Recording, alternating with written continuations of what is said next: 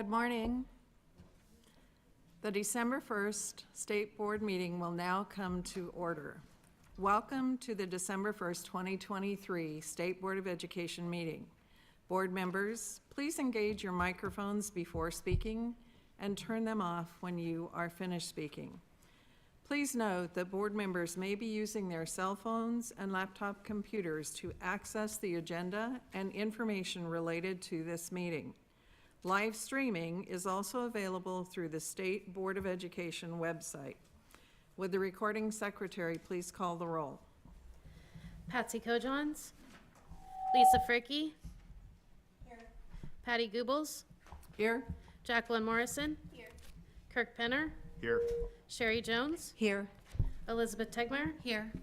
Deborah Neri. Commissioner Maher. Here. 6 present, 2 absent. There are 6 members present. Quorum is established. Please rise and join me in the Pledge of Allegiance.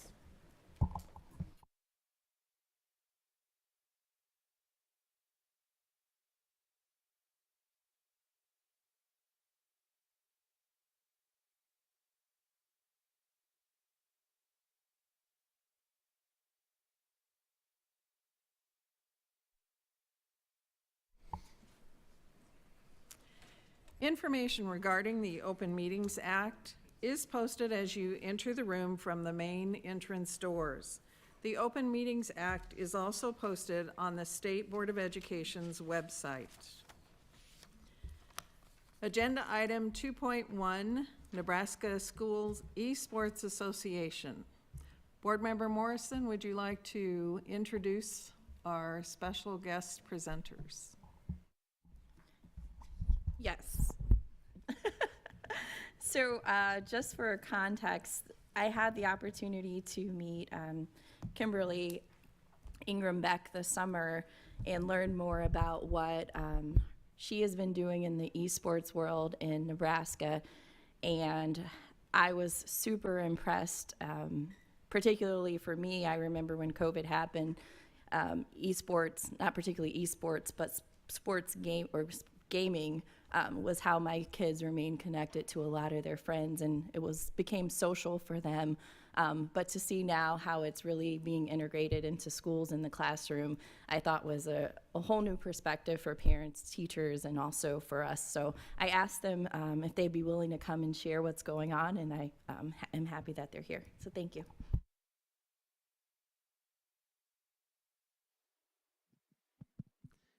Yeah, thanks for having us. We're super excited to be here, and again, just kind of talk about esports in general. I'm Matt Hinkle at Grand Island Northwest. I'm the digital media teacher and photography teacher and esports coach. My name is Nate Simmons. I'm the Director of Technology for Louisville Public Schools. And all 3 of us are on the board for the Nebraska Schools Esports Association. We'll talk more about it later in the presentation, but we're a registered nonprofit in the state to provide this activity for our kids.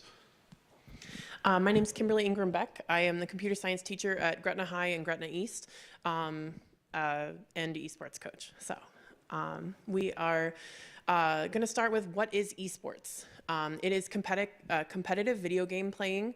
It requires communication between team members, and these games that we have chosen are specific because of the skills they require, the skills they reinforce, also what the college and professional scenes of video gaming looks like. But most of these games, the characters have specific roles that they play where they provide specific things for their teams. So that's what we have picked. Why is this important? These are a few outdated statistics, but they're ones I really like. And I have to imagine they've only grown. In what I've seen, they've grown tremendously. So starting back in 2009, 60% of 8 to 18-year-olds were playing video games daily. Then another study showed that in 2018, 75% of high school students were playing video games regularly. And another statistic found 80% of students who play in high school esports have never participated in any other extracurricular activities. So we're really grabbing several different demographics of participants. Speaking of students who've never participated in any other extracurricular activities, they are playing on the same teams as varsity football players, as band members, as NHS members. Every student in high school, for the most part, and statistically, plays video games. So this is something that every student in high school has in common. And we put them on a team together. They may never have talked to each other before in school, but they're sure as heck talking to each other now because the game outcome depends on their cooperation. Every member has to report what they see to help inform their other team members. There's an enemy over there. This person's low on health. There's no one guarding the goal. They have to relay these kinds of things that they see to their other teammates. Every game that we pick, there is actual strategy to. Some of these games, before I learned about them, I'd look at them and I'd say, oh, well, it's just a random, you just push buttons, that's all you do. But there's actual strategy behind each of these games, and these kids are learning about them. Another thing that I really like to reinforce is that everyone loses at some point. But what you have to do is you have to get back up and you have to go try again. You have to learn from it. So we really work on resilience.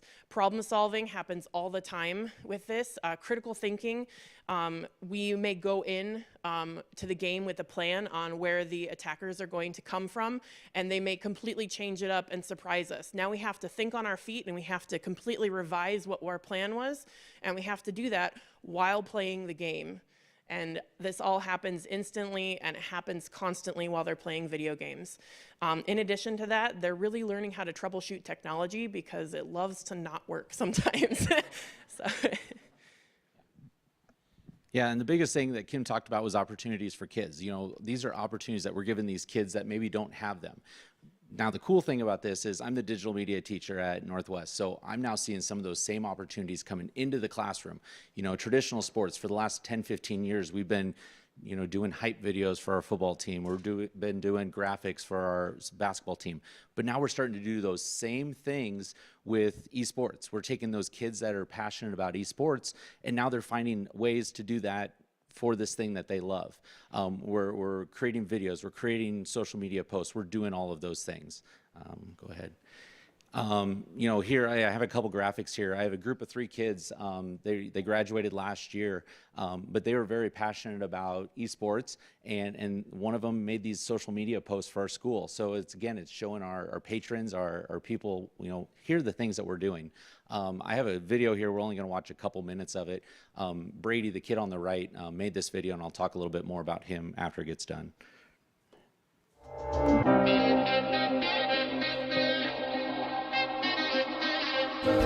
Gets it.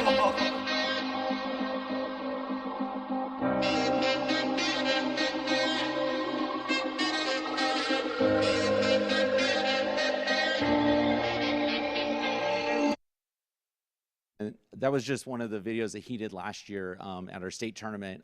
Brady loved creating videos, probably one of the better kids that's come through Northwest, but again, had a passion for esports, and he used that to create the video, which again, showing all of our people around the state, even what we're doing is a cool thing. Those 3 guys actually there, Evan, Cortland, and Brady, both found a passion in what we did, and now we're on college doing those things. One of them's at Shadron, the other one's at Wayne, and the other one's at UNL. So all majoring in journalism or digital media in some way. So they found that passion with esports, and now they've continued that on. So I'm just going to give you a really quick overview of our organization. Currently, we have just around 100 schools from around the state that are participating with us and competing weekly. As I said before, we're a nonprofit league organization. We set up the seasons, we do all the scheduling, and we also set up state championships. We have 3 seasons throughout the year, and each one of those has a state championship that we host at a Nebraska college with a program. So it's an opportunity for those kids to get on those campuses also and talk to other college coaches and get recruited that way. There's a list of our sponsors there, and most of our sponsors are colleges: Concordia, Doane, York, Hastings, UNL, Wayne State. as soon as those colleges start bringing programs on, like Dona's a brand new one this year, they hook up with our organization so they know this is where they can recruit kids from, and they're going to be good quality kids that have come through our programs. Go ahead. So these are our numbers, just to kind of show you that it's not just a fad. If you would have told me back in 2018 when I'd started my team that it was going to grow and we just kids that like playing video games, to tell you now that they get scholarship opportunities, I would have told you you were crazy. So we started in 2019 with 13 schools, and that was our first official year as a nonprofit. And then we just continued to grow exponentially from there, 27, 45, 70, 80, 89, 96. And that's how many schools that we have. And that's not counting the number of kids that are participating with us. That's over 1,500, 1,600 kids that are participating with us throughout the year that may not be part of another activity at school. Many are, but a lot of those kids are not. Some people like to say we've brought them out of the basement playing in their parents' house and brought them together to play with real people in a real space. So this just kind of shows you our spread here of where all our schools are located. Surprisingly, one of our biggest areas of growth we're starting to see is out in that Panhandle area, which is nice.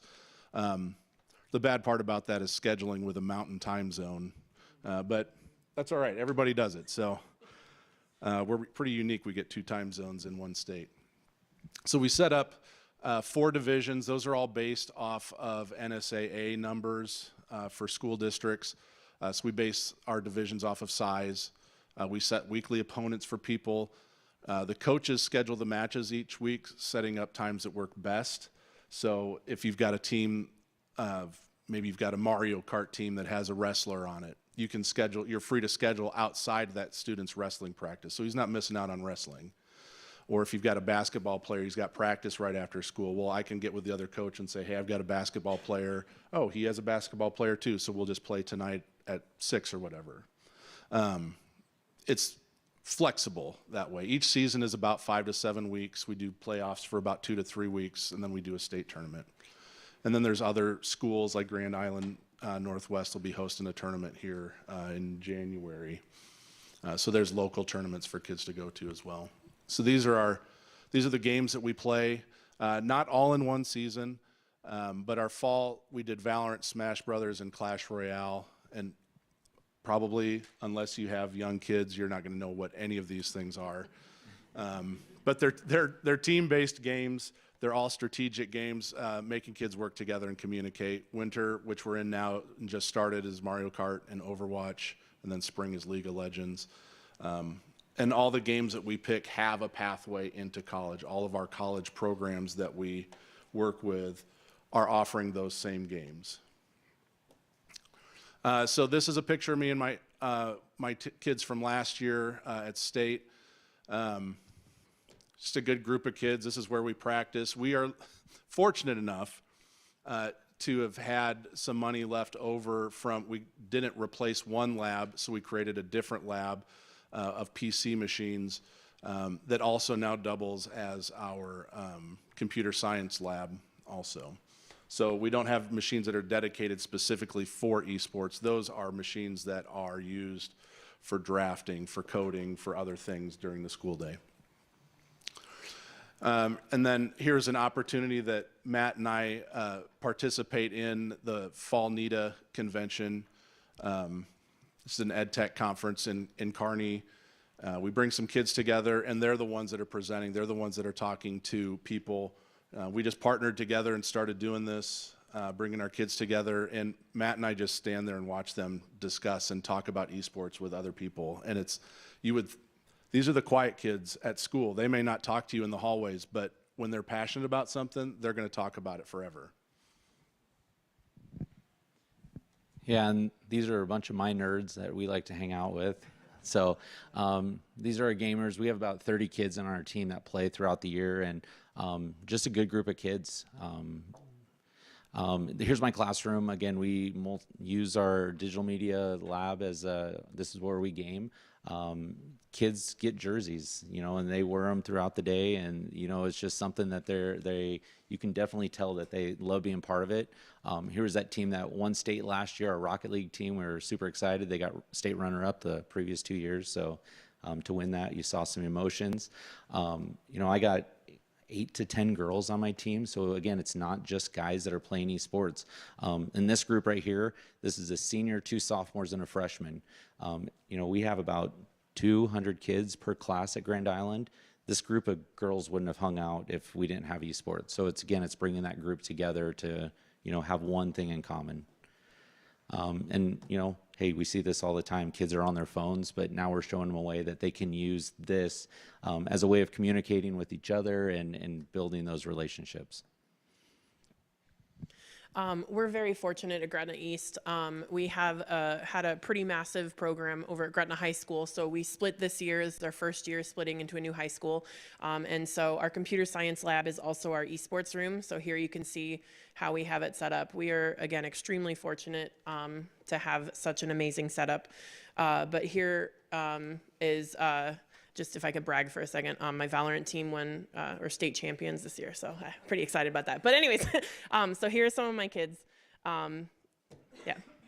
Yeah, and the last thing we want to leave you with is, scholarships. There's scholarships out there. All these colleges are providing them, and we have a list of them, and it's just crazy. This is just a snapshot of them.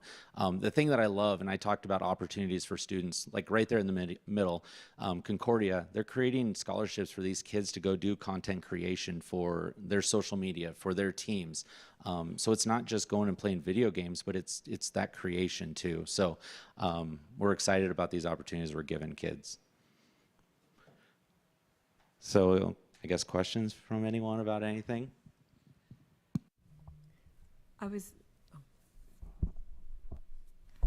Thank you for being here today. I'm not a gamer, but I'm impressed, and having scholarships tied to it, having them build relationships with each other. But my question is, I noticed the Army National Guard was a sponsor, and that impressed me.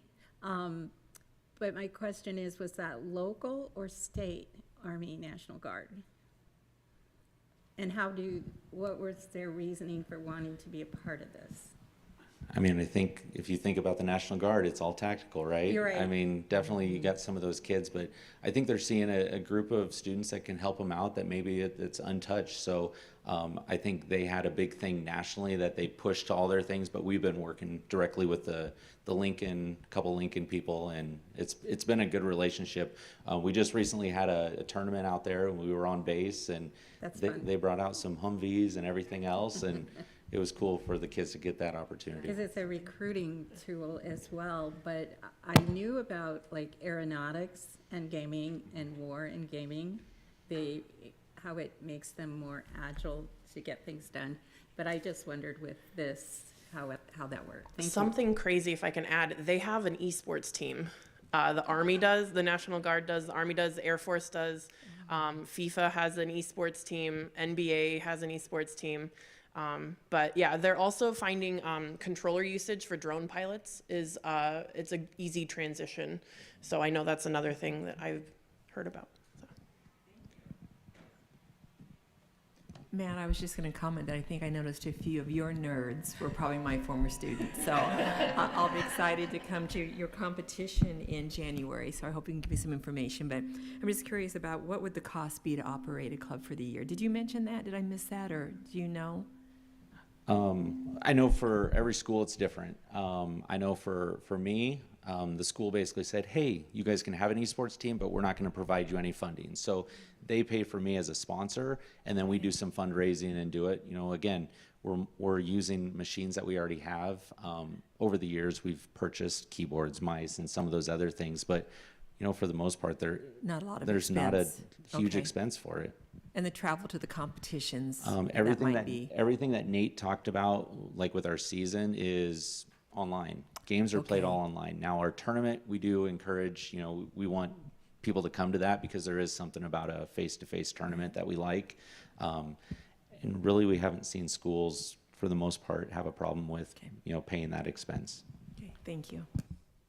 So we were, the board was fortunate to be out in Scottsbluff right before the big esports tournament. Yes, so they were setting up the stage and everything for that, so we got to see that.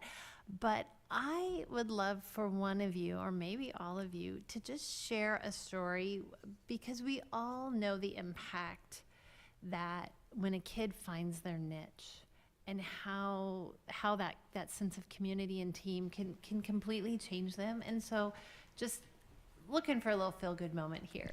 I actually just had a parent email me last week. She said, my son is autistic, and she said, my husband and I were worried he wouldn't ever graduate high school.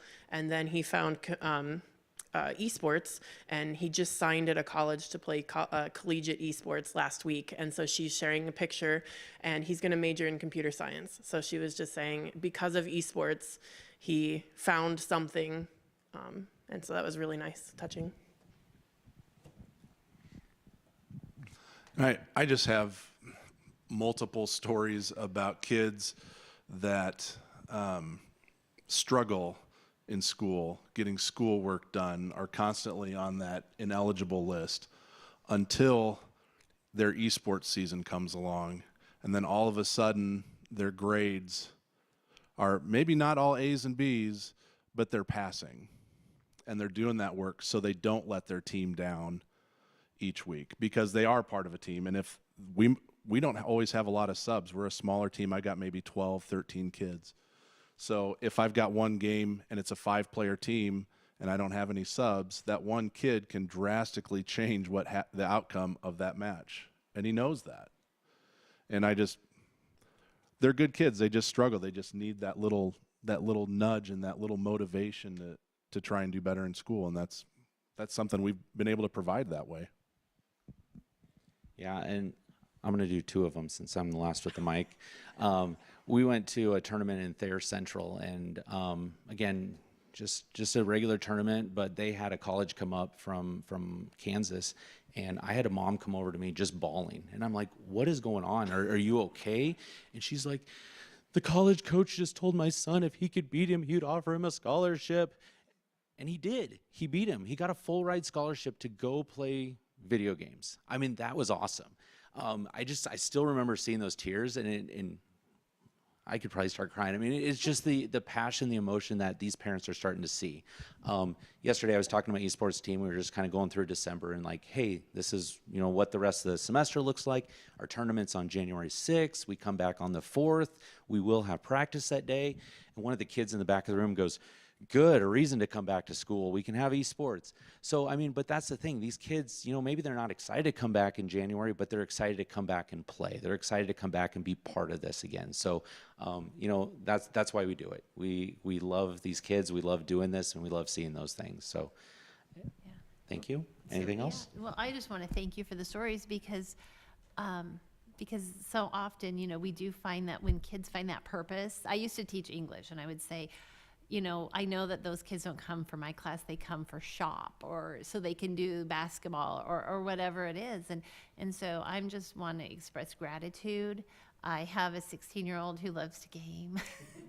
He actually also loves to run, but finding that niche, that place where you feel important and special. And so I just want to thank you, and kind of that thanks goes out to all the other teachers who provide that in their own way. So thanks so much. Just real quick. So when is the tournament at Northwest? January 6th? I want to go. Saturday, January 6th. We're going to start about 10 o'clock. At Northwest? Yeah, Northwest. I got to go to Northwest. You from do Aurora. have to. I gotta do Yep. that. Come on over. And then you mentioned it just briefly. Do you tie academic performance, staying off that down list or whatever it's called now, in order to continue playing esports? Kind of like I know it's more of a club and it's not tied technically to the school. Do you tie that and say, hey, you need to bump up your grades, otherwise you can't play anymore? So, yeah, are you doing that? I want to say that most of our programs across the state, when they asked for permission to do this at their schools, it was probably tied to that. I don't know for sure, but I think most of our coaches, even if they weren't asked to, they try to hold those kids accountable. Cool. I know we weren't asked to, but it seems right to do that. We're not above anybody else, and those kids should have the same standards as anybody else in any other activity. So, yeah. Yeah, a couple of things. Number one, full disclosure, Matt Hinkle's a former student. I'm just really proud of him. It's great to see you, Matt.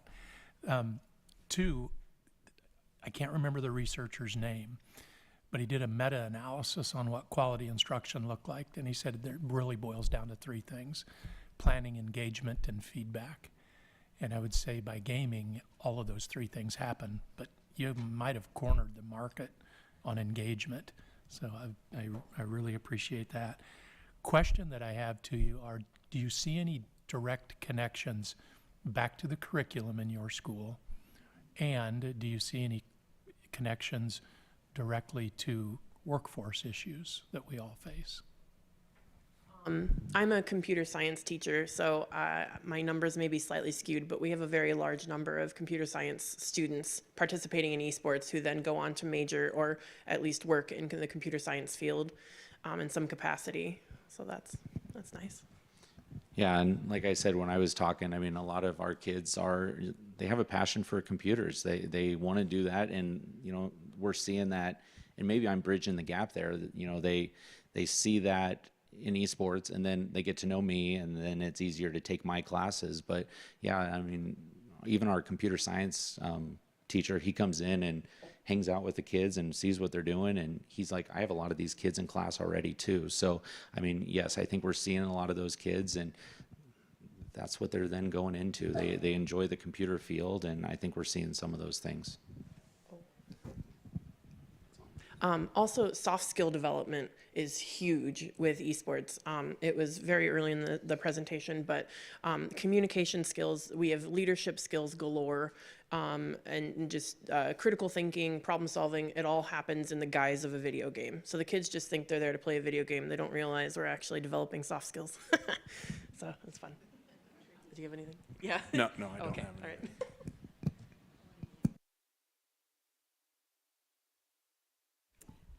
All right, no more questions or comments? Can I have one? Thank you. Go ahead, Jennifer. So thank you guys for being here today. I really appreciate it.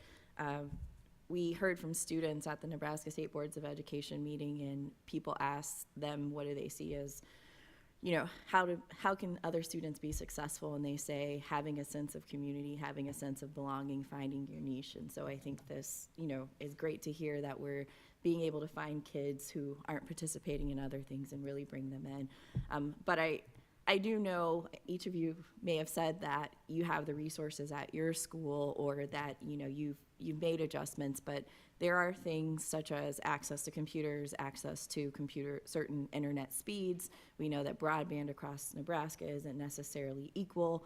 And so can you talk about, I guess, are there ways that we can help make this accessible to all students, or things that we can advocate for to make it better? Are there other states that are doing different things that we could be doing? How do we stay on the edge and make sure that our kids remain competitive?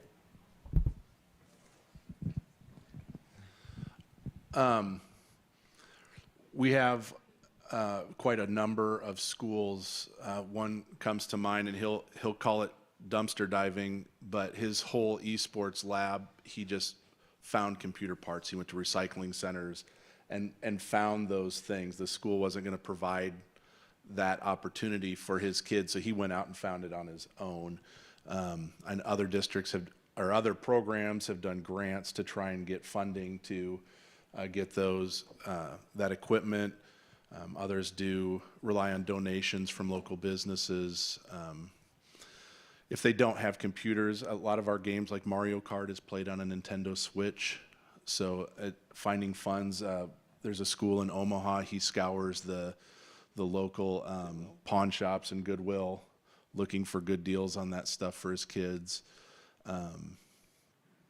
And a lot of it is probably funded on donations. I know another one of our big, I don't want to say it's a problem, but one of the big setbacks for some of our schools is just our games require unique access to the internet sometimes. So IT people allowing those things to be on the school network because we play online during the season. And some districts they're so stringent on their policies that they don't want to figure out a way, I guess, to make that work for their kids. So a lot of those schools are using their students' phone hotspots to be able to get on the internet. So they have access, they're just not allowed to use it in that way. So I don't know if we've come across any schools yet that have said they can't participate because they don't have. Yeah, I don't think so. I think that one of the hard parts with a lot of schools when they're starting, especially smaller schools, is everything's Chromebooks now, right? I mean, they're cheaper, they're easier to do, but these games don't run on Chromebooks. But we found that the schools that find a benefit in this are finding ways to do it, whether they buy a lab for it or anything. So, to sit here and answer the question, it's hard because the teams that want to play are finding ways to do it. Again, limited on internet, but again, my IT guy was like, tell me what we need to do. Tell me what we need to do. And again, he gets it. So it's just, we're continuing to spread the word, and I think that's helping with a lot of these schools, and it'll help us in the long run.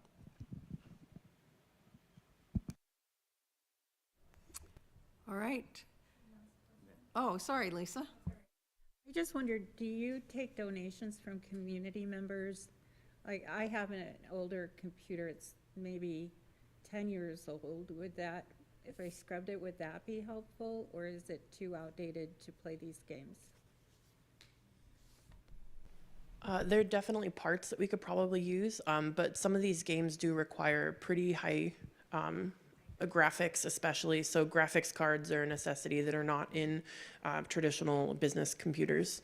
But we are hoping to start a program at Gretna High School where we take old gaming PC parts to repurpose them for students who don't have computers at home.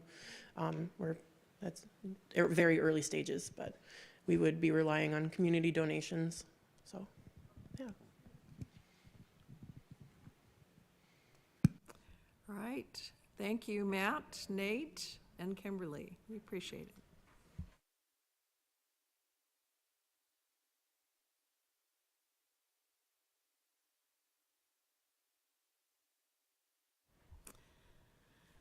Agenda item 3.2, Renee Jones, please make your way to the front.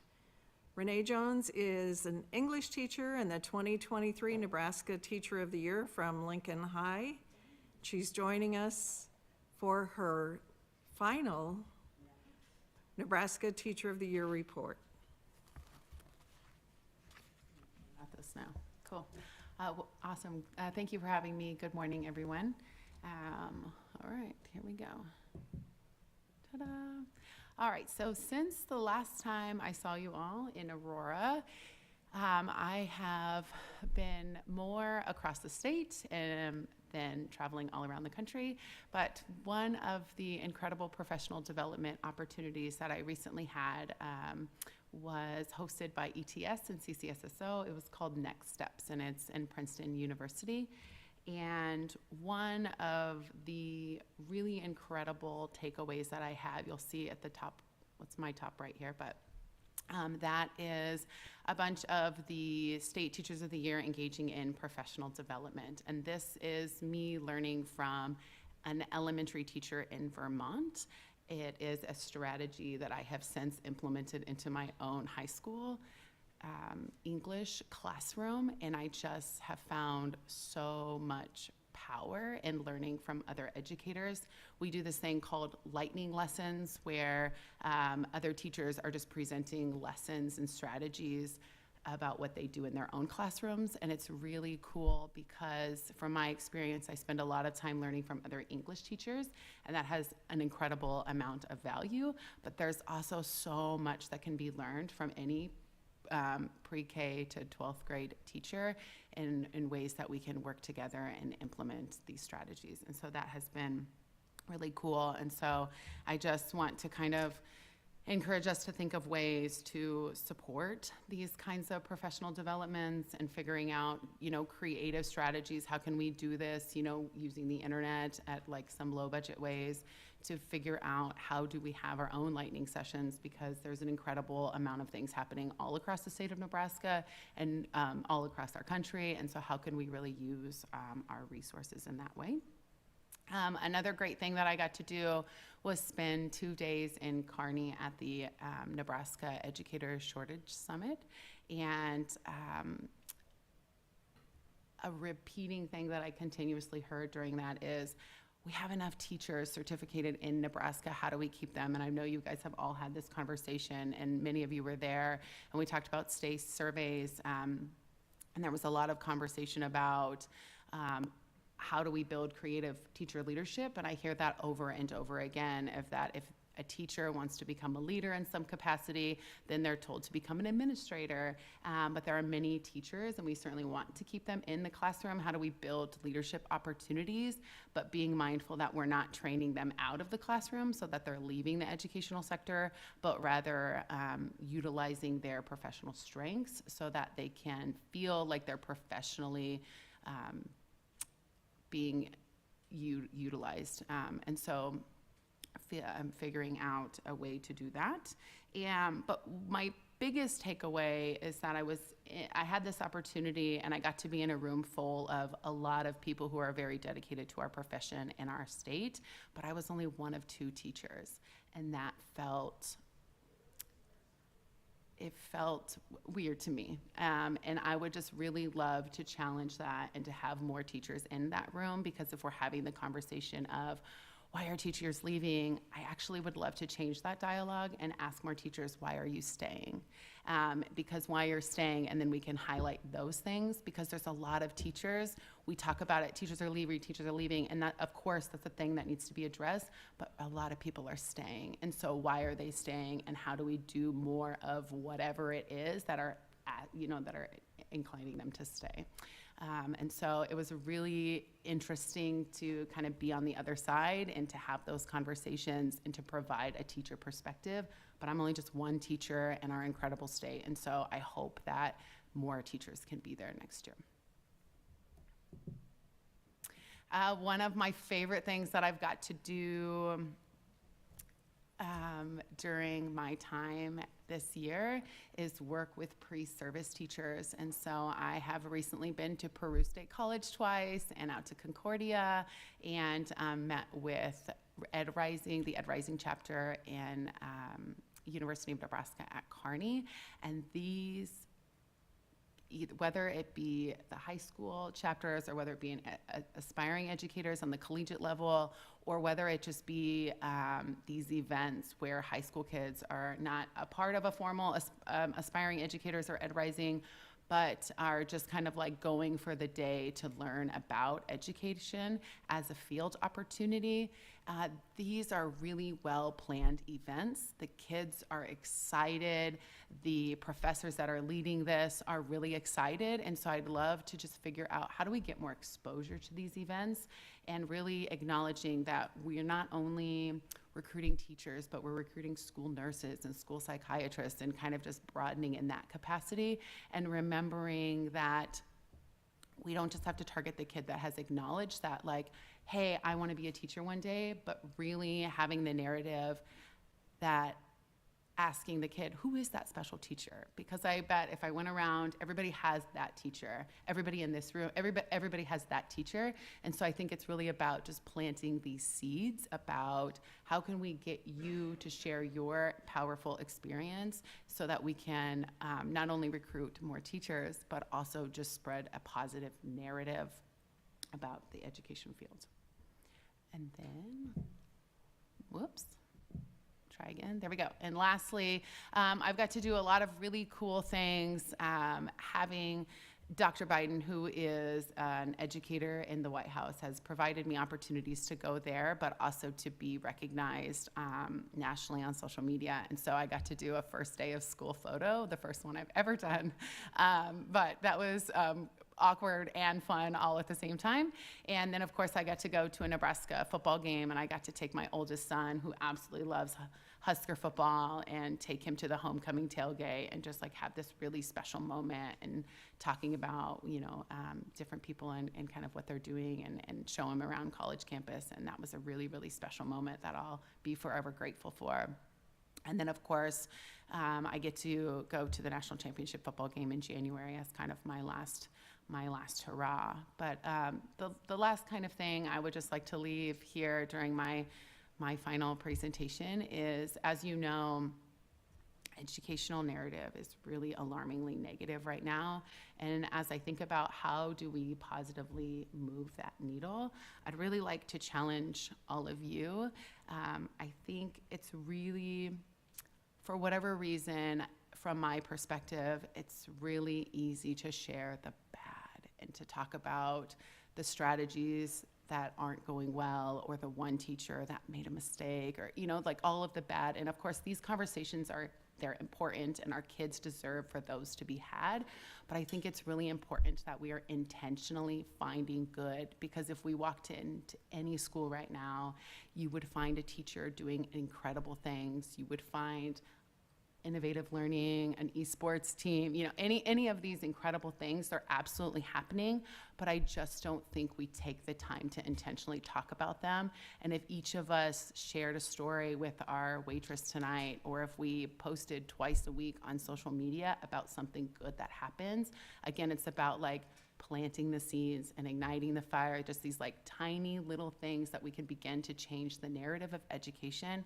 Because right now, our teachers need it, but our kids really need it, because the kids are watching us and they are learning from us, and it's really on us as adults to find the good and to have the hard conversations, but to really spend some time posting about the good and talking about the good and like wearing our role in education proudly and in a really positive way.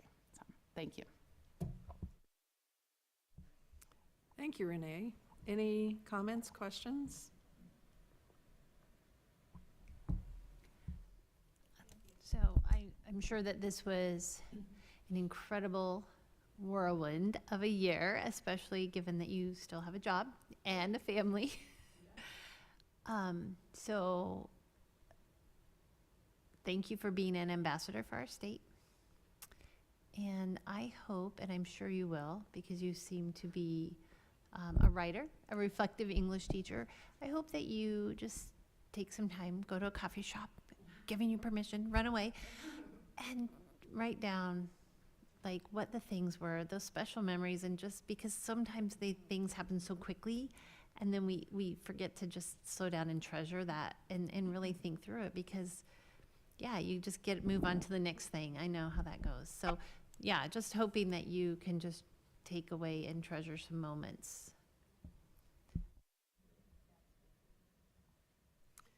Renee, I'm really curious. I feel like you teased us a little bit. I don't know if you can go back to your professional development slide, but you talked about the activity, and it looked like it was a hula hoop, but you didn't really explain it. And so I want to know more about what actually is that activity. And so I have on my notes what it's exactly called, and you guys should try this because it's wild, but the hula hoop, the idea is you're standing in a circle and you've just got two fingers, and the idea, you start on the ground and you work together, not to get your fingers off of the hula hoop, and you want to stand up.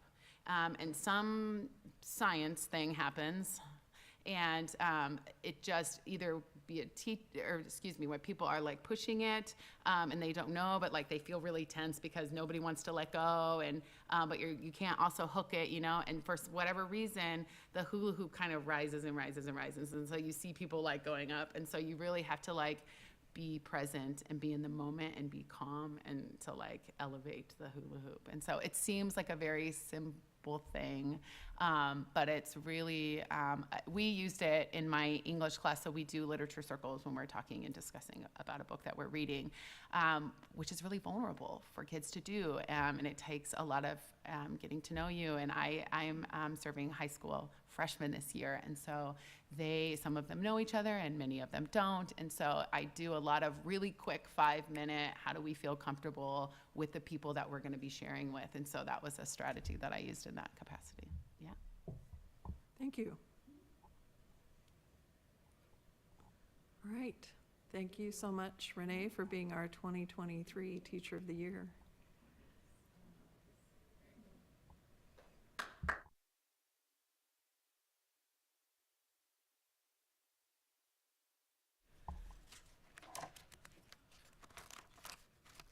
Agenda item, excuse me, 3.3, I would like for Ryan Four and Deb Friesen to please come forward to provide a bit of background to help us prepare for our next presentation.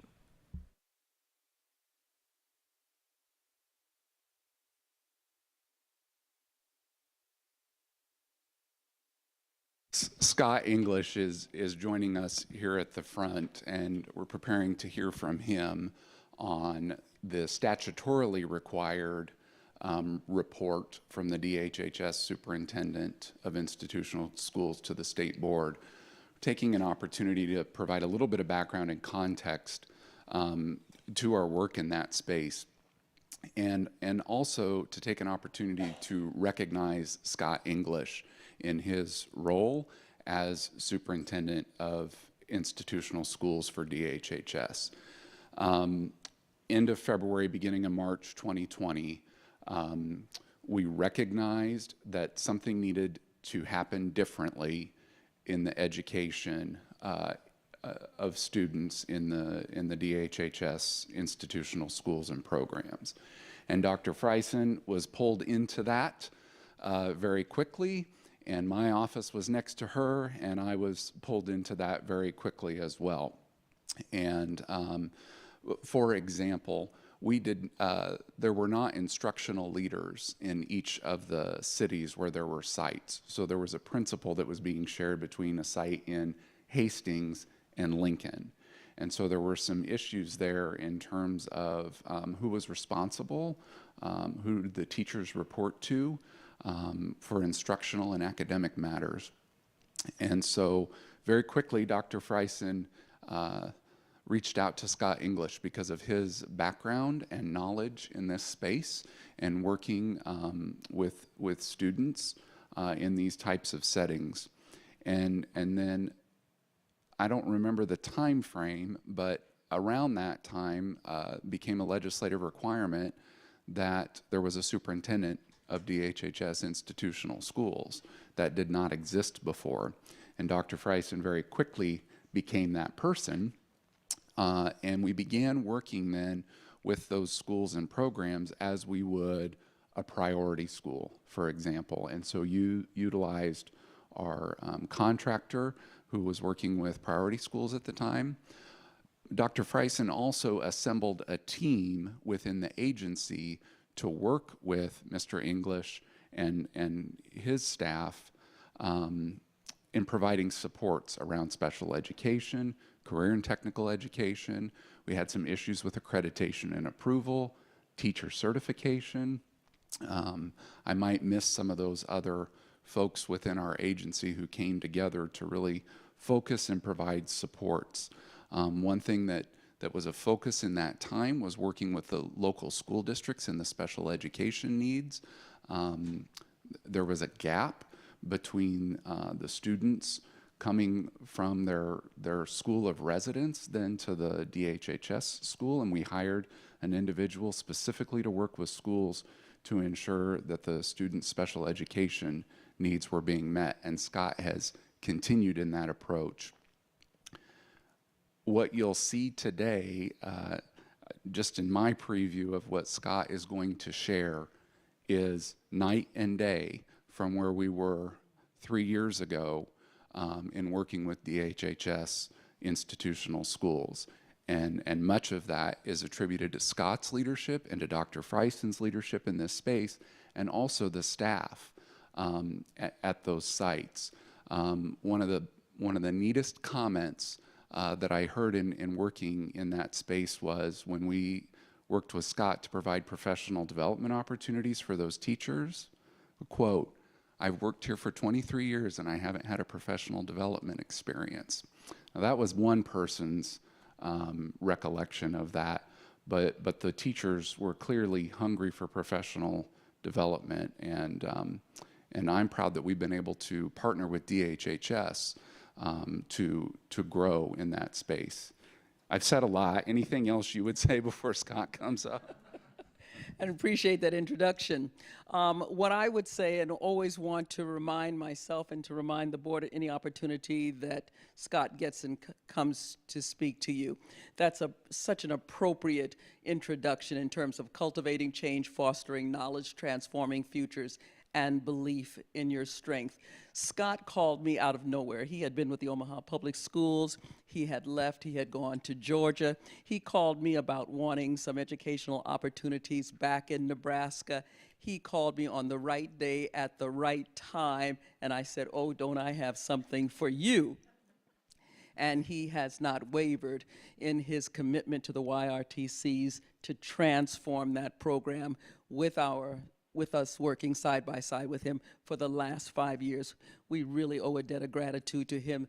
He has made a difference for those children as he made a difference when he was working with the Omaha Public Schools. And so that's our introduction, to have Scott come up, soon to be at some particular point, pull hair to where you want it to grow, Dr. English.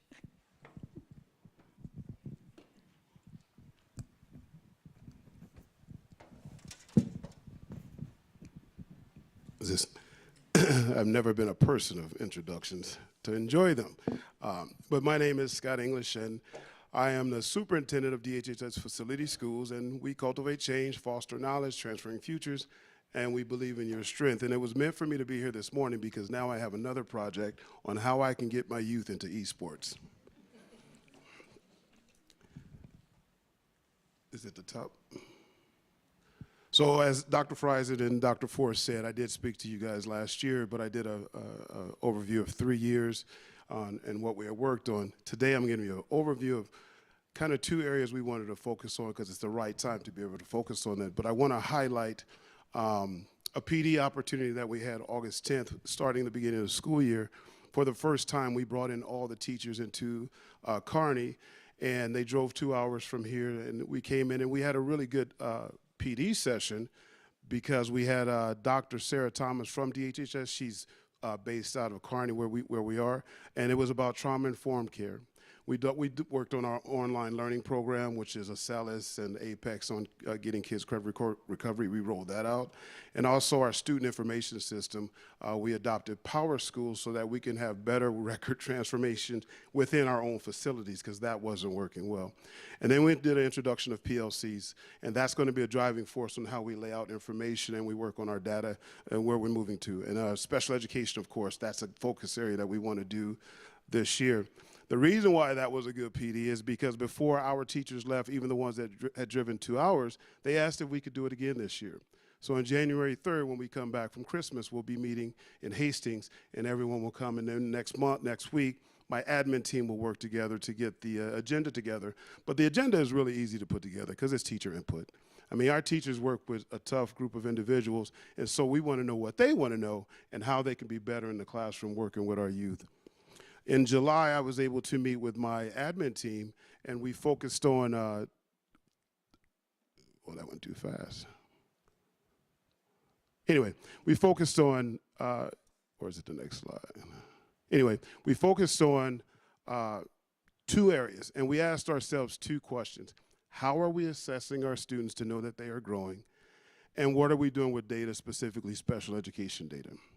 Before, that wasn't an area that we really could approach because, as Ryan alluded to, we didn't even know if our IEPs were appropriate to really look at data. So the very first thing we did was we looked at our assessment tool. And our assessment tool that we were using was MAP, but we were only doing the MAP screener. And so the map screener only gave us a certain indication. It didn't provide us growth.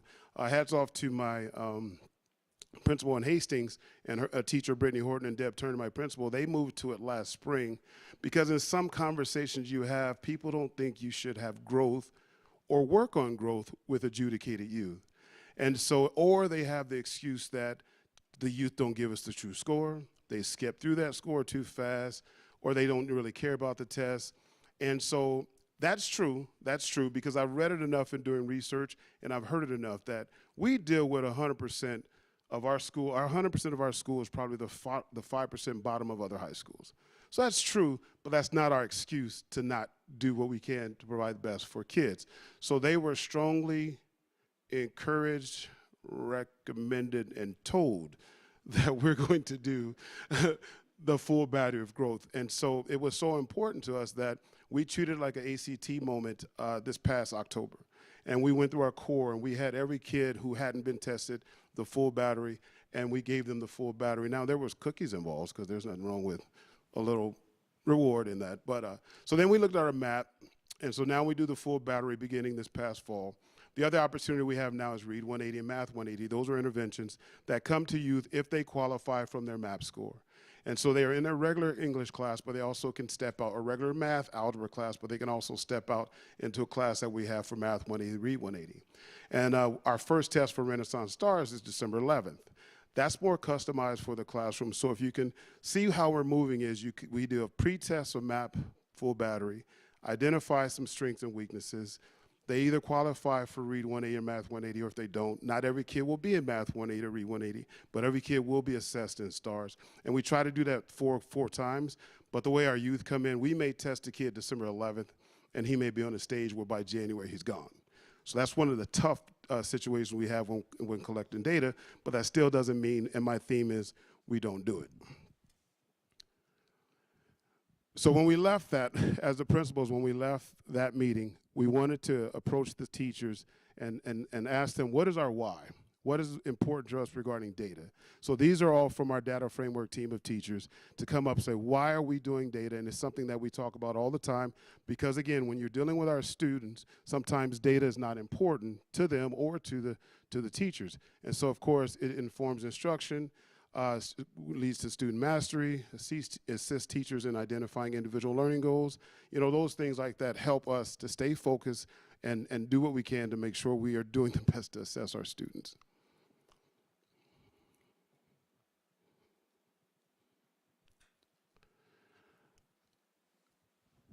This is our blueprint.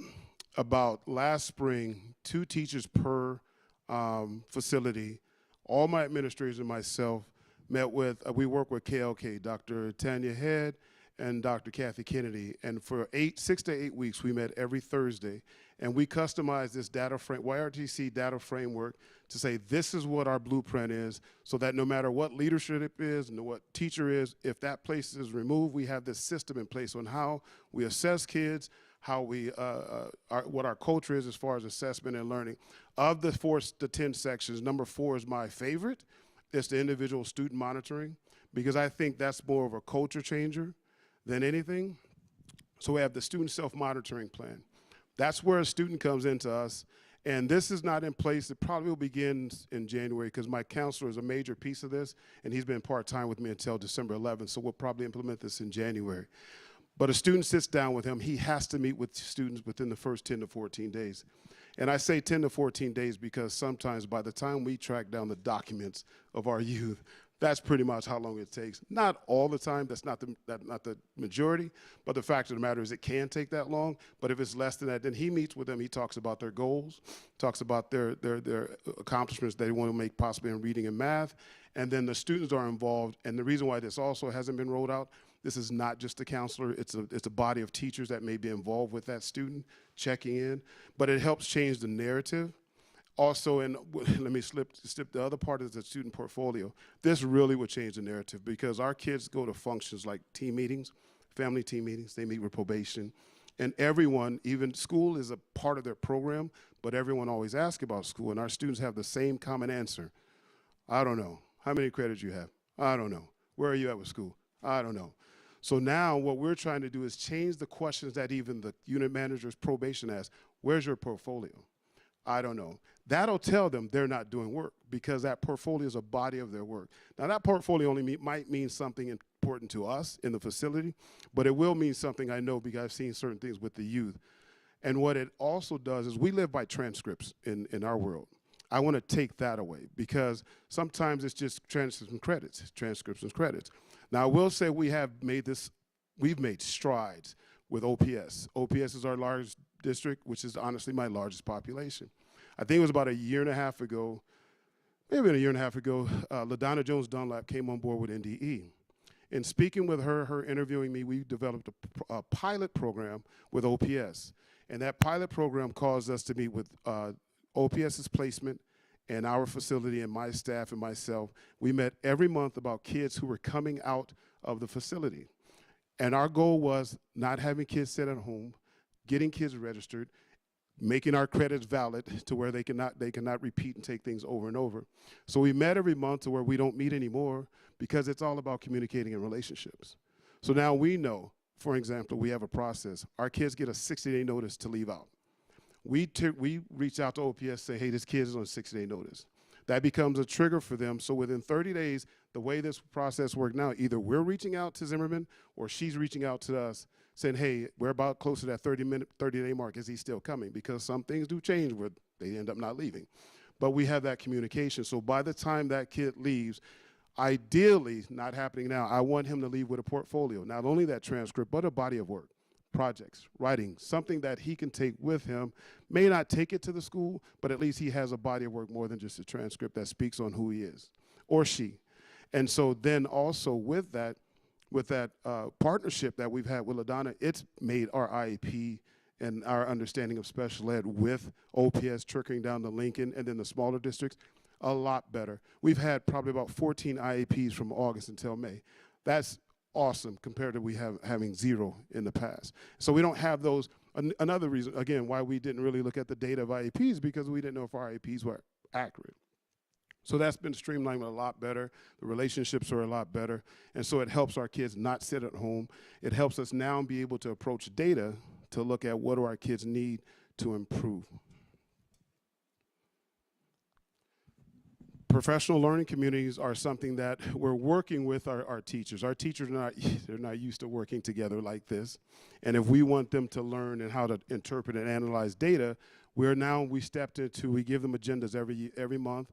They meet and then they work on those agendas. One that's coming up is we have our STARS test December 11th. So I may have an English teacher, 1 in Hastings, 1 in Lincoln, and 2 in Kearney. So now those 4 are PLC. So once we test our kids, instead of really, it's about looking at where those kids landed individually. And then as a 4, they can talk to each other and kind of understand how do I help this kid learn based on where they score. So the PLCs are going to drive us throughout this whole process to get things where we need them to be. The next slides, I'll have their numbers. They're numbers, but they're numbers of more identifying our issues. Because as I told you, we just started doing our STARS. And then it's tricky on understanding what type of data, what questions we should ask to get the data because of the way our kids come in. Who we're testing now in December, we may not have in January. And then we may have some new kids come in January. So it's a work in progress, but really trying to get to the best answer. And I don't think we have enough trend data to overall teach based on the data that we're pulling in. So it's going to take us a few years to get that. So we looked at what do we want to see. So the number one we want to tell you is that on average, between our Kearney facility and Lincoln facility, the reason why those are together is because our kids from Lincoln, our boys are still attached to our Kearney facility. But they come in with an average of 100 credits. But as you see, we can have a kid come in with 0 credits. We can have a kid come in at the semester and need a quarter of biology. Or we can have a freshman come in that had a whole freshman year of classes, didn't pass, but now is a high sophomore. And so therefore it's being tricky and figuring out how do we get this kid to get credits and progress. But it's a lot of good work being done. And so we're doing the best we can. But these next few slides are just that, just showing how we come in on Hastings and Lincoln are the girls. And they come in maybe with average 101 credit, but also Again, Hastings had a kid come in with 257 credits. Now, a lot of times that's because they've probably been all over the place, and then they may have 257 credits, but they don't have the core credits for them to graduate. And so there's confusion on if they are done because they think they have enough credits, but not in the specific places that they should. And we, of course, we're over Morton and Whitehall, and so they're a little different. We have one group that's there for 3 months on average, and then one group that's pretty much there for 8 to 9 months on average. But it's still showing, what we're trying to look at is, say, okay, what are they coming in with credits? What I will look from this is, some data that I would want to present to you next year is, how many kids came in at what credit and what was their progression? Did they earn credits? Not so much as they can earn 80, but if they even earn 60 in a session, that should be accounted for, because a good time they're coming in with nothing. And so that's just from looking at this, that's what I would want to look at. How many kids earn credits from this time to that time? And the last slide that I would go over is this is a slide saying where we know we have an issue, but what is the issue and what questions should we ask? For instance, this is 76 students tested. Now, again, my girls started the full battery last spring, so this is mainly the girls, but we were able to touch base with some of the boys. And so if you look at our percentile, we're 40, 60% down. You know, it's high, but the 1 to 20th, that's something we're both in the close to 45, 46%.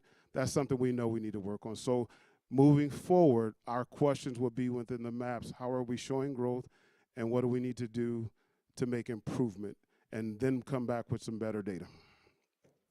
With that said, I thank you for allowing me to come and speak with you. Are there any questions? Amy Rohn, would you like to come forward?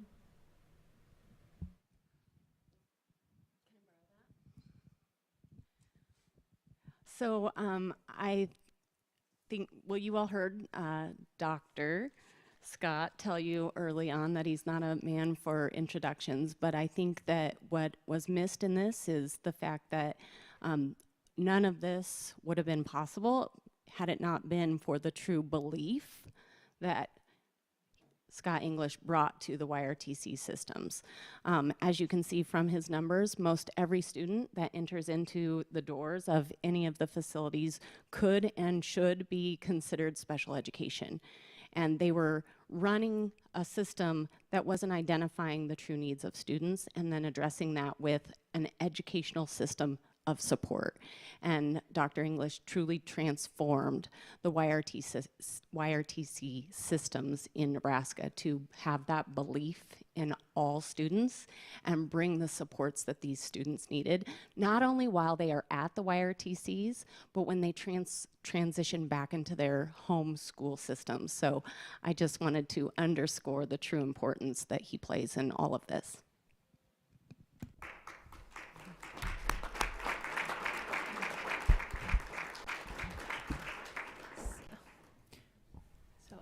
I have 2 questions. When children are sentenced to YRTCs, my experience a long time ago working as a public defender, some of my clients got sentences based on how the judge was feeling that day. And so there didn't really seem to be always a rhyme or a reason to the number that the child got, or sometimes it's correlated to the offense. Kind of listening to you, you know, sometimes you may have a kid for 120 days, sometimes you may have them for almost 9 months.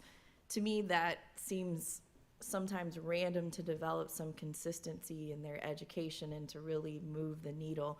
And so are you able, or have you gotten to a point where you're having conversations with judges about, you know, this sentence really doesn't work for their education, but this does work. This is a better period if we're really going to see some growth with the kid, so that we're not just looking at it punitively, but really using it to rehabilitate them in the education sense too. So the interesting thing now is that if I break it down for facility, and that's kind of what was in that presentation, let's say they are assigned to YRTC or YRTC Hastings or YRTC Kearney, they are coming to a program. So now it's more individualized. So they're not given a certain time that they leave, it's up to the youth. And so they have stages, and usually by the time they hit stage 4, That's when they're working, and the kid has to ask for that stage.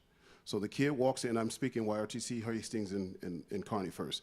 They have to ask for that stage, and my own way of saying is the first stage is a wash. And the first stage is a wash the first month that they're there, because whatever they were before they came to the YRTC, they still are. If they're a fighter, they still fight. If they are a runner, they still try to run and escape. Whatever they were before they came to us, they still are. So that first month doesn't count. And what they realize is, wait, it's up to me to leave this based on the program and staging up. So after that first month, they realize that, and so then therefore, they have to ask to stage up to 2 to 3, but that's based on their behavior. School is not the top priority, but it's part of their program, and it's factor, and they have to be passing with a C. They have to meet their MRT, ART, and don't ask me what those acronyms are, but it's a behavior program for them. And they have to, all that has to phase them up at Kearney and YRTC Hastings. And so then when they get to stage 4, that's when the 6-day notices come out.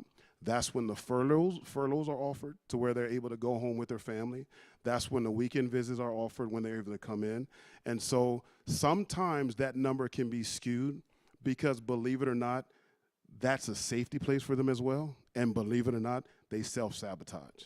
And so we've had kids ready to go, and then they stay. So the numbers are hard to really follow because of that. And sometimes they do go. Now at the Lincoln facility, that's 120 days because they've pretty much already been at Hastings or Kearney. They go to Lincoln for a more acute situation, maybe safer for them, and so they go to our YRTC Lincoln. So that time is maybe even shorter than, we say 4 months because, again, treated like the first 2 months getting acclimated, staging up, and then within those 2 months, they probably can go home. Now, the 9-month that is guaranteed in Lincoln, that's our substance abuse, sexual abuse. So that's totally driven by treatment. So the experiences now are different because it's more individualized to the kids. And so therefore, that's how they leave, and that's how they eventually learn that's how they leave. And so you get a behavior. Now, where the changes happen is we can get an influx of kids. One kid coming to us will change the whole dynamic. So when you get an influx constant 3 or 4, 5, 6, then that also will change that kid's behavior who was probably ready to go. So it's a lot of different factors right now to really have them leave us now. And then one other question. We were having a conversation yesterday looking at high ability learners. And I know that Amy just came and said a lot of your children, have special education needs, but I know that some of these kids are also high ability learners too. And so do you do any testing, or is that couple years from now till we get there, or how are those kids identified? No, we don't do it. The very first thing driven is our MAP score, and then it's the classroom academics.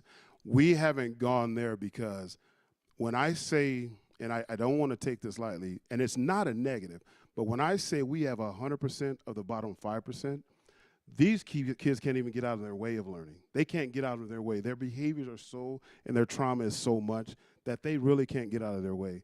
But we can identify if someone is at that level. We have had a kid take community colleges. Our girls in Hastings will have left school to go take CNA classes because that's what they wanted to do. So identifying that individual is not difficult. It's just not often. Yeah. Okay, Dr. English, I have... And Dr. Friesen did that. I'm not doctor yet. I'm working on this. I don't want to... Well, you just keep working, and we'll just break it in for you. So I have 2 questions. So because I want to follow up just with what Amy Rohn talked about in the special ed, and you mentioned that identification and then having that almost to help them when they return to the traditional classroom. So can you detail briefly how that process of paperwork would then follow a student? And then I have a follow-up question. Paperwork, let me work with the IEP. Yeah. So first we do with the IEP is we come in and we meet. There's some things we just can't accommodate, but we try not to change it totally. Like if a kid has an opportunity to take a break outside and walk around the facility, that's not an accommodation we can accommodate. So we meet with the school and we work with it. They are the ones in control of the IEP, the homeschools. We just manage it. Okay. Parents are in charge of education. We're just managing it.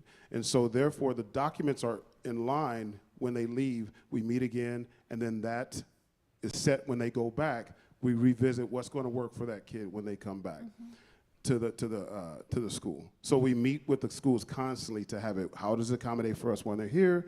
And then when they're ready to go back, how do we set that up when they're ready to go back? And so then my follow-up question is, as a former traditional classroom teacher, I mean, I would go in that morning and there'd be an email, you're getting a new student.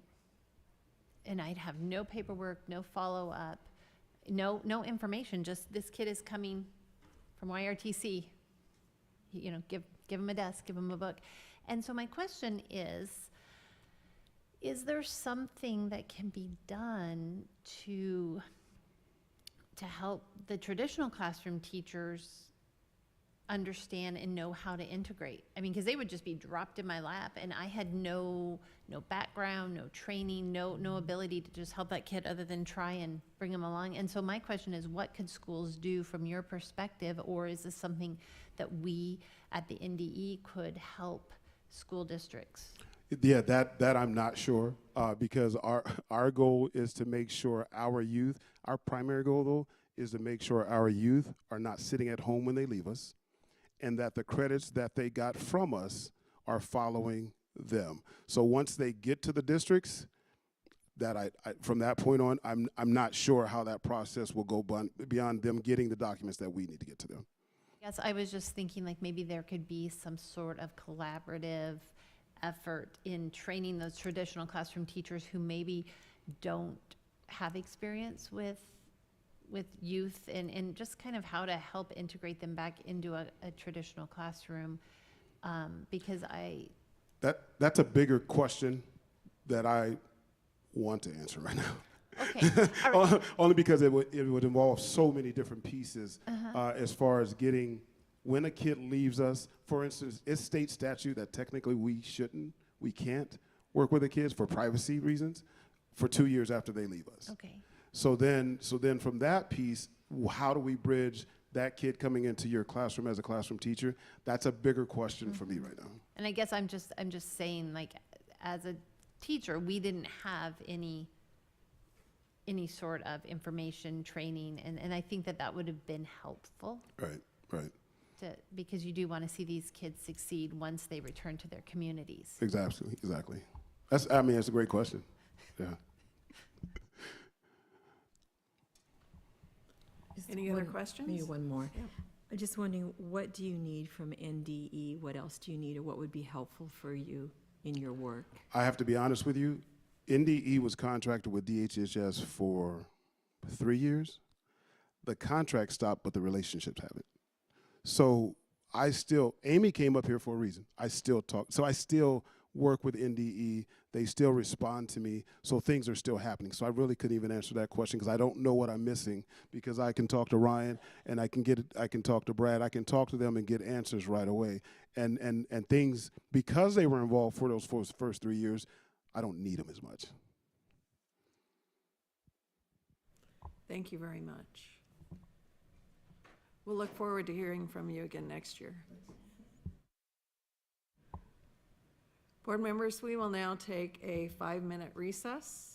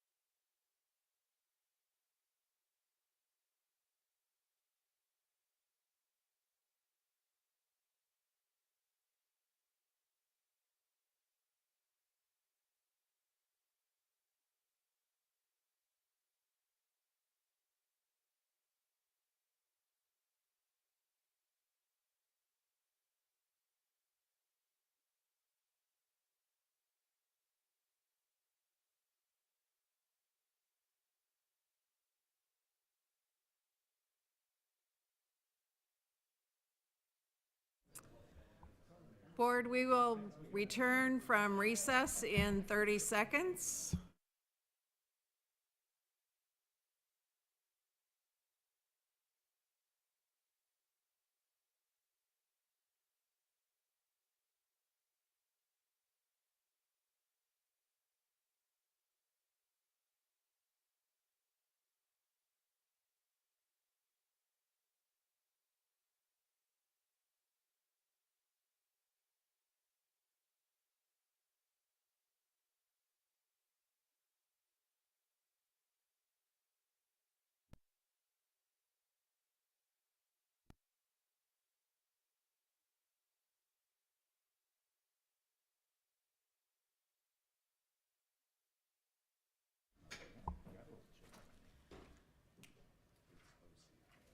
All right, we are out of recess. Agenda item 3.0, Commissioners Report. Dr. Maher? Thank you, President Goebbels. I'll start by saying there are two items that have been identified to be removed from the consent agenda. Those are items 5.3.A and 5.3.B. If there are any other items that board members wish to remove from the consent agenda, please fill out the form at this time. And the two items mentioned and any others that may come up will be added and taken up under additional business. Dr. Brown, President, could you tell us what items have already been requested to be removed?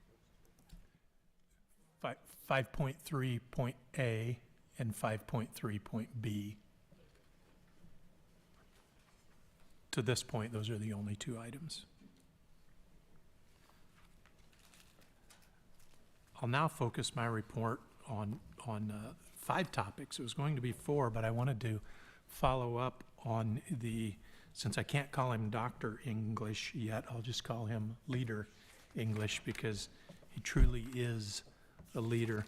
I would tell you that my comments are based on being with Scott English on the campus at YRTC and also having been the former superintendent of the Kearney Public Schools and a citizen of the community. I would tell you that without a doubt, the YRTC campus has been calmed, and I give a great amount of credit for that happening to Scott English and the work that he's done during his time in his current capacity. There is an accountability on the campus that is both from a student perspective and from a staff perspective. Again, I attribute that directly to the leadership of Scott English. I would say he cares, and he cares deeply about the people on campus. And I think that's manifested in the way that he has shown that they're not just there as a place to be warehoused. Rather, there's a goal and there are outcomes that are in place for the students. And to me, that is a direct reflection on how much he cares about what's happening on that campus. He's turned YRTC into a place for kids of Nebraska to really learn, grow, and develop. And I think that was evident in what you saw during his presentation, but I wanted to reiterate that in my comments. The rest of my comments will center around 4 particular topics, largely topics that have been top of mind for me since our last board meeting. They will be the 4 topics will be meetings that I've had with my peers nationwide, topics that I think are of interest from the Superintendent's Advisory Council that we have in place, my perceptions of the State Education Conference and a recently held NCSA Legislative Preview Conference, and then to give you an update on the return to office topic that we're working on in the office. On item number 1, meetings with my peers, I've had an opportunity twice since we met last to meet with peers from around the nation and talk about items of interest. The chiefs who have come into my role across the nation, generally speaking, come into the role one of three ways. They come in either the way I did, where I'm appointed by a board, they're elected from the citizenry, or they're appointed by a governor. So generally speaking, those are the three ways that the chief state school officers come into the positions that they're in. I will tell you, in having an opportunity to listen to them, that I need not feel like the Lone Ranger. As a matter of fact, I think we're wrestling with many of the same issues nationwide. One of the things that, three things really come to mind in that particular area. One is procurement, not a very sexy item, and I was shocked to hear that others were struggling with how cumbersome the procurement process is in these particular offices. And many of my peers, like me, have come from the superintendency where it was far less cumbersome than it is right now. So that's one aha. Another aha was the return to office. Not only are we dealing with that in Nebraska, but folks are dealing with that nationwide. And in fact, that's not specific to education. That is a topic that business and industry is dealing with as well. And then the third thing, I'm sure comes as no surprise, and that's assessment and accountability. And how do you best handle assessment and accountability for your state? How do you best handle assessment and accountability for the schools that are also part of what you do? How do you make sure you are doing something that schools can use for a school improvement process and to help drive student achievement and student outcomes? And one thing that I've learned beyond a shadow of a doubt to this point is there's no magic bullet when it comes to assessment and accountability. I think it's a journey and something that we just need to continue to work on. So that comes from my meetings with my peers. On the Superintendent's Advisory Council, as I mentioned yesterday in far more detail, it's a council of superintendents and ESU administrators from around this state, 32 in total. And this group really is focused on solutions. That's their largest role. Secondly, I would say they're focused on helping communicate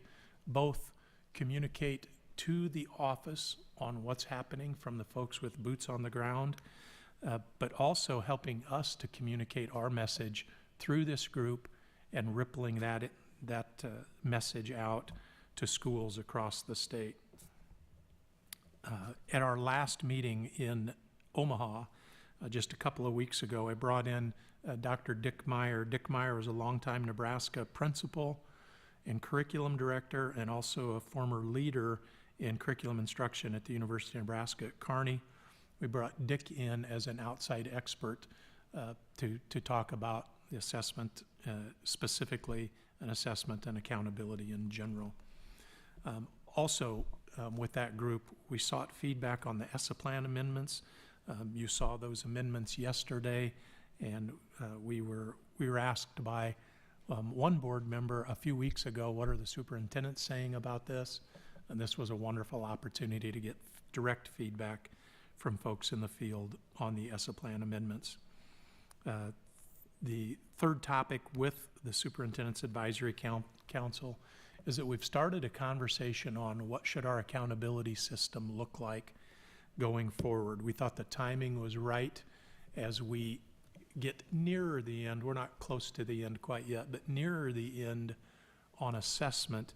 How do we make sure that we're not solely focused on assessment without also focusing on our accountability system? Again, we thought the timing was right as we were wrapping up the information that goes out to schools right now and beginning that conversation with how we go forward. So hopefully we'll be able to work closely with Dr. Vargas and all that she does in this space and help inform that conversation going forward.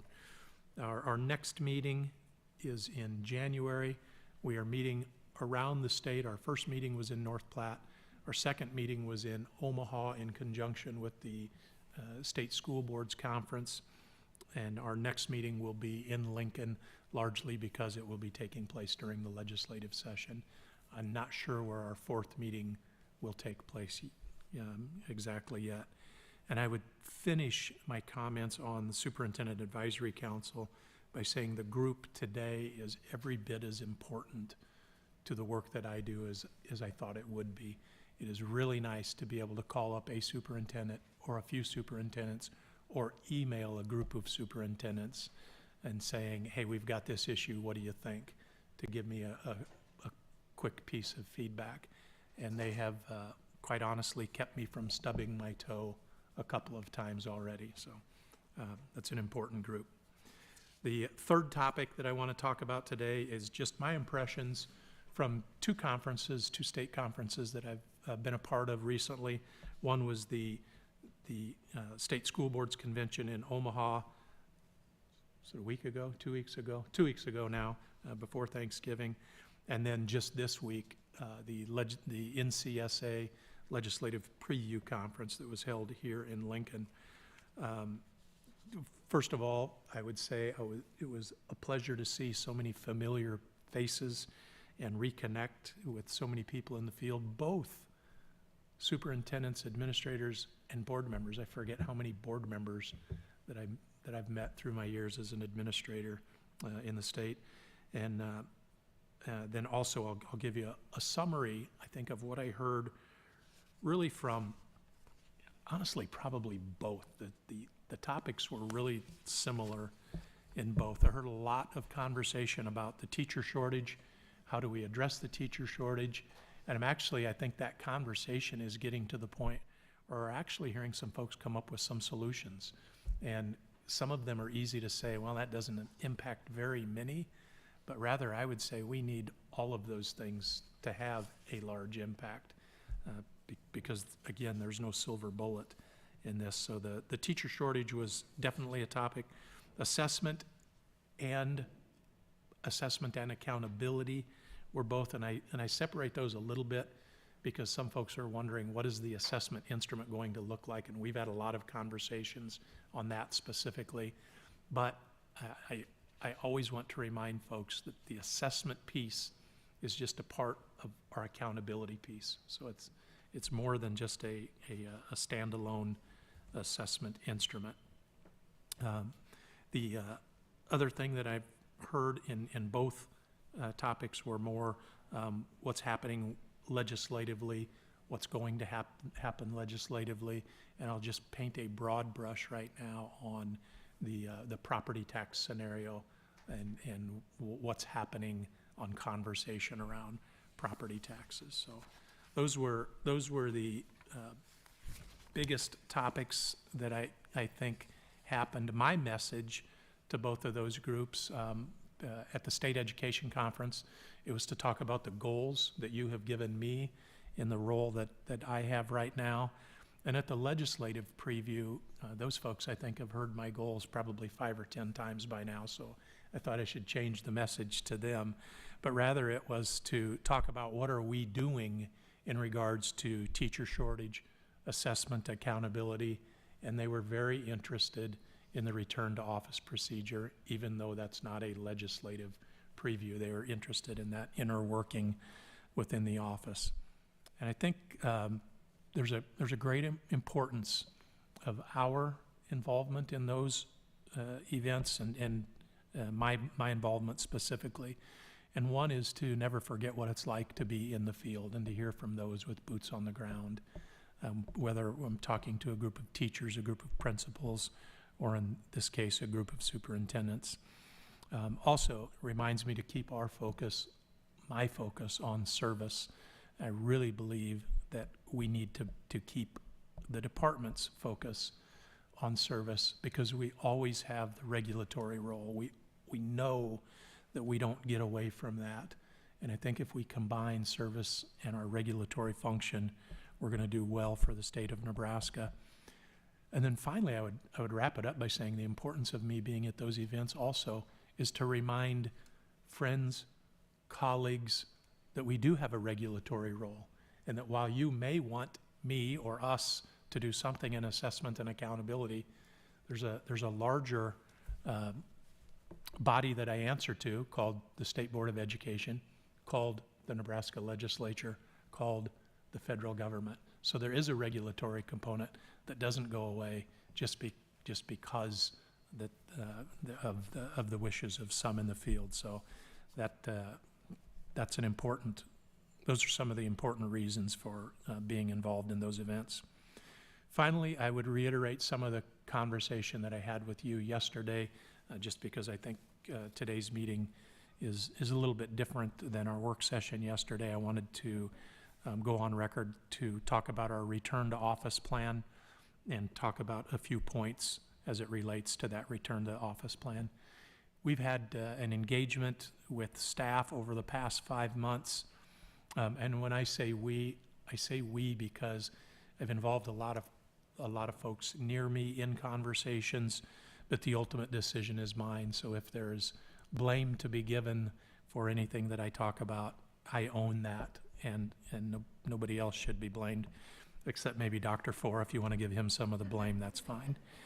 We've had a good amount of engagement over my first 5 months in the position, hearing input and learning about the work of the agency.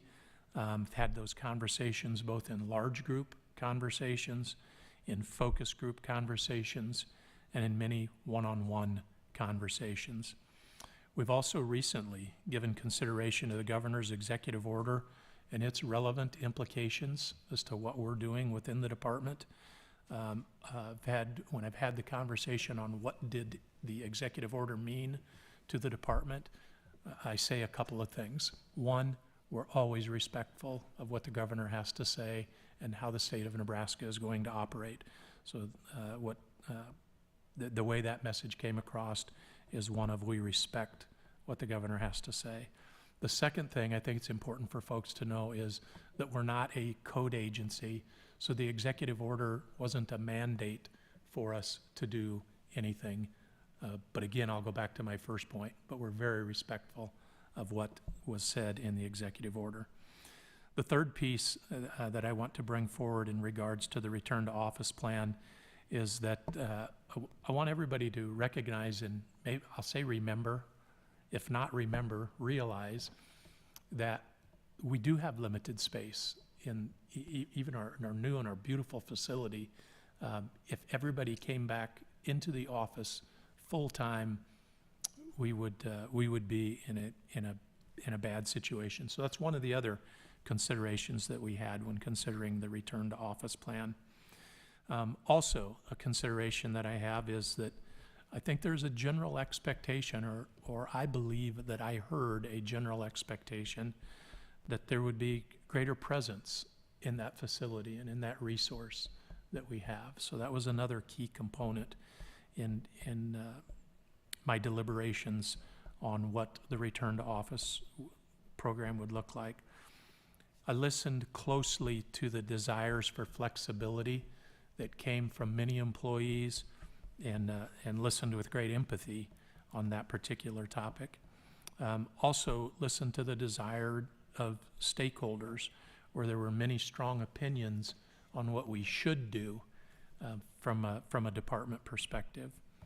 And then my real goal was to thread the needle between number one, the expectation of having a greater presence within the facility, and number two, a desire for flexibility, and then number three, and really the driving force for me, was how do we best deliver the work of the Department of Education. That was really the driving force in the back of my mind on all of this.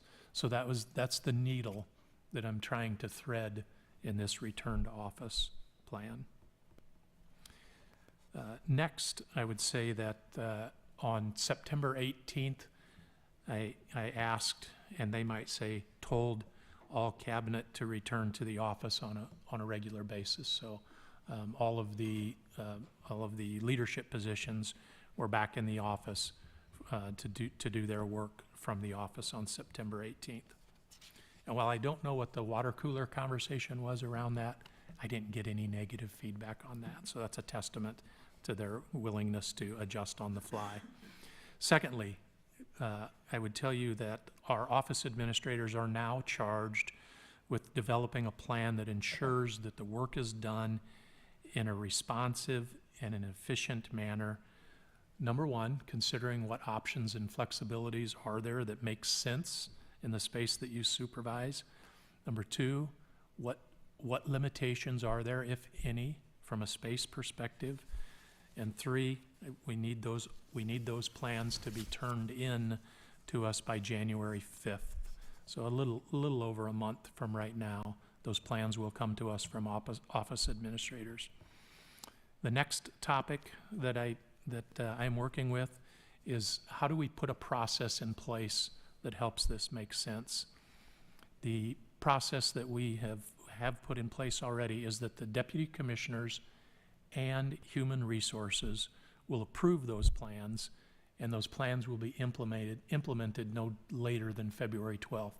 So there's a long runway here between December 1st and February 12th when we begin the implementation. And the reason I have the deputy commissioners involved and human resources involved is so that we have some consistency across the department as to how similarly situated job functions are handled, and we don't have one person who's seemingly in the same job as another, but has more or less flexibility than a similarly situated coworker. And two, I want to make sure that human resources is really overseeing what's going on, so that directly in, I'll say, my office, we have a great understanding of how the work of the department is being done. Through the conversations that I had, the whole group, the focus groups, and the individual conversations, we found out there were some things that had been approved that weren't known in human resources. And while we are a large, and I would say a complex organization, we're not so large and so complex that we shouldn't know what those individual differences are. Finally, I would say that we met with, again, I want to own this in front of you. I met with office administrators earlier this week. None of this is a surprise to any of our office administrators. And now that the decision is made, I would say that something that is almost as important as the decision that has been made is how do we communicate that decision to our entire workforce, and the communication of this decision is nearly as large as the decision itself. So we will have a couple of steps in that process. One, I had the meeting with all office administrators in person earlier this week. And two, a message is going out today to all staff on what I have just shared with you. So all of our folks, all of our employees will know, and I'm sure we'll have a number of questions and what-if scenarios that come forward, and we have a process for how those will be handled, first through the office administrators, then through the deputy commissioners, then through HR. And if you're wondering where am I in all that, I'm in there. I know I'll have plenty of communication with our deputy commissioners and with HR. So I haven't divorced myself from this. In fact, I still think I'm the chief puppeteer, if you will, on this entire thing. So I will open it up to any questions that you might have about any of the topics that I've gone over, and that concludes my report. Thank you, Dr. Maher, and I know it wasn't intended that the Superintendent Advisory Council would help preserve the health of your feet when you could have stubbed your toes. So thank them for that.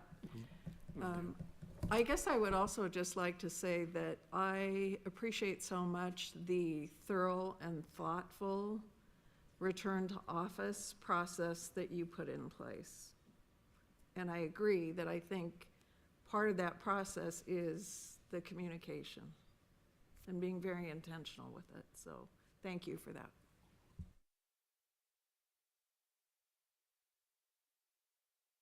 Thank you for your report, Commissioner. I want to make sure that what I thought I heard is actual. It sounds like there's potential for hybrid. That plan to office would include some kind of hybrid, whatever that will look like. Is that correct? That's correct. And the threshold for that will be office administrators working with people they supervise to say, what makes sense, what is the best method for us to deliver the work of the department. That will then need to be approved by the deputy commissioner who oversees that particular area and human resources. So there are some hoops to go through, but part of that is to develop the consistency throughout the department. The other part is to make sure that we have a knowledge of how that work is being disseminated. The short answer to your question is yes, hybrid work is still an option. Yes. And I just want to make, for the benefit of our constituency listening online, I know we all here know what building you're talking about, but letting them know that the building being referenced is the former State Farm building on 84th Street, just south of O Street. So our meetings at some point, I don't know if it's for sure next month, we'll be meeting there. So if I could welcome those of you listening online to know, or let you know that we'll be meeting there, and we would love to have people come and see the new facility and meet with us at the former State Farm building. So thank you. Yes, I will confirm that January is a go in our office on 84th, just south of O. And I'd also say that the return to office manifesto isn't just for the 84th and O building. Rather, we have facilities all around the state. So it in large part is for that particular facility, but this impacts all of our employees from every part of the state.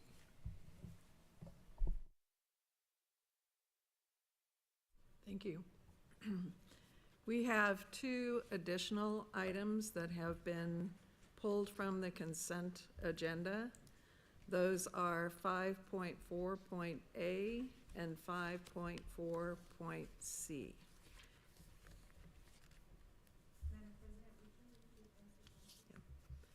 5.4.A and 5.4.C.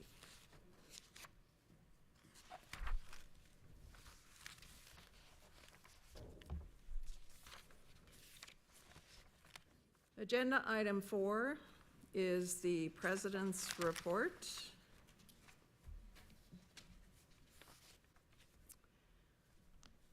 John McCarthy, who is the father of artificial intelligence, in the 1950s defined AI as the science and technology of intelligent machines.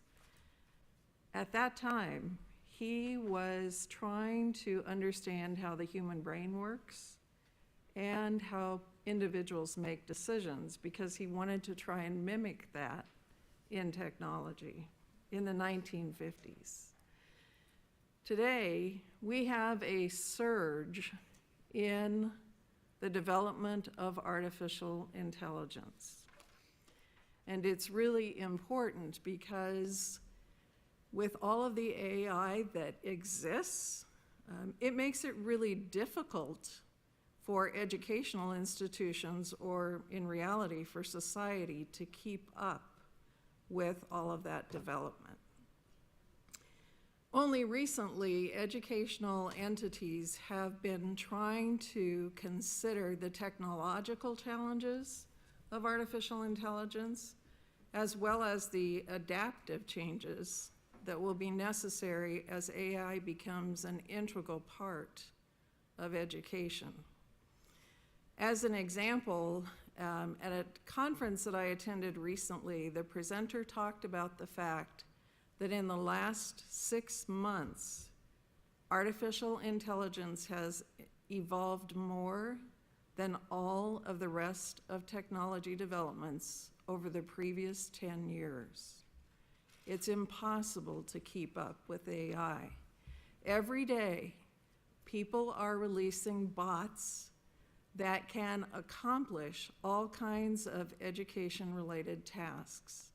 Everything from producing lesson plans, to grading student work, to monitoring attendance, to writing board reports.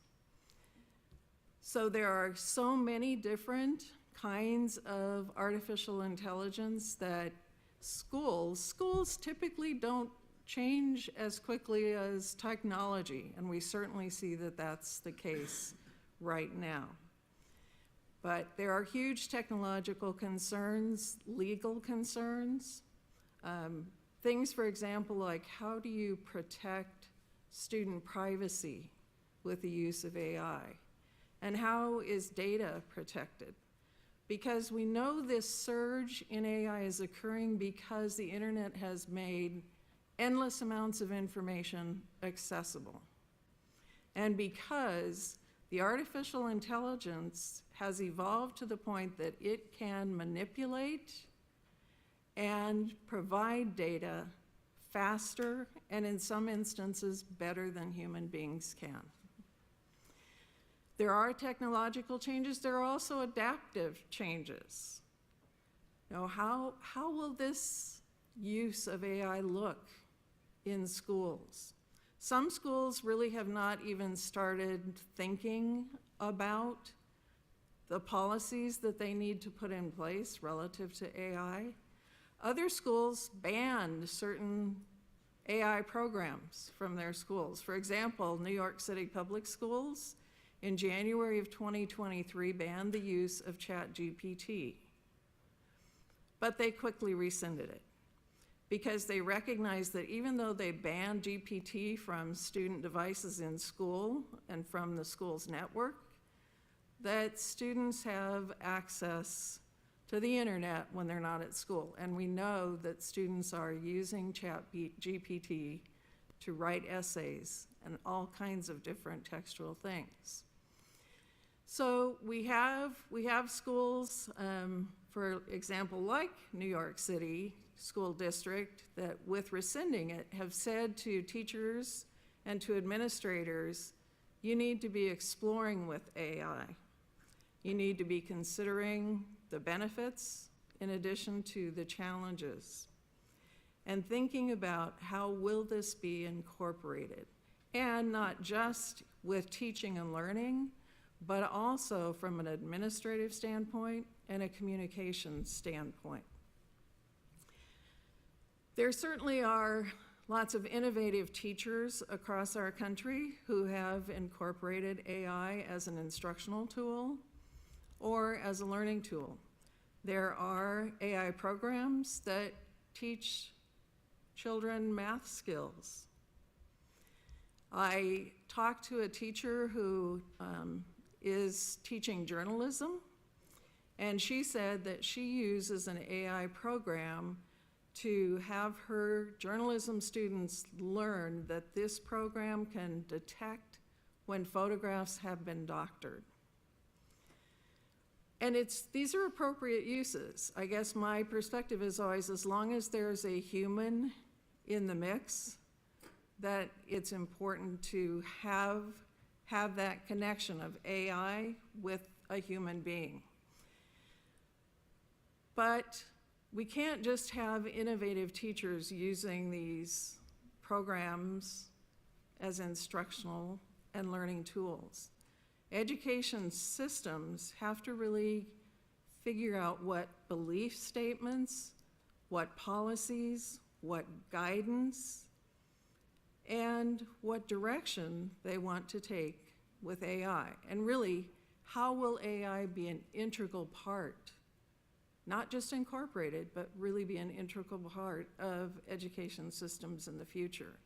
And as I thought about that, I thought of 3 questions that for us as policymakers are important to consider. And the first one is, what AI literacy standards do we need to have as part of computer science requirements? Hattie Petrovi, who is a co-founder of Code.org, has said that elementary children right now need to be learning basic coding, and they need to understand what algorithms are, and that all students need to have the technological understanding of what AI is, the how of AI, and the why of artificial intelligence. A second question is, how will AI transform teaching and learning? With all of the AI programs that exist, there is huge potential. There's also an opportunity for AI not to be effective or to be challenging when it comes to teaching and learning.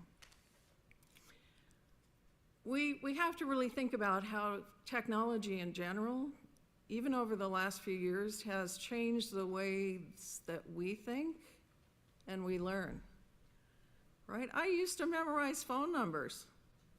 None of us, I don't want to say none, but very few people do that anymore, right? And by memorizing a phone number, you're using a part of your brain that's important to use.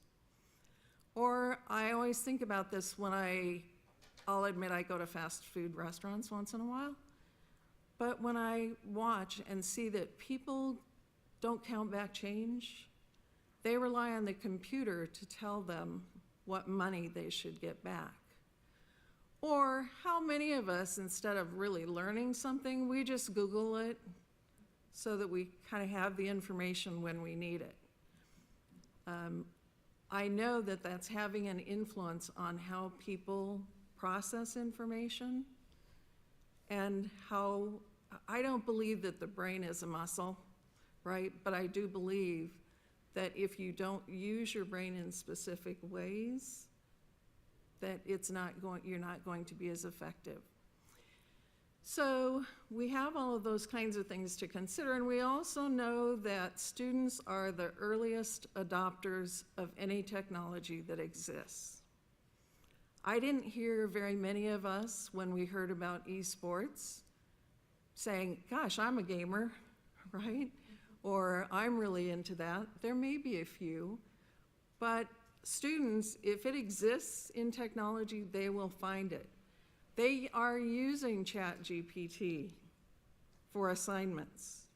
And interestingly, the AI is evolving so rapidly that now, when students use ChatGPT, they can then take what they have gotten from ChatGPT, the essay or whatever it is, and have another AI program paraphrase it so that it sounds more like it's really coming from them.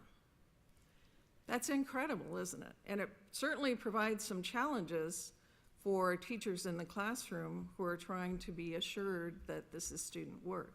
But I think it also means that maybe we have to rethink what teaching and learning is. Because I thought, gosh, you know, if I was in the classroom right now, I think I'd probably say to students, hey, here's your topic, go to ChatGPT, then bring to class what was produced. Now let's talk about how is this text organized? And let's talk about, if you were writing this, what word would you use? Right? That there are ways that maybe you can start thinking differently about how you enable students to learn and think. And I'm not suggesting that students don't still need to learn to write, because that's critically important. But just things to start thinking about and considering as we keep moving ahead with artificial intelligence. And the final question really is, you know, what kinds of policies and who provides the guidance and the direction and the resources for educators and administrators in regards to AI? And as you probably are aware, President Biden on October 30th of this year signed an executive order related to artificial intelligence, its development and implementation. And looking through that executive order, I found, I think, one phrase that specifically spoke to education. There are some state departments. We know the U.S. Department of Ed is providing some guidance, considered limited guidance at this point, but it is anticipated that over the next year, the U.S. Department of Ed will be providing a lot of suggested policies, resources, and so on about AI in education. There are several state departments of education that are not waiting, that have already provided some policy suggestions, resources, belief statements, sample belief statements for their local school districts. Those are California and Oregon. And according to a recent article in Education Week, there are 11 other state departments of education that are actively working toward policy development. I thought it was really intriguing because one of the states listed was Nebraska. So I need to talk to staff and say, okay, why is there this suggestion, or where are we with this development? But the reality is that we need to be putting policies in place, and those policies may need to be updated very frequently because obviously as AI continues developing, we may need to make changes in that. But it's important for all of us because artificial intelligence has significant challenges, but it also has a potential to provide extraordinary opportunities in education. So we just need to be very thoughtful and very deliberate in how we implement and make AI an integral part of education. That concludes my report.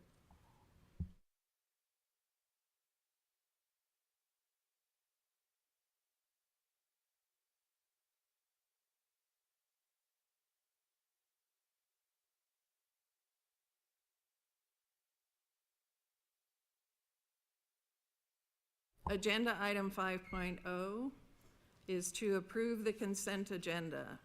Is there a motion to approve the consent agenda? I move to adopt the consent agenda with the exception of 5.3A, 5.3B, 5.4A, and 5.4C. Is there a second to the motion?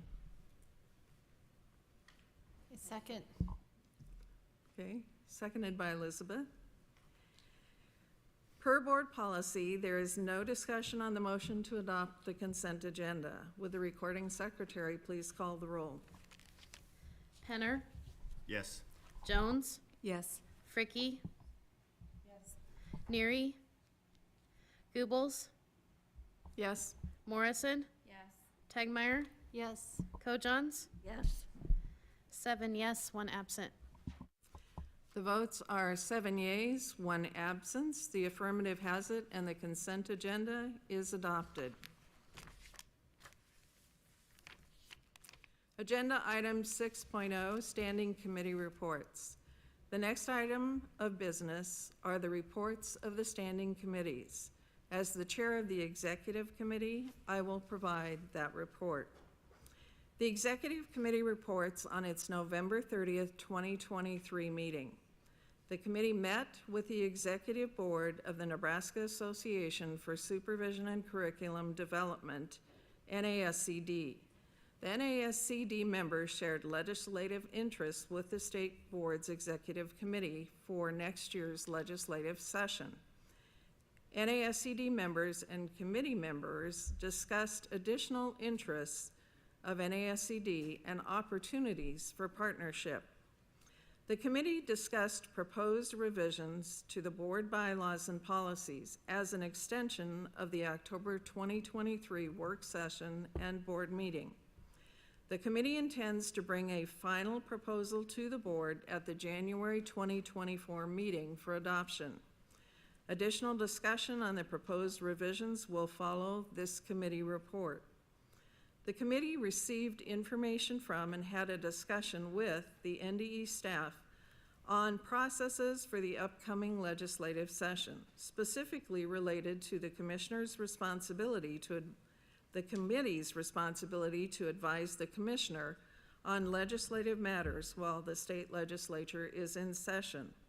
These processes will be reviewed after committee assignments are made in January 2024. Finally, the committee received an update from the NDE staff on preparations for board meetings in the 2024 calendar year. This concludes the executive committee report. Are there any questions on the report?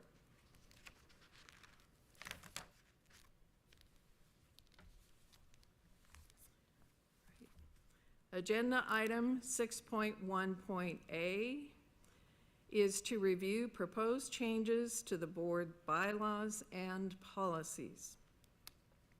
Just to help us review a bit, because our October meeting was some time ago, when we were in discussion of the review of proposed changes for our bylaws and policies, there were 3 policies that we could not come to consensus on.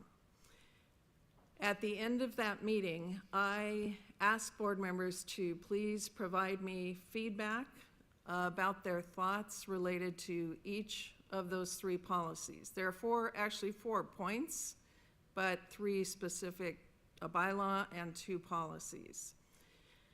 So in that process, one of the policies was suggesting a move from $50,000 to $75,000.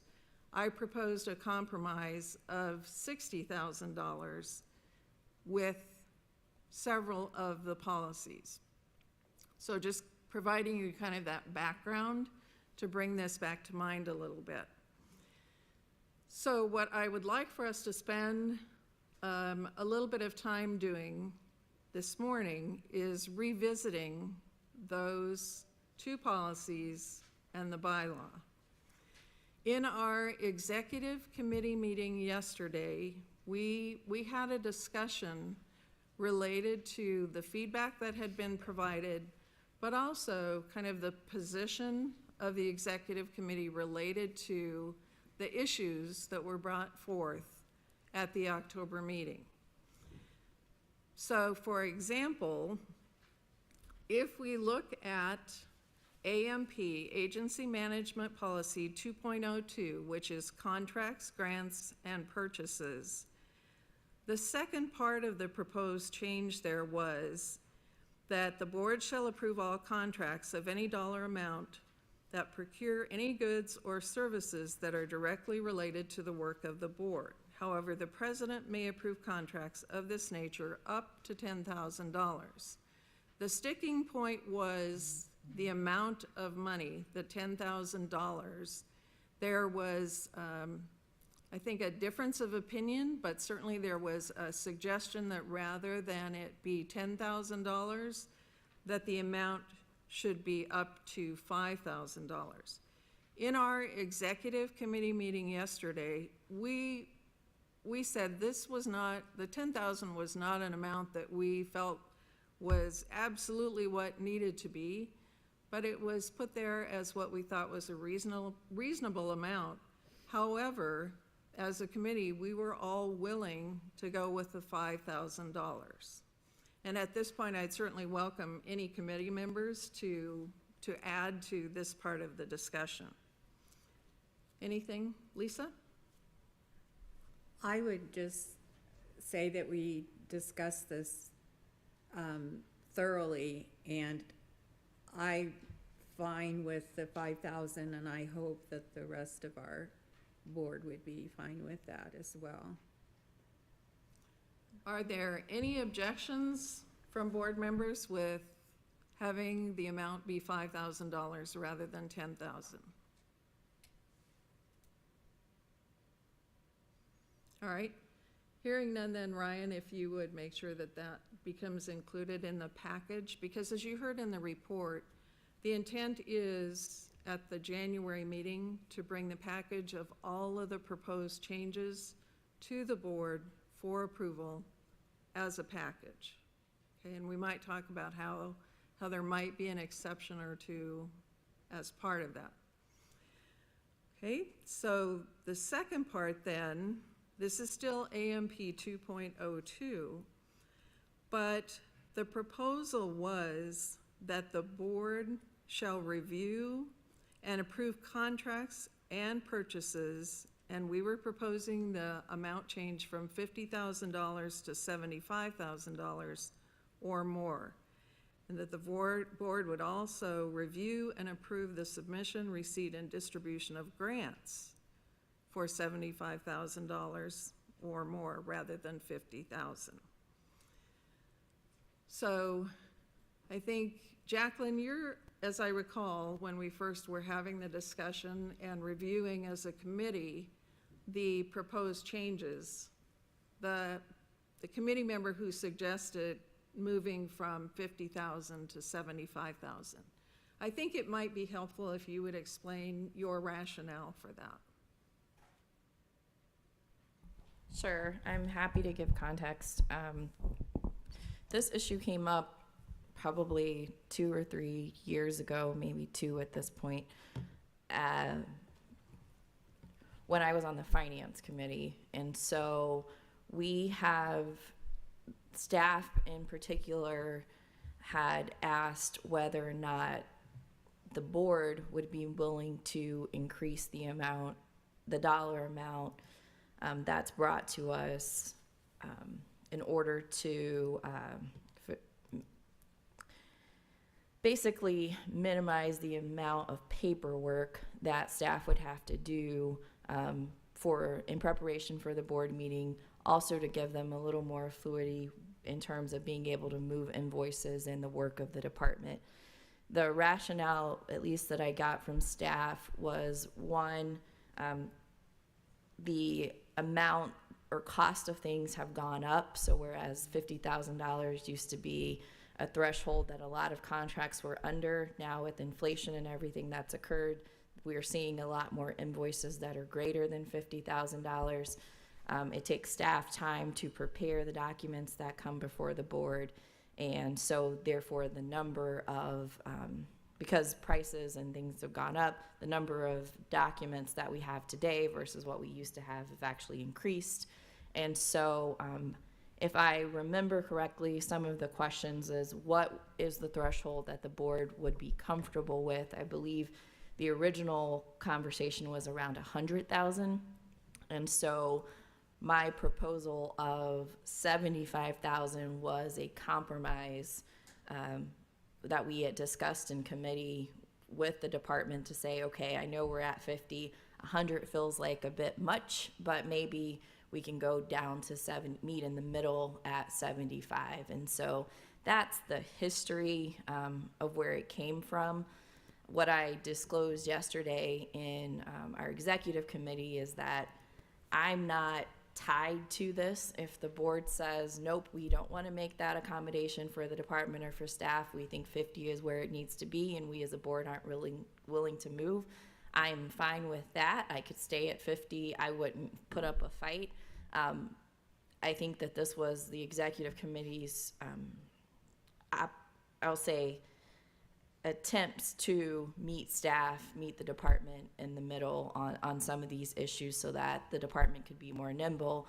We could open up some time for budget and finance staff within the departments and not have to prepare as much paperwork, and for us to also understand that prices of things have gone up. So whereas the 50,000 threshold used to be what was considered, I don't want to say a reasonable, but a acceptable number, now those numbers are more, in staff's opinion, at the $100,000 level, and then we came down from there. So that's the context of the discussion, but again, I'm not wedded to any number. Happy to discuss it with anyone. Yeah, and that's what I'd like for us to do now, is just have that discussion. Sherry? Thank you, Jacqueline. I hadn't known about that, so that was helpful to hear. I also want to refer back to what I believe, Lisa, you shared a timeline. You have some history on the State Board of Education. And if I remember correctly, you had told us that, so if I'm going by your dates, 8 years ago it would have been 25,000. 7 years ago it was changed to 50,000. So if we change it this year to 75,000, that would mean within an 8-year period, we would have tripled the threshold from within the 8 years, because 8 years ago was 25, and then 50, and then 75. So I'm personally being fiscal conservative. I'm more comfortable with this staying 50,000, but that's just of course, I would also maybe like to hear from Bryce from the perspective, but I don't know,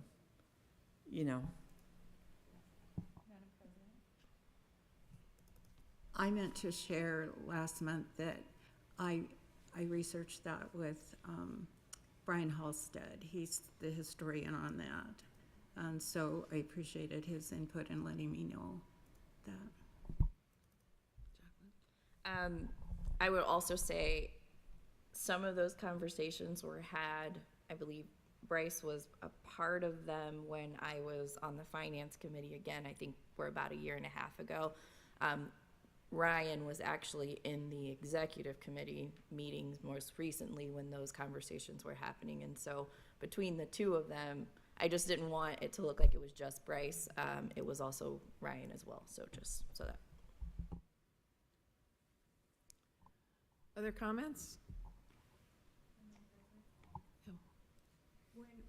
When I look at this issue in conjunction to the history, I'm thinking we aren't making a decision, how can I say this?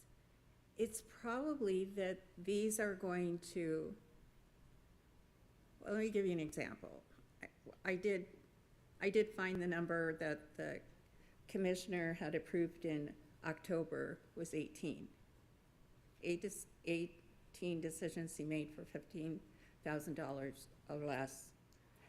And so that meant that that didn't come to the board.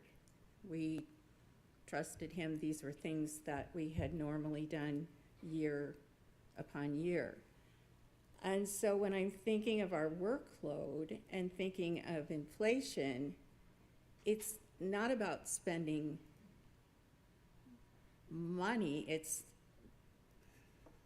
facilitating getting things done that the schools need in a more expedited way, efficient way, so that we're not going to end up with this much coming before the board and we're not getting to the most vital things that we need to cover as a board. That's some of my thought. Any other thoughts? So one of the, I believe, I don't know if you guys have the bylaws pulled up in front of you. One of the ways that I had thought was an opportunity to reduce some of the contracts that come before the board. I think you see the addition of the language that if it is a contract renewal, right, that's part of, let's say, a federal grant, or it's where we would not have to RFP it, or we could not RFP it because we are contractually obligated to have a certain partner, then instead of those coming to the board, those renewals could happen up to, I think our placeholder is 4 years. It could be renewed 4 years, and then after which it would have to come back to the board for approval. So that was an alternative that I had asked, would that help to reduce some of the burden on staff in terms of preparing paperwork for the board? And so I believe they said yes, and so that was put into the policy. So I do think that we have added some language into the policy to help with that, I want to say, paperwork burden, but this was yet another way. I don't think that we have to accept both right now. We could do one and then maybe revisit the other one at a later date. But those were the two changes. I just remembered that we hadn't talked about the second one. And I'm not exactly clear on the renewal part just yet. And that's why I actually pulled one of the items off of the consent agenda today. Because it is a renewal with, I'm just giving you context so that when it gets here, I think it's a renewal with the university. We're going after another federal grant for an additional period of time. And so I'm not quite clear if after the policy change, this one would have to come to us or not have to come to us. And so I was hoping we could have some of that conversation today by pulling that item off the agenda to highlight what we're trying to do to make it more efficient. But that is the second piece. So again, if people aren't quite comfortable with both, I do think that maybe the renewal part is a good start, and then we could revisit this maybe next year or in a couple years, that threshold amount. Thank you for that explanation, Jacqueline. And I think that I would be comfortable with the incremental stepping and do the renewal, the 4-year renewal process, and then revisit the financial. I just think we've seen a huge increase on the taxpayer, and I want them to feel confident that we continue to safeguard. A lot of our districts did choose to override their levy, and these are hard economic times for everyone. We know inflation's hitting, but it's still our job, I believe, as board members to have eyes on things, and not that our staff is trying to sneak anything in, but our constituents trust us that we're watching the contracts. So I like the incremental stages that you proposed. Thank you. Okay. Lisa? After listening to 3 of my fellow board members, I think that might be the way to go for now, is the incremental 4-year, and put the other 50,000, 75,000 on hold till we get that enacted and get to it at a later date. All right. Are all of you as board members okay with us reverting back to the 50,000, which was the original amount before the proposed change, but including when requested by the commissioner, a contract may receive board approval for up to 4 years? That is how that language would read. Kirk, you're thinking? Yeah, I'm okay. All right. I will add one other thing. I think the original, I want to say original, but one request was, or the original version or draft that we got had 5 years, and I said, I'm not comfortable with 5, I'd rather go with 4. Board terms are 4 years. That way, if this board approves a contract for 4 years and there's a complete turnover of board members, at least a board member will have always seen I will always have seen the contract during my term. I won't go a full term without seeing something that was voted on by another board. And so that was my rationale for 4 years rather than anything greater. It's to make sure every board member has had an opportunity to have eyes on a contract. Thank you, Jacqueline. Ryan, have you noted that? Thank you.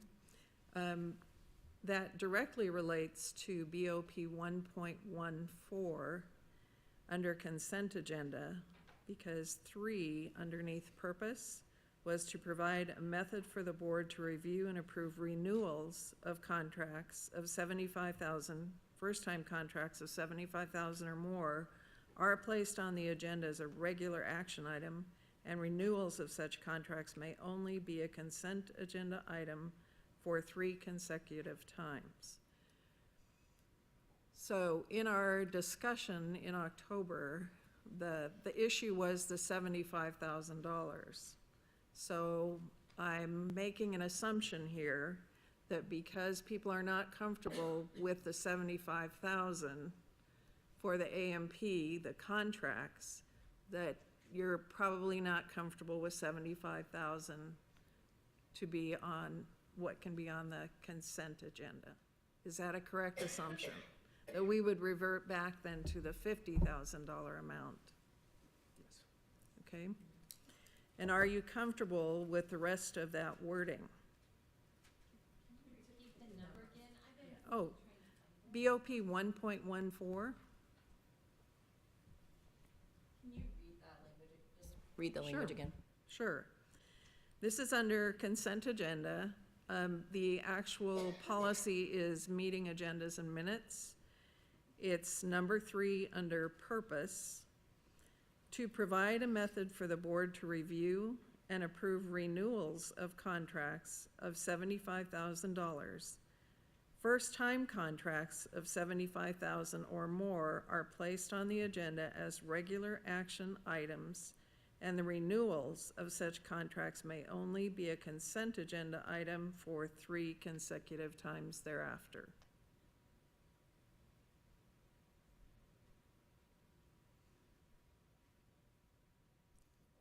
So, thoughts, discussion? I think it just makes sense if we're keeping the other one 50, that this one be 50. Okay. And then this one would also have the 4-year term? This one is written for 3 consecutive times. Times after, so it would be a 4-year, I mean, they could have, consistency is what I'm going here. Okay.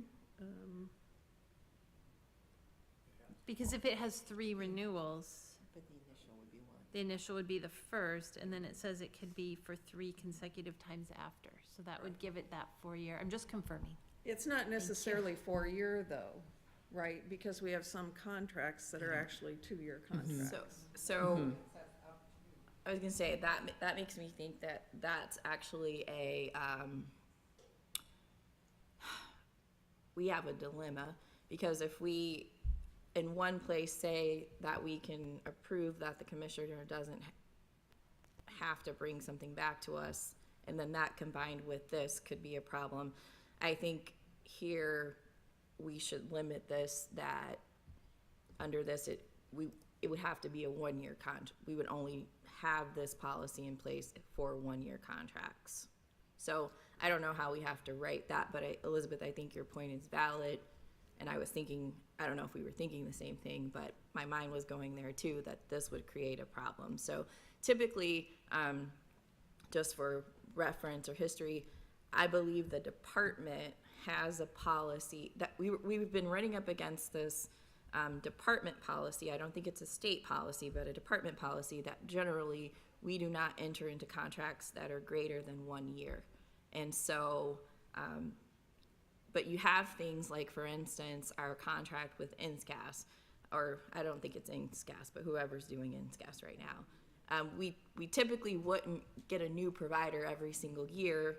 So what do we do in that case where we know we're in this for at least 5 years? Do we really need to have them bring it to us every year because the department will only do a 1 year?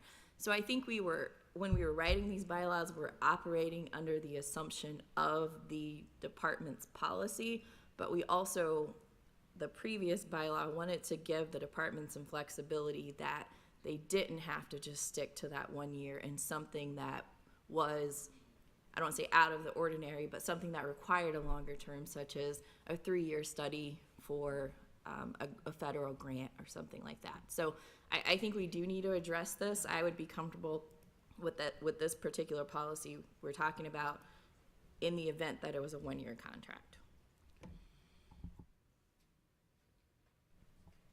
Is that agreeable with everyone? Mm-hmm. Okay. Ryan, does that create any unintended issues that you can think of?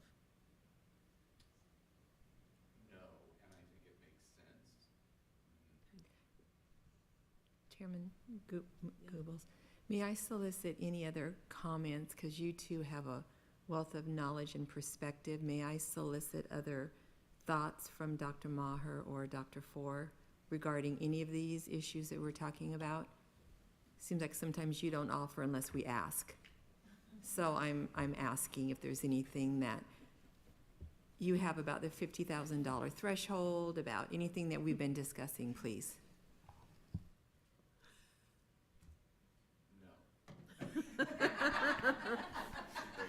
I was going to have Dr. Four speak and then I would summarize, but we can do that just a little bit different.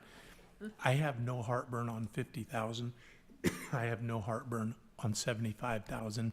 Truly, I think as a board, you have to figure out what you're comfortable with, and I think you've done a nice job of doing that. It doesn't change appreciably. It does not change our day-to-day work. So none of that really bothers me. I think the consistency in the language is something that is really important.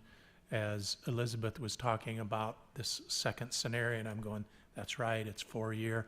And then I hear, no, that there is a difference there. I didn't even think about that. So there is a difference there. So I would say just if we can get consistent in our language so that we don't run into those problems, our job's going to be just fine. But the numbers, the 50, the 75,000, while we certainly answer to the citizenry, you directly answer to taxpayers, so you need to vote your conscience and be comfortable on that.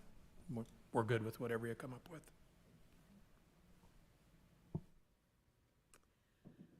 Right. So I think we have resolved BOP 1.14 and also AMP 2.02. We have one remaining item, and that is BLW 2, Board Officers. At our discussion in October, the concern was on how the president and vice president are elected. The statement that was added, a majority vote of members of the board is required to elect a president and vice president. We had quite a discussion about that, a really helpful discussion about that yesterday in our executive committee meeting. And the essence of this is that was added to really make it clear when you are electing the leaders of the board what the vote needs to be. Brian Halstead, if you would just come and provide an explanation, because the reality is this is what we have been using in the past, is what is written here, but it was never spelled out. Okay, so Brian, if you'd give the context. Brian Halstead, Board Legal Counsel. So the language, a majority vote of the members of the board. The Constitution of the state of Nebraska says the board consists of 8 members. That's a fixed number unless you amend the Constitution. This language would mean it always takes 5, irrespective of the factual situation that goes on, whether board members are here, not here, abstaining, don't write something down or whatever. The clear line is a majority of the members of the board have to vote to elect officers. And for many of you, if you watch the Nebraska legislature, it takes 25 senators to elect the speaker and the chairs of every one of their committees, because that is the rule they follow. Any senator who doesn't get 25 votes, they take another vote. They take another vote. And it's happened several times, and some of us in education watched a couple years ago when it took a few votes before the chair of the education committee got elected by the body. But that is a standard way that many organizations use. Your leaders are supposed to be representing and leading the board, the body as a whole. So that is why we're just trying to make it clear that has been the practice. And if you recall, to January, there was, and I said, no, you don't have that, and you went back to voting, and finally 5 voted for one of the officers. That is how it's been applied.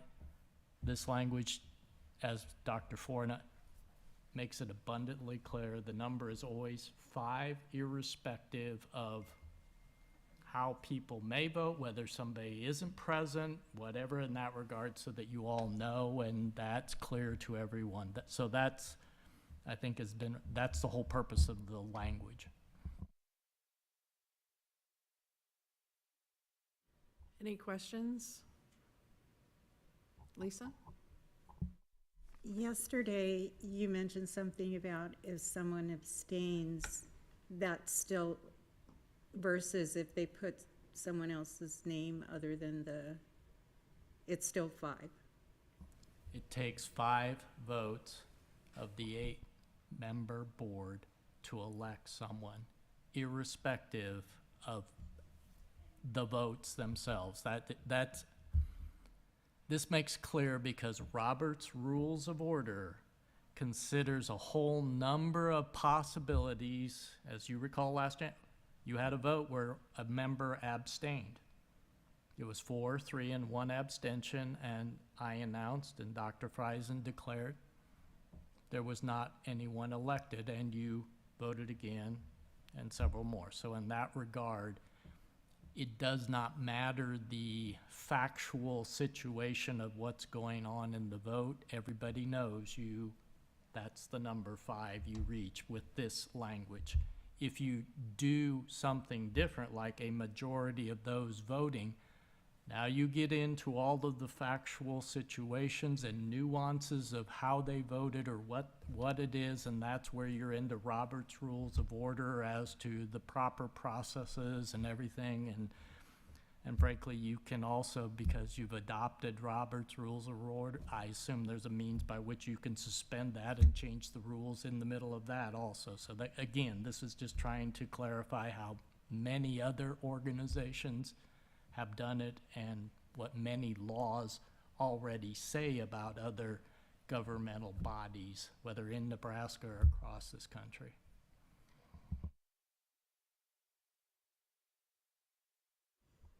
Any discussion, thoughts? Thank you, Brian. Madam Chair, you had said yesterday in our executive committee meeting that there had been some conversation surrounding this, or because ultimately what we're trying to decide is coming back in January when we bring a copy of the bylaws, whether or not to bring all of the proposed changes together because we know that everybody is in support of them, or whether there are pieces that we have to bring separately because we don't have a consensus as a board on that particular item. We don't want the full bylaws to be voted down because of one item if that item can be separated. And so I was not, I don't want to say aware, but I was not part of the prior discussions of people who weren't in support of the language being added. And so I'd just be curious if there are people who don't agree or have some concerns with the language, hearing what that is so that we kind of know as an executive committee how to move forward.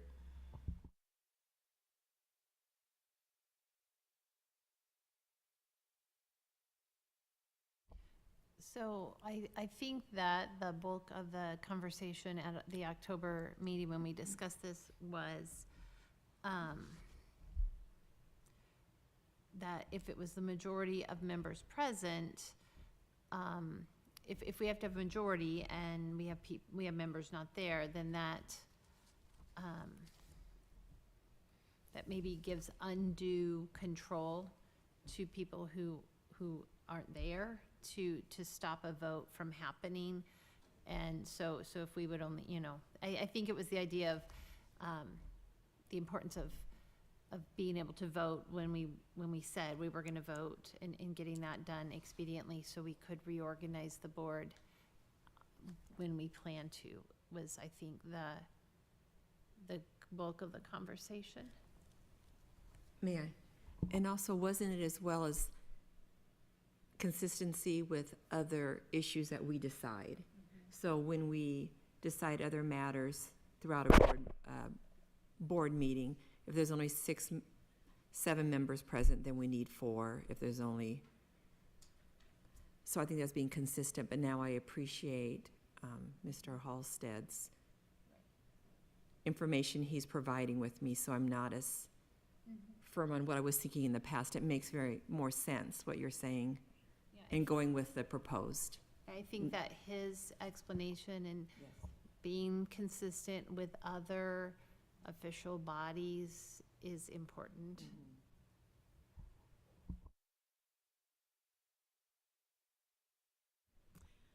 I think I'm hearing a consensus or agreement from everyone that with Brian Halstead's explanation and making it clear that this was a clarification statement, that you're all comfortable that it would be majority vote of the board, so that we could include this bylaw as part of the package to be voted on.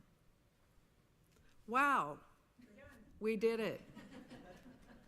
We have included all of the proposed changes. The only final thing I wanted to ask about, because at the end of our meeting in October, it had been a very long day. We'd had lots of discussion, and I said, are there any concerns with any of the other AMP policies? All of the other policies and the bylaws, we literally walked through one by one to give people an opportunity. There aren't a lot of AMP policies, but I know that people had reviewed them, and when I asked that question, people said, no, we're fine. But because it was a really long day, I wanted to make sure that in the meantime, if you had an opportunity to go back and read those, if there are any concerns, that I think now is the time for us to address those. So anything in the AMP policies?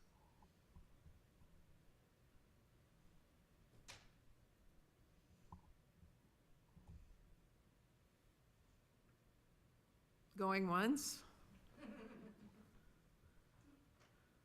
Elizabeth, did you want a moment to look? Yeah, just want a moment to see if I Okay. made any notes. Okay.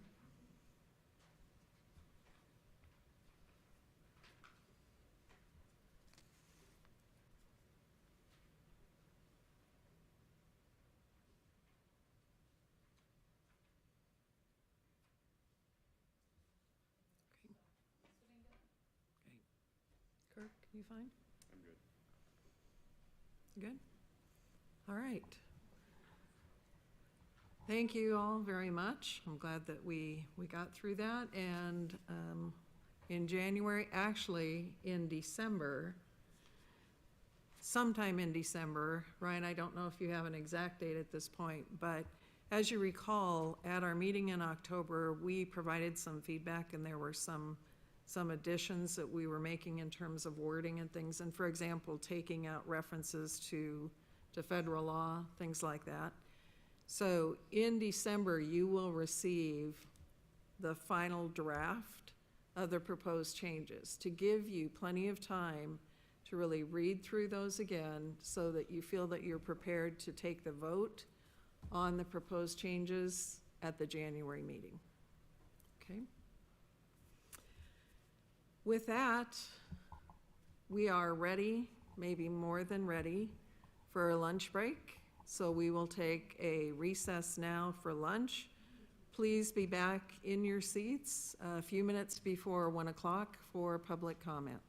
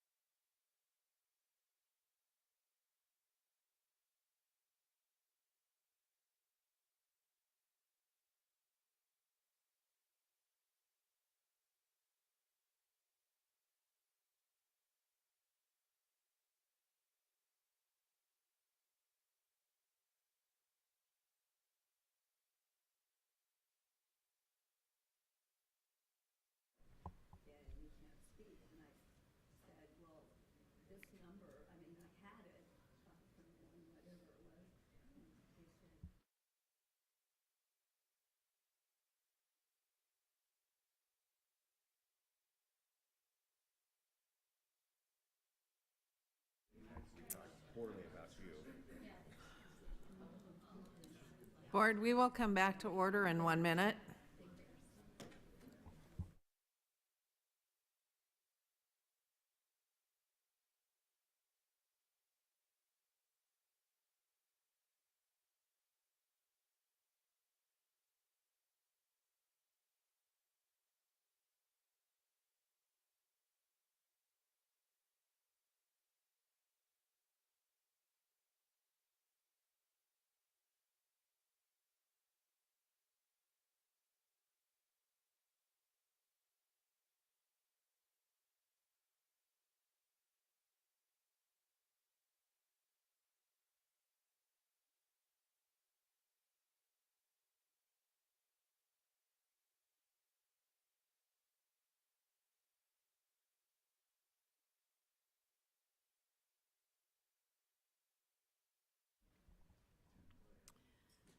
Agenda item 8.1, public comment.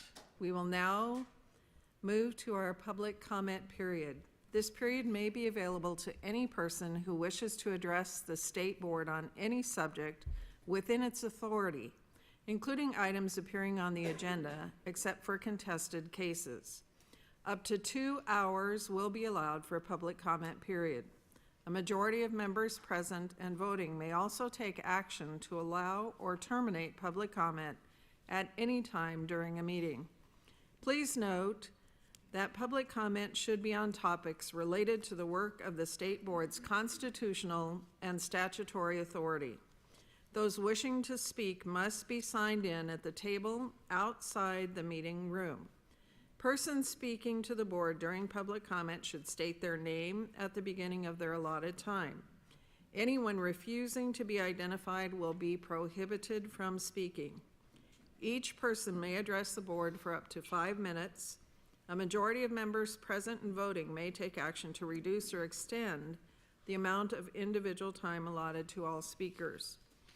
If at any time persons appearing before the board exceed the time limitations set forth in this policy or on the agenda or become abusive or threatening in language or behavior, it shall be the responsibility of the president to determine what is out of order. The president may refuse permission to continue to address the board. We have 4 public comment cards submitted. All right, in this order, Liz Davids, Tracy Baker, Kathy Foucher, and Eric Saviano.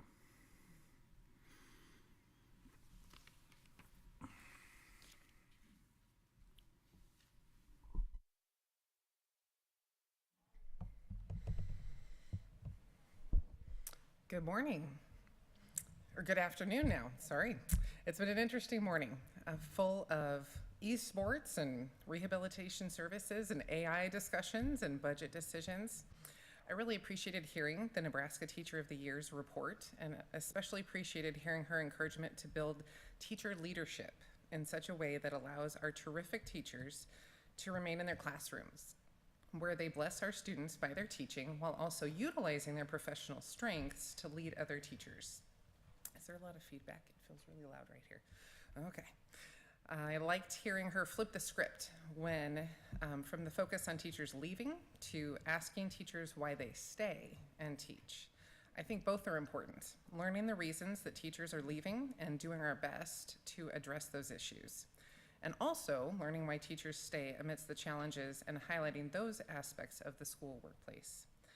I was so impressed by Mr. Scott English and his heart for the students he serves. That was really evident in his presentation. He is a real treasure for our vulnerable students here in Nebraska. I appreciated board member Sherry Jones asking him what he needed from this board, and I would echo that. What can we do as a community to better wrap our arms around his students and support his work? He is an inspiring leader, and we need more like him. Speaking specifically to AI, that was a really interesting presentation you made, and it made me think a lot. So I guess I would encourage this board to err on the side of letting the school districts and administrators, school buildings, and even classroom teachers have the freedom to make the best AI policies for their particular situations. I think this reflects the broad diversity of our great state and our individual schools' particular needs. This board can always write a statement that supports the autonomy of the local school systems to create their own policies. We know our teachers are overburdened, and we don't want to create more top-down policies that tie their hands. So I would also encourage the board to pursue research for how other districts' strategic plans are for the prevention of AI-based cheating. We don't want our literacy rates to plummet, and we know that the actual writing skills of students have been diminished because students had to go through first COVID and now have AI as an easy way to cheat. And also, teachers could be utilizing AI for developing lesson plans on things they might not necessarily have a strong amount of information on, such as Nebraska history or American history or other things, because AI can give someone dozens of suggestions about where to go and projects to do associated with almost any topic. AI could be useful as a tool to go away from the vendor-based model and back towards a decentralized teacher-based curriculum model. And also, AI can be very useful for SPED accommodations, and we always want to consider our students with special needs. So I would encourage forward thinking with AI as we maintain our steadfast values. As regards the discussion of raising the threshold to consent agenda approvals, I really appreciated the robust and varied discussion on the topic. There's been a lot of talk in Lincoln about taxes because our property taxes have gone up considerably. People are paying more for their property taxes, and it's hurting many families. I believe the elected State Board of Education owes it to their constituents to have significant oversight and watch for any place that responsible contract negotiations can be made far away from the classroom and our students. I appreciated hearing the history that 8 years ago the level was $25,000, and certainly contract amounts should not have tripled in 8 years, so $50,000 seems an appropriate threshold. And finally, our state's proficiency scores just came out before Thanksgiving. And while the elementary and middle school scores are better than the past few years, the high school scores are not. Only 46% of Nebraska high school students are proficient in English. 46%. That is less than half of our high school students that are proficient in English, and only 42% are proficient in math. That is, again, significantly less than half of our high school students who aren't proficient in math, and that deficiency is getting worse over the years. Just makes me wonder, what is a person's life like if they are not grade school proficient in English and math?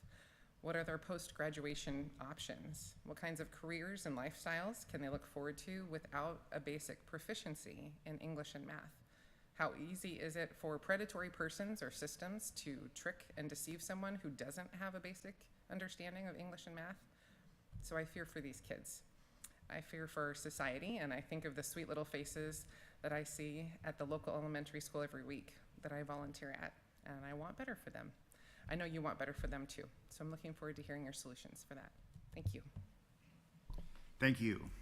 Tracy.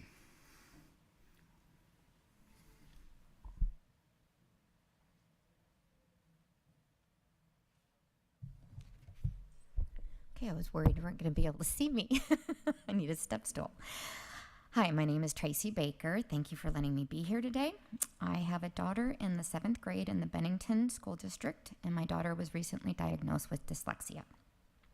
I still remember clear as day, sitting at 2nd grade fall conferences and going over her state map scores. My daughter had always tested at slightly above the district average, but that year had dipped just slightly below. I was shocked when her teacher said this is something we may want to watch, and when I asked what help she might be eligible for, I was told we would need to look outside of the classroom on our own. I went home and immediately hired a tutor to come twice a week, and then COVID hit and we stopped tutoring. Reading continued to be a challenge for her. The practice spelling words left us in tears. Her accelerated reading tests were difficult for her to pass. But I continued to question the district as to why she struggled and was always told her grades are fine, her test scores are fine. I trusted the experts. Fast forward to this year, and she was failing reading and could not pass a single AR exam. I emailed her reading teacher and was told again not to worry, additional points would be coming and she would get her grade up. It wasn't until a phone conversation with my sister when she questioned whether my daughter might be dyslexic. I immediately scheduled a meeting with my daughter's principal and reading teacher, and even still they insisted her grades are fine, her test scores are fine. What the school didn't tell me is they are not necessarily equipped to diagnose dyslexia. I am only a month into this journey, and to say it's been frustrating is an understatement. It is my understanding there is currently no requirement for dyslexia test screening in the state of Nebraska schools.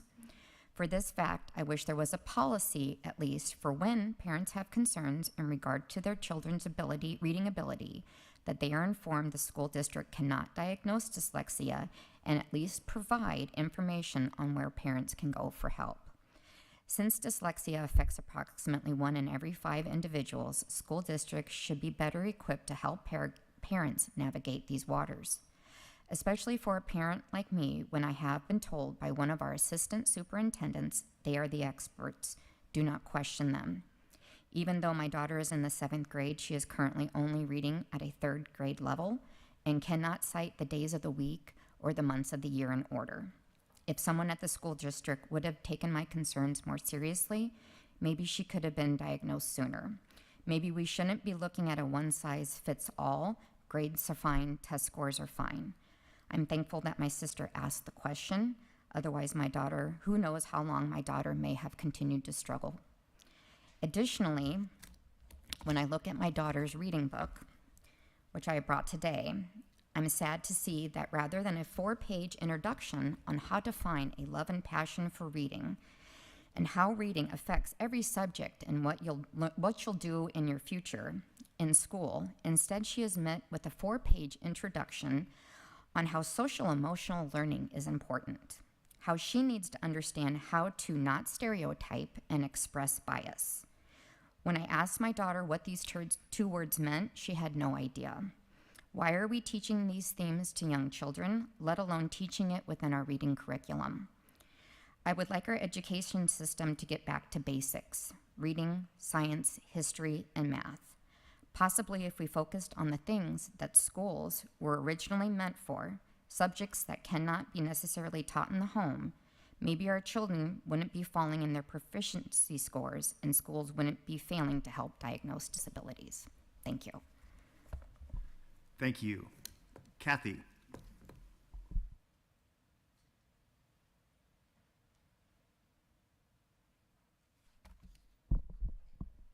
Good afternoon. My name is Kathy Fauché, and I am a parent in Douglas County. I'm here to raise concerns about behavioral issues in schools affecting teachers and learning environments.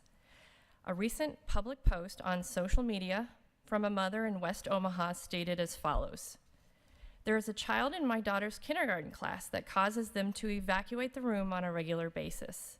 He throws things and hits and pinches the teachers. It has been a problem since they started school. My daughter has been struggling with this emotionally, even while not at school. She brings this kid up and says she is afraid that he will start throwing things. Now today, she comes home and does not want to keep going to school. I've talked to the principal and her teachers, and all I get is privacy crap, and we're working on it. Please help. What do I do?" Around the time of this posting, Nebraska lawmakers gathered this week to discuss unfunded mandates. A highlight of that discussion was student behavior. The Riverside Public Schools superintendent told education committee members she and teachers in her district have seen more students who are likely to hit, bite, lash out than in her previous 2 decades of teaching. She said all classroom teachers see more children who are struggling to regulate themselves. In my own school district in Bennington, parents became so frustrated with discipline problems at Heritage Elementary, they band together and contacted the local news and were interviewed on camera. So what is the answer for student misbehavior, which is one of the primary reported reasons for teachers leaving the profession? If you read articles in education journals, it's social-emotional learning. SEL is touted as being needed now more than ever. The Department of Education website, Nebraska Department of Education website, promotes SEL as an integral part of education and human development. The website provides a document titled the SEL MTSS, or Multi-Tiered System of Support Toolkit for state and district leaders. I encourage you to read this document, as I found numerous red flags that SEL is not actually what is sold to parents and taxpayers as accomplishing in schools. Part of the toolkit reads as follows: It is not advisable to employ the practice of tiering SEL or having students receive formal, targeted, or intensive services because of perceived deficiencies in SEL. The reason for avoiding this approach is that SEL should be proactive, strengths-based, and preventive, and not an intervention addressing a perceived deficit. The document then goes on to warn that tiering or evaluating students' SEL competencies in assignment and assigning an intervention could inadvertently punish the students by devaluing their cultural and linguistic differences. This document essentially discloses that SEL cannot be used as a behavioral tool. Despite this, in 2022, the Bennington Public Schools Administration gave multiple presentations to our school board listing SEL as part of its strategic framework for bullying prevention and MTSS. Our school district even has an acronym for this, SEBL, or Social Emotional Behavioral Learning. Our school district has been working with the state of Nebraska on this plan. Reading through the rest of the SEL toolkit, I noted another disclosure. Quote, screening for SEL competency is an emerging field of study and an activity that should be considered with caution, unquote. However, page 19 of the toolkit gives a diagram showing evidence of successful integration of SEL and MTSS to advance equity. I thought, how can this be evidence-based for any use if it's an emerging field and schools should proceed with caution? The document concludes by recommending that SEL be implemented school-wide, but it is not to be used for behavior intervention, yet children should be continuously surveyed. It is clear to me after attending school board meetings and school administrative staff meetings that schools are spending hundreds of thousands of dollars on curriculum that is being sold to us based on a lie. It is not evidence-based for behavior or bullying issues, yet that is what we parents are being sold that SEL accomplishes.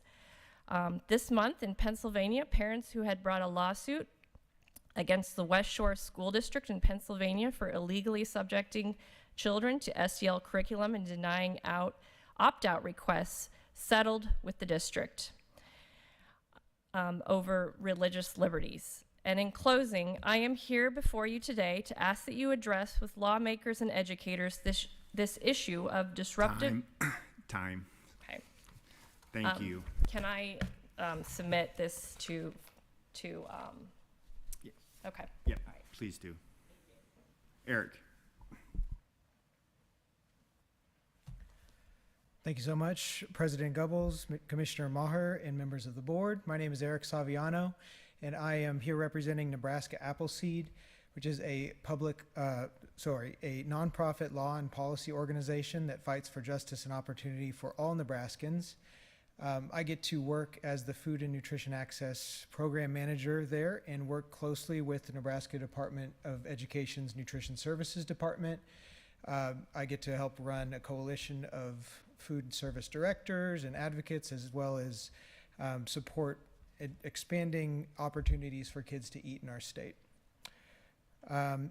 So I'm here today to make sure this board and you, Commissioner, know that that you are aware of the opportunity to support child nutrition security during the summer of 2024 through adopting the new summer EBT program before USDA's January 1st deadline. So that's about 30 days away. This fall, Nebraska has the chance to opt into this brand new program. It was approved last year in December. It's a permanent new child nutrition program that will help address summer child nutrition. We know that the program itself, finding food in summer is often harder for kids. Schools are closed. Summer food service program is few and far between in rural areas and other places. So this program would provide students, all 150,000 students who are on free or reduced price meals in Nebraska, with a $120 EBT card that they can use at grocery stores in their communities. So in turn, they are receiving the food that they need, as well as supporting the local economy with that funding. This would pull down $18 million worth of benefits from the federal government and require a small investment from our state. The program itself is a lot like the pandemic EBT program that you may have heard of in the past 3 years. It was stood up for the pandemic and ended this last summer. So without approving summer EBT for the next summer, we will have no supports going to students in the same way. The program, pandemic EBT was very successful and supported around $90 million each year going to students, incorporating the school year as well as the summer. And those funds went out to students. It was a collaborative partnership between Department of Education and the Department of Health and Human Services in Nebraska. The summer EBT program does require some collaboration as well as the governor's approval to begin the process of participating in this. So we are encouraging all those parties to come together to figure out a way to offer this program to students this summer. Let's see, our state only has until January 1st, 2024 to indicate their interest is the name of the game to the USDA to get this program started and then get it stood up before the summer time comes along and students need that food. I'm here asking this board as well as the commissioner to consider offering this program for this summer and make it available to students across our state, especially those most vulnerable who are those kids on free and reduced price meals. With that, I'll just say that up to today, there are 14 states and 2 tribal organizations that have expressed their interest to feed children through the summer EBT program for the upcoming summer, and we're expecting that to go up. With that, I appreciate your time, and you should have a piece of paper with my email and contact if you need more information. I handed it to the folks at the front. If you don't have it yet, hopefully you will soon. Thank you very much. Thank you, Eric.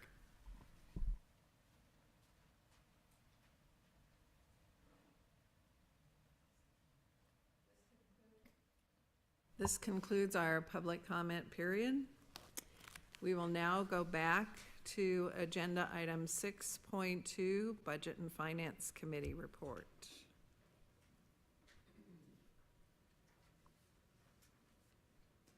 The Budget and Finance Committee reports that it's Thursday, November 30th meeting, that members present were Patsy Kojohns, Elizabeth Techmeyer, Sherry Jones.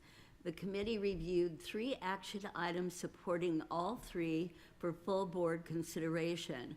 The first item reviewed was a contract with Edwise for advisor advanced support. Oops. Did I do something? Okay. NDE staff noted that although the contract amount is up to $150,000, it will only be used as needed and likely will be much less than the full amount. The second item reviewed was a request to allow the commissioner to enter into an interagency agreement with DHHS and Assistive Technology Partnership. The agreement allows ATP to provide assistive technology for home and vehicles for consumers with disabilities as identified by DHHS. This agreement has been in place for over 20 years. The last action item reviewed was for a contact with Teachstone Incorporated to provide materials and training necessary to implement a classroom scoring system, which is one of 2 ways the state objectively reviews the qualify of early childhood centers. Additionally, the committee reviewed 3 upcoming action items that included a career and technical education landscape analysis to determine how CTE is delivered in middle schools and what best practices are. An upcoming grant to Nebraska Children and Family Foundations to continue the Nurturing Healthy Behaviors Rooted in Relationships program, as they were the only vendor to submit a qualified response to the RFP. The other item reviewed is an upcoming contract for a learning management system to provide access to an emergency management system that could be accessed and used by all school districts. Last, the committee reviewed the monthly board travel expenses, including projected amounts at fiscal year end, and the quarterly budget status report. NDE staff highlighted items that were outside of normal trends and explained reasons for variances. NDE noted no areas of concern. This concludes the Budget and Finance Committee report. Patsy Kojon's chair. Are there any questions on the report from the Budget and Finance Committee?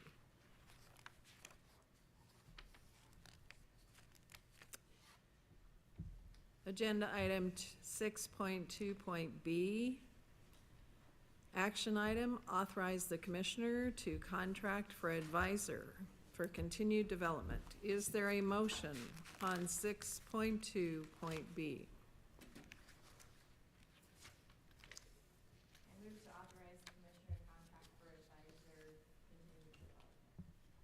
Is there a second to the motion? I second the motion. It's moved and seconded to authorize the commissioner to contract for advisor continued development. Is there any discussion on the motion?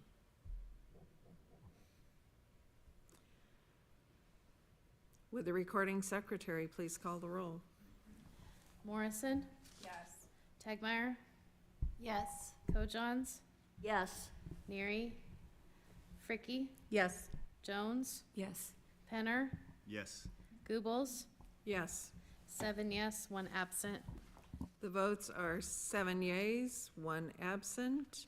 The affirmative has it, and the motion to authorize the commissioner to contract for advisor continued development is adopted. Agenda item 6.2.c, another action item, authorize the commissioner to approve the interagency agreement with the Nebraska Department of Health and Human Services, DHHS, Division of Medicaid and Long-Term Care, Home and Community-Based Services. Is there a motion on item 6.2.c? Yes, Madam President. I move to authorize the commissioner to approve the interagency agreement with the Nebraska DHHS, Division of Medicaid and Long-Term Care, Home and Community-Based Services. Second. It's moved and seconded to authorize the commissioner to approve the interagency agreement with the Nebraska DHHS, Division of Medicaid and Long-Term Care, Home and Community-Based Services. Is there any discussion on this item? Just for the members who aren't on the Budget and Finance Committee, I think that this was one item that our committee found particularly fascinating because of the great service that it does to Nebraskans who do need assistive care in their home. Tobias Orr was there. He explained to us that the cost that this can save by keeping someone in their home, whether they have a disability or they're aging, is it far out-of-home care would far exceed that, and so we were really excited to hear what Health and Human Services partnering with VR is able to do for our fellow Nebraskans. I think we were all kind of excited that, I mean, in some way we felt like we were a part of it, so thank you. Patsy? Well, it was pretty close to home for me, so, but besides keeping a person at home, making it inexpensive, it allows the person to get out of the home and go out into the world and like be a part of what's going on outside of that house and prevents them from going to a nursing home. Sherry, did you have a comment? Or you just have your mic on? That's okay. Right. The motion is to authorize the commissioner to approve the interagency agreement with the Nebraska DHHS, Division of Medicaid and Long-Term Care, Home and Community-Based Services. Would the recording secretary please call the roll? Neary? Googles, Yes. Morrison. Yes. Kojons, Yes. Fricky, Yes. Penner, Yes. Tegmeyer, Yes. Jones. Yes. 7 yes, 1 absent. The votes are 7 yeas, 1 absent. The affirmative has it. And the motion to authorize the commissioner to approve the interagency agreement with the Nebraska DHHS Division of Medicaid and Long-Term Care, Home and Community-Based Services is adopted. Agenda item 6.2.d, action item, renew a contract with Teachstone, Inc. to provide materials and training necessary to implement the classroom assessment scoring system in early childhood education and care programs across Nebraska. Is there a motion on item 6.2.d? Madam President, I move to renew a contract with Teachstone Incorporated to provide materials and training necessary to implement the classroom assessment scoring system in early childhood education and care programs across Nebraska. Second. It's moved and seconded to renew a contract with Teachstone, Inc. to provide materials and trainings necessary to implement the classroom assessment scoring system in early childhood education and care programs across Nebraska. Is there any discussion on the motion? Would the recording secretary please call the roll? Morrison, Yes. Fricky, Yes. Jones, Yes. Googles, Yes. Kojons, Yes. Neary, Tegmeyer, Yes. Penner. Yes. 7 yes, 1 absent. The votes are 7 yeas, 1 absent. The affirmative has it. And the motion to renew a contract with Teachstone, Inc. to provide materials and training necessary to implement the classroom assessment scoring system in early childhood education and care programs across Nebraska is adopted. Agenda item 6.3, Planning and Evaluation Committee. Vice Chair Lisa Fricky will provide a report from the Planning and Evaluation Committee meeting. Thank you, Madam President. I report this on behalf of the Chair, Deborah Neary. The Planning and Evaluation Committee reports on their 2 committee meetings since October 6, 2023. The first meeting occurred on November 2nd. The members present were Deborah Neary, Lisa Fricky, and Patty Googles. The committee received an update on the draft timeline for the comprehensive ESSA plan amendment, provided initial input on key policy questions related to long-term goals, school accountability, and supporting effective educators. This was related to yesterday's work session and discussion that we had. The second committee meeting occurred on Thursday, November 30th. The members present were Deborah Neary, Lisa Fricky, Patty Googles, and Sherry Jones. The committee reviewed the action item to adopt an annual plan for the Nebraska statewide assessment and reporting system for 2023 and 2024. NDE staff described the components and requirements for the plan, which can be found on Spark. The committee also reviewed the approval of accreditation of Lawrence Nelson Public Schools and Sandy Creek Public Schools for 24-25 school year under Rule 10. NDE staff member answered questions related to the discussion for deunification and financial implications of that. The committee recommends the approval of these items. The committee discussed the Workforce Innovation and Opportunity Act, WIOA, combined state plan development. NDE staff provided an overview of the Nebraska VR completed section. In Spark, you can find an executive summary and the Nebraska VR plan. NDE staff will return next month to seek authorization for the Nebraska vocational rehabilitation portion of the WIOA state plan. The committee discussed information regarding the fall 2023 state and federal accountability processes. NDE staff members provided an update on key adjustment and resources available to schools. The committee received an update from representatives from the Nebraska Indian Education Association. Guests provided ideas and suggestions for ways to partner with NDE to support academic improvement of Native American youth. The committee received an update on the proposed revision of policy statement S3 on early literacy. Committee members provided initial input on necessary components. NDE staff members will return next month with a draft position statement for approval. Close to the end. The committee received an update on the approval of the Rule 11 teacher waiver request for Franklin Public Schools. NDE staff member will return next month for further discussion and seek approval of during the February meeting. The committee also received an update on a consent agenda item pertaining to authorizing the commissioner to amend the contract with TNTP for services and support to Nebraska's priority schools. Staff provided context for adding additional services related to special education programming, and they did an excellent job to help us understand that. The committee also received information regarding the computer science and technology standards development via email. A survey soliciting public input will launch in early December. NDE staff will return next month to discuss the final draft of the standards and seek approval during the February meeting. This finally concludes the planning and evaluation report. Deb Neary, Chair. Are there any questions for the committee vice chair? I have a question. Oh, boy. I could be wrong in remembering, well, I guess let me ask.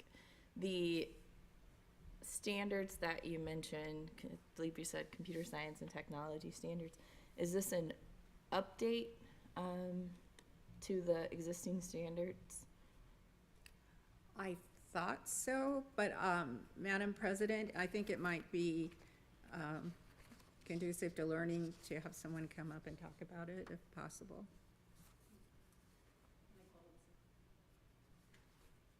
Thank you for the question. I think it might promote better understanding.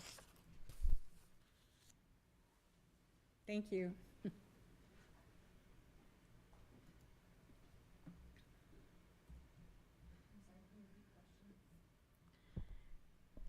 Are your updates to existing standards? They have been updated as part of the new legislation for the state board to approve computer science standards for 9/12 by March 1st. And so they've taken existing standards to meet the requirement of the law and combined them together, brought in a team of writers, and that process is outlined in the communication that was shared with the committee. Has this, I guess, when, I'm going to go back to the committee, was there any discussion in the committee about when in this process the standards will be provided to the full board for discussion prior to asking for a vote? Not that I recall. Sydney, I don't remember if that was on the timeline. This is a very condensed, obviously the legislation requires that they be approved by March 1st, right?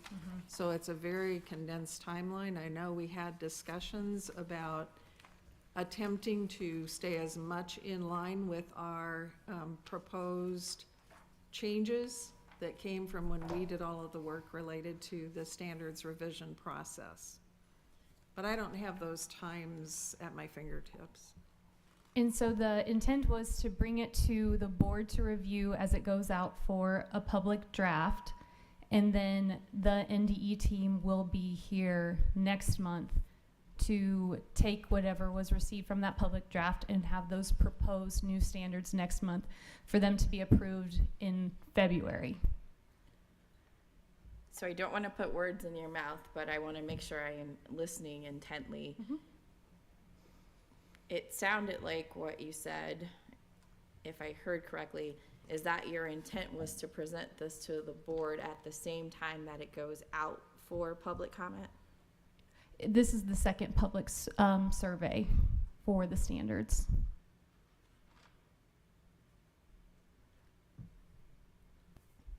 So what did you mean what was meant by it'll be presented to the board at the time that it goes out for public comment, at the time that the draft that the board receives also goes out to the public, that will happen at the same time? Yes, and I can provide you with the timeline. So this started back in August of 2023. And then in September of 2023, the first public survey went out to introduce the opportunity and solicit feedback about the current computer science standards, including the knowledge and skills that are expected to learn relative to post-secondary and workplace expectations and the rigor of the standards. And so it goes through how the survey will be disseminated through the NDE's website and directly to groups including the Nebraska Department of Education's Technology Association, the Nebraska Tech Collaborative, the Nebraska Computer Science Teachers Association, district administrators, district curriculum directors, ESU, business and industry, national experts, post-secondary faculty students, and state computer science experts. And then through October and November, there was an analysis of the stakeholder input, the convening process to select educators as necessary to revise existing computer science standards and indicators. They developed a draft, updated computer science standards, shared the embargo draft with the State Board of Education for review prior to the public draft being released, and that was shared on November 15th. Did that go to, and now I'm gonna get back to, maybe I need to check my email. Did that November 15th sharing with the board, was that an email to all board members? I believe we emailed to the Planning and Evaluation Committee. So the department didn't send that out to the full board before it went out to the public? Because this is not you, so let's make this clear. We went through an entire process with the health standards to make sure we don't run into a position ever again where the public is seeing documents like a draft of standards before the full board has had an opportunity to review them. And so whether or not this is considered controversial, an update, or an okay, whatever, if I'm hearing today that something has gone out to the public and it wasn't sent to my email for me to review, or I didn't get something that says, hey, here's a heads up, this is coming out, you may want to look at this, are we good to send this out from the board's perspective? Legislature March 1st deadline doesn't matter. We have board processes. We guaranteed this board and the public that we were going to keep a tighter grip on these types of things before they go out. And now I'm hearing, well, we have a March 1st deadline, so we're expediting this, no big deal. No, this is a huge deal. Not you. No, again, I'm not asking for your response. I'm talking to my fellow board members. And I don't mean to be rude to you, but I don't want you to feel like I'm attacking you, because I'm not. And so back to the committee, if the committee was aware that these standards had been given to them, why didn't the committee send them to the board or make the full board aware that this process was going to happen? And unfortunately, because the committee chair is not here, I'm not sure that we have an answer for that. I guess what I'm looking for is a solution for this. Sydney, when did you say that the public comment, the public thing will go out for input? We were hoping next week, but it has not gone out yet. Then my suggestion would be that it be sent to the entire board. I know it puts us in a tight timeline. And my comment about March 1st wasn't to say that we need to subvert our processes, but just that we need to be very aware of that. And as we get something to review, that we need to make it a priority and review it very quickly. So if there are any concerns, those can be given back to Sydney or to Katie so that they could be addressed before it goes out. And I know that Katie had encouraged all of us to go in and provide public comment. That's not part of our process, but I'm just saying that she had made that statement that she certainly wanted feedback from board members. Lisa? I don't know if it was last month or the month before, it was mentioned that, and I don't remember who mentioned it, that this needed to be shared with the full board. and I do not remember who said it or what that was going to look like as to who was going to get it to whom. Sydney, is that possible to do? I'm assuming that that would be possible, just to get that sent out, have it sent to the entire board. Yeah, how do you want that distributed? Do I email Ryan and have Ryan send it, or can we send it to? If you want to send it to me, I will send it to all Okay. the board members. Thank you. Thanks. So I guess I heard something different. I heard that something had already gone out, but so if it hasn't gone out, but something's going to go out, after we see it as a board, are we not going to vote to say we're comfortable with it going out? That's not a board action. We're just gonna weigh in. So what happens if something we see we have a problem with? Does that stop the process and then it doesn't go out until we have another board meeting? Like, how do you guys see that playing out? Because in my world, or my idea, we should have been taking action on that today, so then the department could act on sending it out. But we collaboratively said we don't want anything like that going out without the full boards saying we're good with this, because that's how we got into the last situation. And again, maybe everybody loves these standards and don't have any problems with them, but I'd like to at least see them and say, yep, I knew what was going out and I was okay with it, instead of the last time something went out, like health standards, and I hadn't been given a copy of it. I was told during a conference sitting next to a superintendent, hey, those health standards came out, the second draft came out today. I'm like, oh, that's news to me.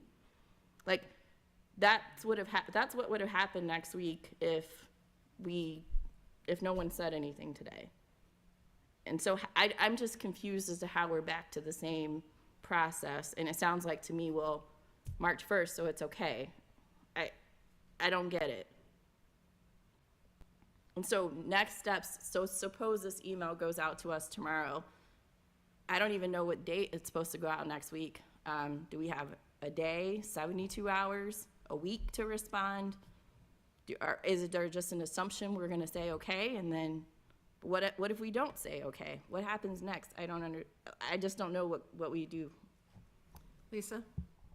As acting chair of the Eval and Planning Committee, taking the place of chair because she couldn't be here, we could say, have it returned with any ideas for change to the chair by at least give people 2 days, maybe, within 48 hours. Sydney, do you have a specific date of release? Okay. So the hope was next week. Mm-hmm. And give them a couple days to hash over it. And I don't know that our plan that we put together and the advice that was given back to us about processes really said that we would need to approve a draft before it goes out, but I certainly think we all need to, if there's something that is concerning to any one of us, that needs to call for us to be able to discuss that, come to terms with that before there is any action taken. So, and I know Allison can probably speak to the plan and the process. Maybe Allison, if you'd like to come up and just provide a little clarification on that.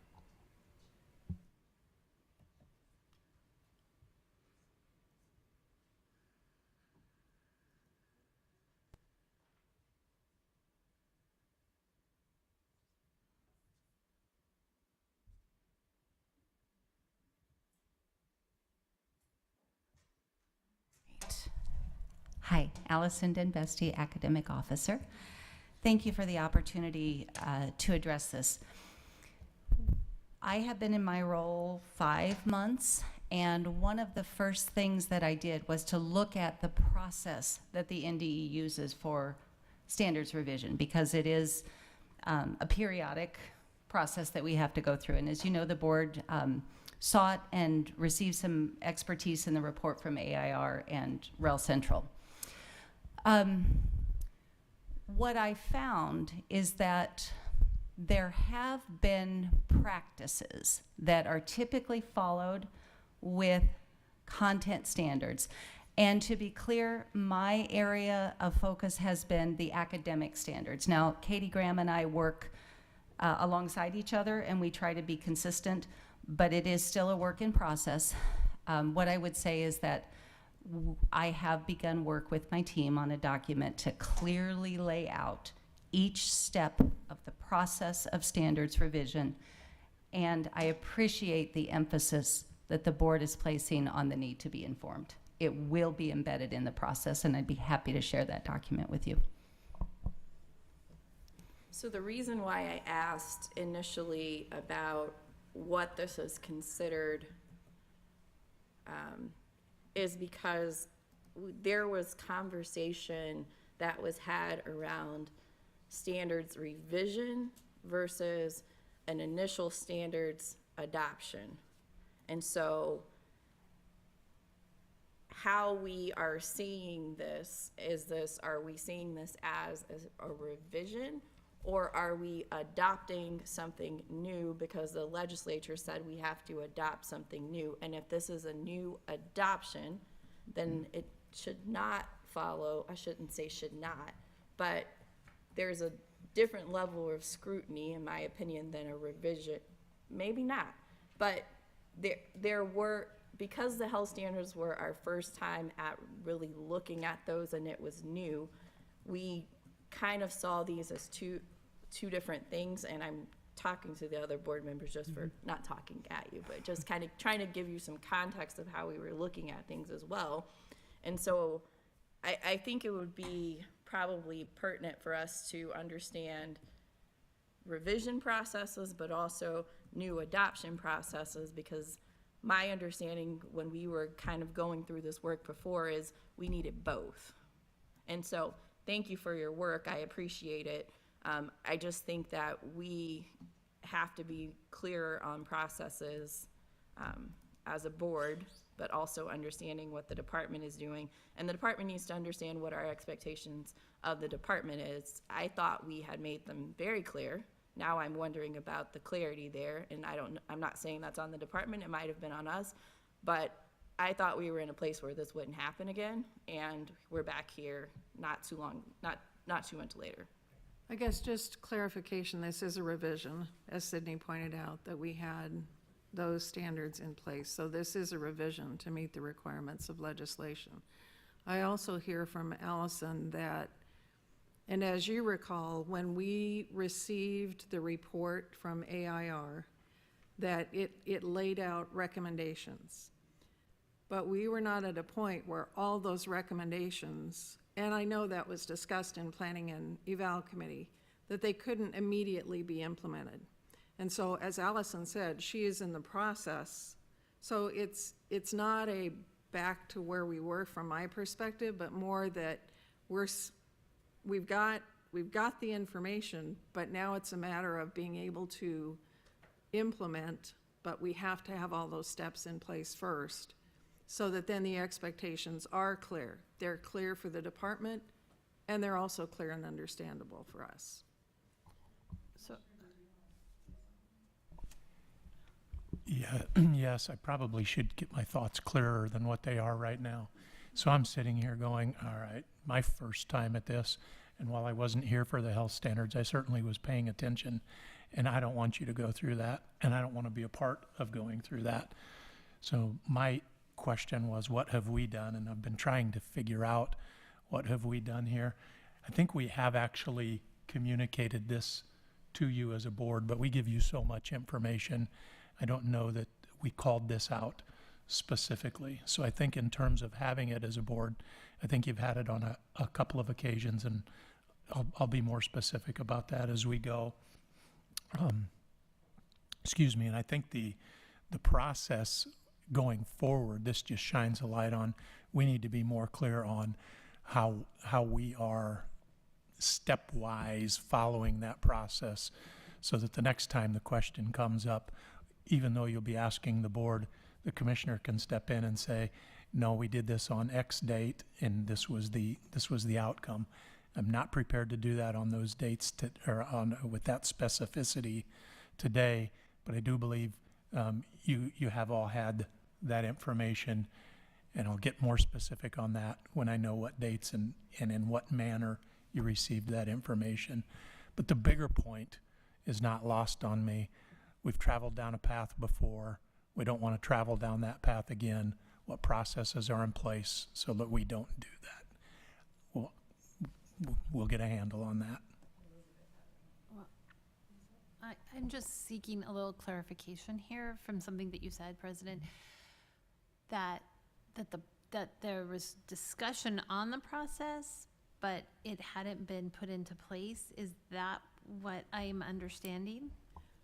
Let me go back even a few steps. Okay. And Could you please? Jacqueline, you chaired the ad hoc committee, so if you want to chime in, maybe you can start that explanation since you were chair of the ad hoc committee. I think she's asking you a question about a statement that you made, and I can't weigh in on that. I'm just trying to understand,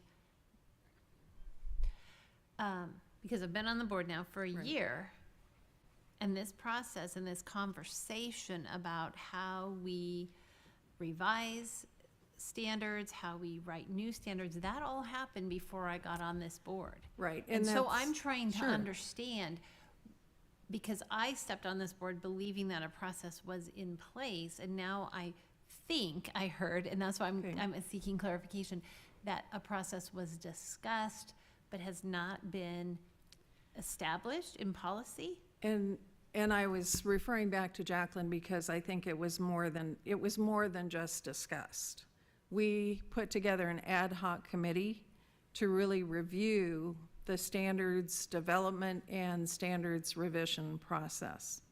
And along the way, the recommendation was made that we have an external consultant to come in to NDE and look at the processes that were in place, and then to provide recommendations on what changes needed to be made. And as I recall from that report, in general, the consultant said, you have lots of great processes already in place, but there are some things that can be improved. Okay, I don't recall when we got that report back. The reality is that we're not in any standards development process at the time, which I think we also need to consider, because just listening to this, I started thinking about that. I don't know that we ever really talked about, is this a process for academic standards, the CTE standards, and that's where the computer science standards sit. Does that process also apply to them, right? So I guess I just raised a new question that maybe we hadn't previously even thought about. But we got the report back, and at that point, Corey Epler, who was the academic officer, left. Alice, we had an interim for a little while. It made sense, and I'm making assumptions here, but to really have that process be effective, we needed to have the new academic officer in place to be able to start saying, okay, of these things that were recommended, what are the implementation steps that need to be there? So what can the process be? So I hope that helps. It was more than just a discussion. It was a lengthy process in terms of the external consultation, bringing the report back, and then moving forward with putting some meat or some specifics around that. So to clarify, we don't have a specific process outlined and agreed upon, but we proceeded with a revision. And so we don't have a process, but we have a revision in place. I'm just trying to understand that, because I agree with Jacqueline. I certainly don't want a repeat of 9 months. And I wouldn't say there's not a process in place, because But there's obviously not there an is. agreed upon board process. We agree that these are the steps and this is the point at which we come. We have a very specific process like that we went through with our Rules and Regs Committee. And so we know at what point they will come to us with rule revisions and rule writing. Right. And so that's what I'm saying is we don't have that sort of delineation of a process in place. That is in the works. The development of that is in the works. And again, part of the difference here is the CTE standards are, they're not housed, I guess I would say, in the same way, because that comes through the career technical education area as opposed to the academic area of NDE. I guess I don't see what difference it makes where they're housed. A standard is a standard. I mean, I don't know that should affect the process of when we see them. And as a member who wasn't on this committee, I was a little surprised too that they would be released. As a board member not sitting on the planning evaluation, I hadn't seen anything. I'll say again, they were released. Yeah. They were, you have these. I just want to be clear on that now. So they were sent to us on that November 15th date? Or are we saying that they are uploaded in Spark somewhere? No, they were sent to you on, I believe, October 4th. The draft of the standards? Yes. Okay, I'll look for them. And what was sent to us on October, what date? 4th, is what's gonna be sent out next week? No, it's not. Because there have been changes, there have been feedback, there's been things that have changed since then.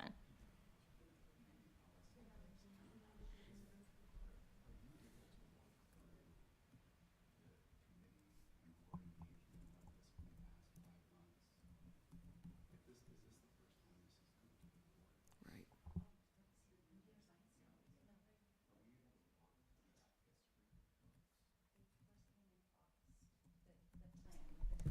How about you turn your mic on and Thank you. walk us through, because I'm afraid there has been more that's happened Thank you, Sydney. than what we realize. Thank you. I'm relying from memory, so I appreciate this. The agenda item was in August of '23 that the proposed computer science standards were going to be revised, and there was a tentative timeline, or a timeline that was shared at that time. Yeah, and Do you want to go ahead? And so the October 4th, those were the standards that were the stakeholder engagement piece that I read out earlier. And then on November 15th, it was sent to the Planning and Evaluation Committee, the draft standards that we plan, that have not been shared out yet, that we plan to share out as the second public input survey. And then from there, we'll take input from that survey and create the final draft that will be presented to the board next month. Or I'm sorry, in February.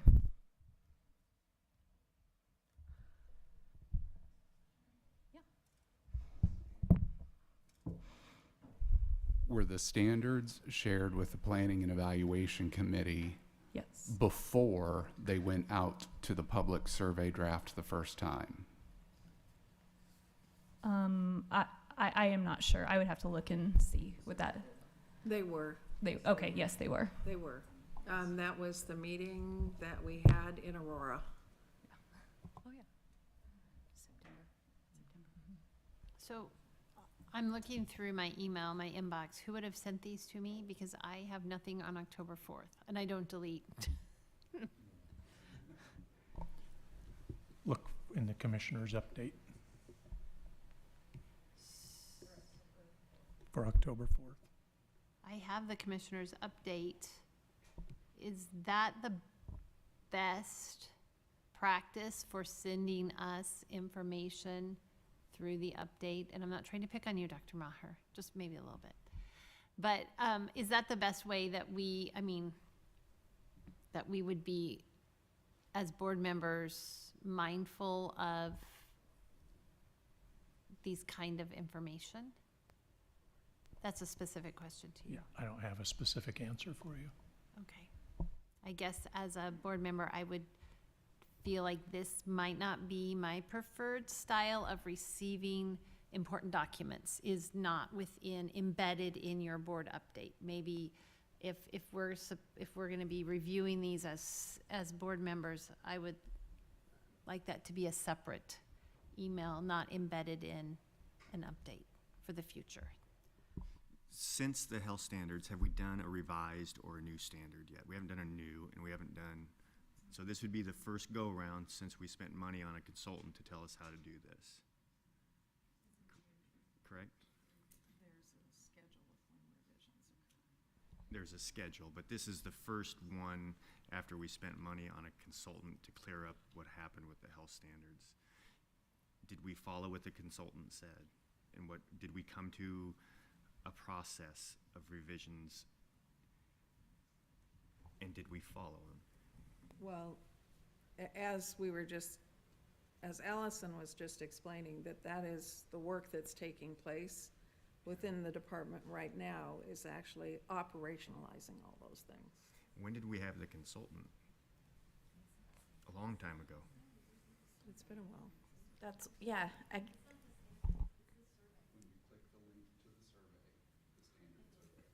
I'm just asking if this is our first go around, and if we spent the money on a consultant so it never happened again, that the board didn't see something before it went out to the public or the superintendents, and we're 8 months into getting those processes done. That's a very long time for that to happen, for that to take place, and here we are again at the same spot. And I'm just relating what I believe to be facts, and we got to have stuff to be able to vote on. We got to see it, and maybe we saw it on October 4th and it's in your email. So But what we gotta it be is careful. there's a link, sorry Kirk, there's a link to the survey, and then within that survey, there's an additional link to the standards. Probably not the clearest method of communication, is my concern. Because I read that, I read your updates, and I was like, oh, it's a survey, I'm not gonna take a survey because we as a board will give our input.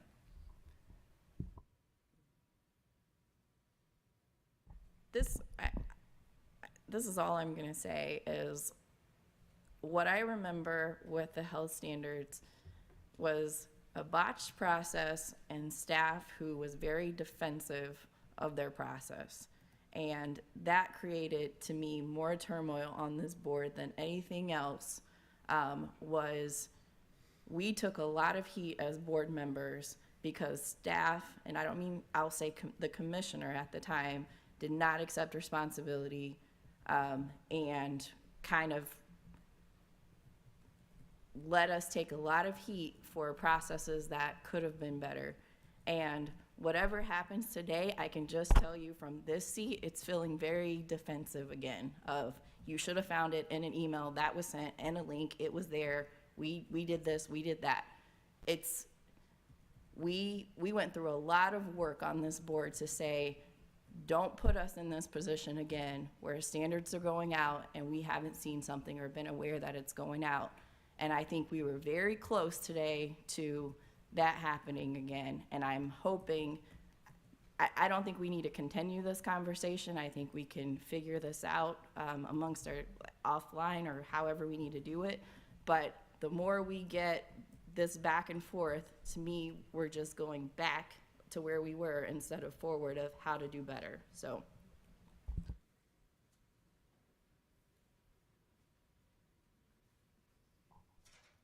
Thank you.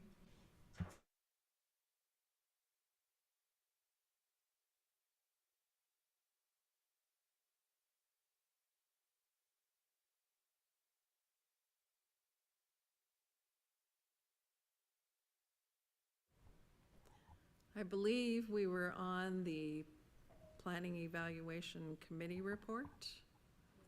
Any other discussion related to that report? All right, agenda item 6.3.A, adopt the annual plan for the Nebraska statewide assessment and reporting system for 2023-24. Is there a motion on item 6.3.A?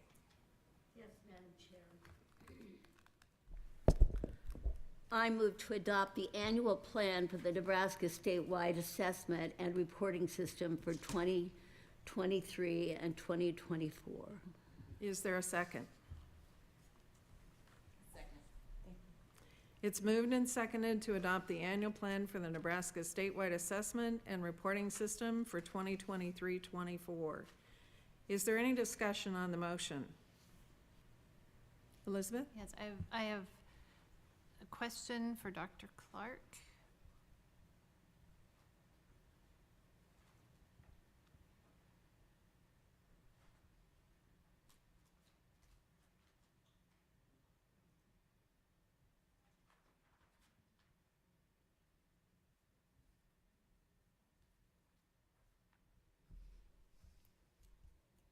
Good afternoon. Thank you, Dr. Clark. Yes. So my question is, can you help me understand the timeline for when the development of your plan? And because my only concern is, as I was reading this, was if this is due in 2023 and it's December, what would happen? I mean, I don't know how we'll vote if we say no. I mean, so my question is this typically that this comes in December to us? And I'm just curious about that time frame. Yes, as long as I've been with the department, my understanding is that this is adopted in December, primarily because the data that is shared waits until the public release of the data, because part of what we include is information that would normally be embargoed. Mm-hmm. So until there's a public release, we generally do not bring it to the board for action. To bring the assessment, okay. Yes. And so a conversation for a later date Mhm. that will involve other members of the board as well is understanding why we have such a lengthy embargo. When the summative exam is taken in March and April, Mhm. and that information is embargoed until the end of November, Mhm. I have people from the public contacting me and wanting to know why. So this would be a discussion that I Sure. would like to have at a later date. Absolutely. Okay, well, thank you so You much bet. for your help. I appreciate it. Sure. Any other discussion? The motion is to adopt the annual plan for the Nebraska statewide assessment and reporting system for 2023-24. Thank you, Trudy. I think, I'm sorry I didn't say thank you before I started that. Would the recording secretary please call the roll? Tegmeyer? Yes. Neary? Morrison? Yes. Co-Johns? Yes. Penner? Yes. Googles? Yes. Jones? Yes. Fricky? Yes. 7 yes, 1 absent. The votes are 7 yeas, 1 absent. The affirmative has it. And the motion to adopt the annual plan for the Nebraska statewide assessment and reporting system for 2023-24 is adopted. Agenda item 6.3.b. It's an action item. Approve the accreditation of Lawrence Nelson Public Schools and the Sandy Creek Public Schools for the 2024-25 school year under Rule 10. Is there a motion on item 6.3.b? Yes, Madam President, I move to approve the accreditation of Lawrence Nelson Public Schools and Sandy Creek Public Schools for the 2024-2025 school year under Rule 10. Is there a second to the motion? Okay, it's moved and seconded to approve the accreditation of Lawrence Nelson Public Schools and Sandy Creek Public Schools for the 2024-25 school year under Rule 10. Is there any discussion on the motion?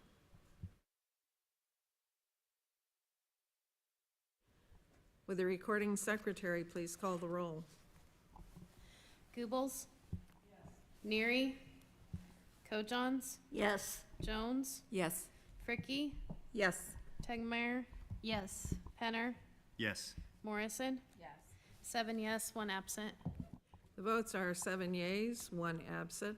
The affirmative has it, and the motion to approve the accreditation of Lawrence Nelson Public Schools and Sandy Creek Public Schools for the 2024-25 school year under Rule 10 is adopted.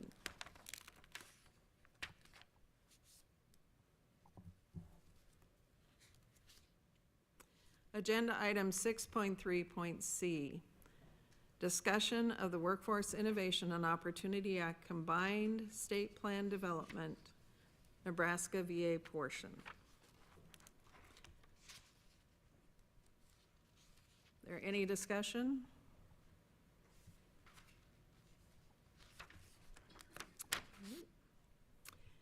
Agenda item 6.3.d, provide information on the fall 2023 state and federal accountability processes. At this time, I would like to invite Shirley Vargas and Derek Ippenson to the front to present on the discussion item.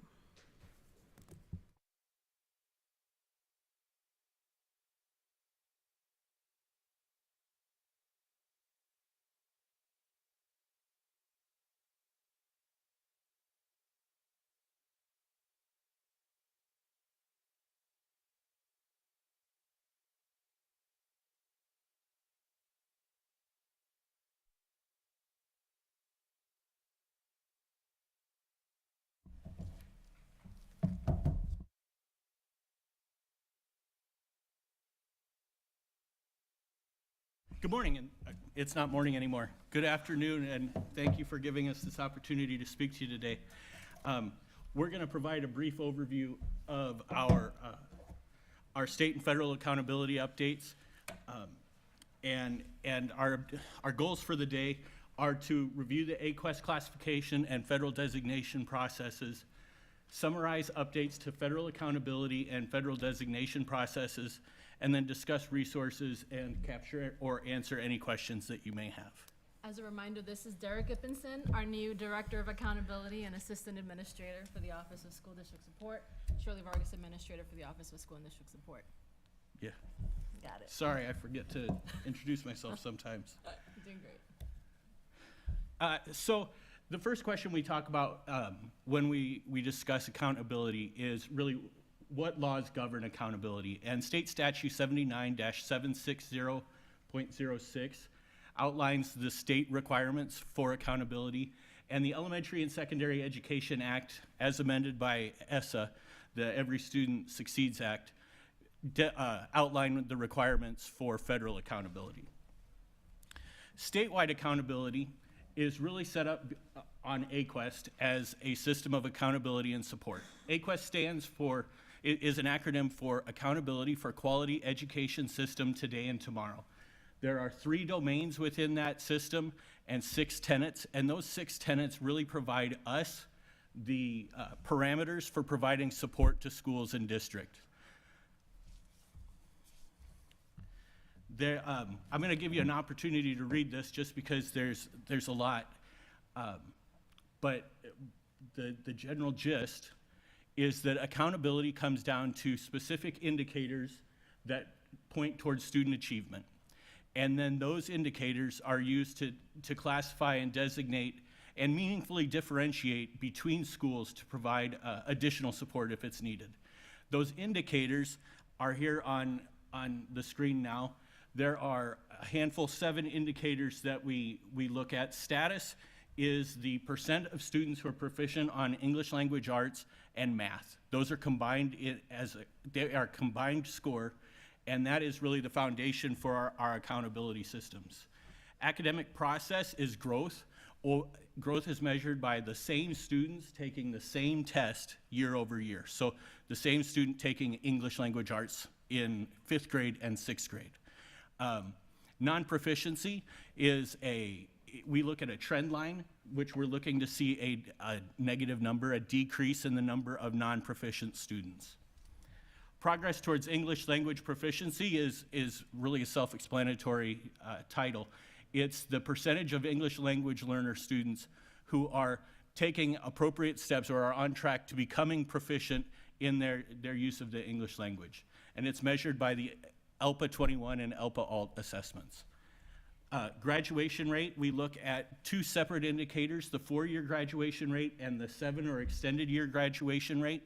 And those lag a year behind. So on here it says fall 22 data will be used, or we'll be using the spring of 21 data. We used for this year the spring of 20, we used the spring of 22 graduation rates for this year. Then the last two items are chronic absenteeism and science proficiency.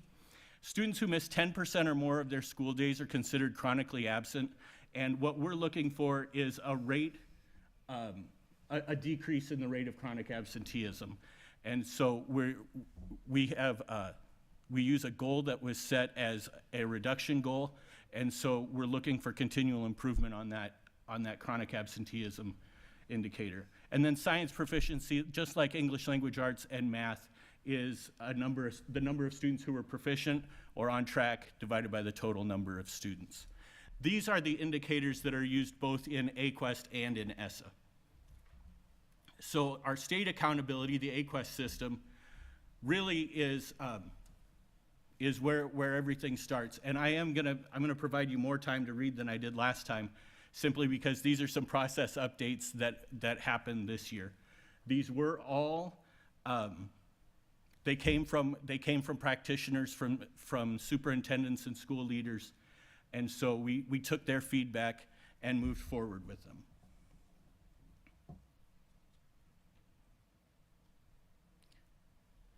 Some of the most important, I think, notes here are the ELPA 21 indicator was updated to include eligibility for students who attained proficiency in the first year, meaning we aren't requiring students who have obtained proficiency to continue to test to measure if they've obtained proficiency. The other one is that all pre-K students have been removed from school and district indicators, meaning students who are in preschool aren't counted in that attendance indicator. And that was something that we heard from a lot of schools and districts. The final one is school discipline data is only reported this year, and it's not included in the ratings. This is part of 760.06. 79.7-760.06. This is the AQuest classification process. It starts with the status score, that proficiency in English language arts and math. We have 3 indicators that we've traditionally looked at that could be positive or negative adjustments. Graduation rate is one. That's the transitions indicator. Opportunities and access is the second one. Schools are eligible for a positive adjustment depending on their reduction in chronic absenteeism and progress towards English language proficiency. And then student achievement and growth is the final indicator that they could, or tenet that they could receive a positive adjustment for, and that looks at student growth, non-proficiency, and science proficiency. Once those adjustments have been applied, a final classification is given. Yeah, well, that's, yeah. The, one of the pieces, the sheet that I gave you is a brief description of each of those indicators and how those are scored. That's available on the aquest.com/resources site. So as you may have all known, we released at a press conference last week the 23 classifications. On the board is the distribution of schools and districts who were rated or classified as excellent, great, good, or need support to improve. I think that the numbers are there. I could read them, but I'm certain that everybody can read the numbers, and we'll keep going. The last part that I want to talk about with the AQuest classifications is simply the relationship between classifications and designations. As I said earlier, the same indicators are used for state classifications and federal designations, but they're looked at in a different way. And so the two systems are independent of each other. And that is, I believe, for good cause, because the classifications, the state classifications, is made to identify schools who are excellent, great, good, or need support to improve, where the federal classifications are really to identify those schools performing in the lowest 5% of the specified schools. And just to add on to what Derek has said, it's possible a school could be great and have a student group that maybe is not performing as high as a comparison group. So the intent there is that we allow these two systems to operate independent of one another in order to continue to target even further areas for support for different schools alongside their classifications. So I'm gonna take us through now federal designations. We spent a lot of time together engaging in conversations related to our short-term amendment related to federal accountability. You also engaged in a conversation yesterday with Lane related to a long-term ESSA plan amendment. So this is just focused on federal accountability. To start us off, I wanna just provide some definitions. Really quickly, as a reminder, when we talk about comprehensive support and improvement schools, or CSI, we are specifically talking about the lowest 5% of Title I schools across our state. These are also any public high school that has a four-year cohort graduation rate lower than 67%. Both of these two stipulations come from the U.S. Department of Ed, specifically from the ESSA federal law, like you heard Derek describe earlier, as well as any school that has a student group that has not been improving over a state-determined amount of time. For us, it's 3 years, with the exception of this very first year. The cohort from 2019 had 4 years. And it had a lot to do with the interruptions from the pandemic and the addendum that was awarded to us back in 2021, I believe. We'll add a timeline, I'll show you that in a moment. And the last two are specific to student group performance. And this is really critical. I think yesterday when you all were talking about goals, it was really important to drill down into what are we meaning when we're talking about decreasing and eliminating gaps between different student groups. So this is the intent of the federal law here, to be able to really drill down to different student groups and understand how they're comparing to their peers. One happens every year. The comparison group is the lowest, 25%, as opposed to ATSI, which happens every 3 years, and it's comparing it to CSI, which is the lowest 5%. That means that a school could be good or great and have a student group that is performing at or below our lowest 5% of Title I schools. So that should be an immediate flag for a school and a district team to dig down and figure out what they can do to improve. So actually, this slide can be adjusted somewhat. While we have received approval, there are a couple of steps that we have yet to finish, and that has to do with submitting some additional information to the U.S. Department of Education in order for them to update their U.S. Department of Ed page with their letter, as well as the plan that's been approved. So that is forthcoming, which is why this information and everything related to designations is still draft. So you saw the press conference focused really on accountability specific to AQUEST, like you heard Derek, and we're still working through what the timeline will be to share out the information related to designations. If you remember, we used to show a map with little dots everywhere. That will be updated as soon as that information has been made public. So, and we'll return in January to share that final information with you all again. And I know we'll share the information prior if it's happening before then. So a lot of information I just threw at you, but I wanted to just keep you informed as the process goes. So how do we actually identify these schools? We go through a filter process. You all remember we talked through this a few months, maybe now it feels like ages ago, but it was months ago, and we spent a lot of time thinking through, right, well, what does it actually mean to truly identify schools that need the most support to improve? Also knowing that these schools will be identified until 2026. So these are the schools we're gonna spend a lot of time, energy, resources, really supporting them and improving students' academic and non-academic outcomes. So you'll see here we go through a 3-stage process. At the very end, we identify our lowest 5% of Title I schools. And then we go to our student group designations. Here's just a quick rundown of the student groups. At the very least, there's 10 student groups that are identified by the ESSA federal law, and you see 7 racial and ethnic groups, economically disadvantaged, English learners, and students with disabilities. For the past few years, students with disabilities has been our largest student group. As we continue to finalize our calculations, we'll be sure to share updated information as soon as we have that available. And then lastly, how we identify our additional targeted support and improvement. We go through a similar process. The exception here is that this is based on student group performance. This means every single school across our state is eligible for this level of support so long as they meet the end size, which is at least 10. So we want to make sure that we are sharing the wealth and supporting those schools that need them the most, not just because they're more kids, but rather because they've actually demonstrated that need as they go through each stage here. So the question is always, well, I got here, how do I get out of here, right? So we make this really clear for folks. We provide the exit criteria, and for CSI, because it's the lowest 5%, we want to make sure we set that expectation and not being re-identified, not being the lowest 10%, and then increase across all those indicators. So the indicators on the sheet that Derek provided and that he talked about earlier, those are all the indicators that these schools are held accountable to. For ATSI, which is based on student group performance, we want to see, are they improving in their proficiency score? So not be re-identified and making sure in that stage 1 that we just looked at, that they're actually making some growth there.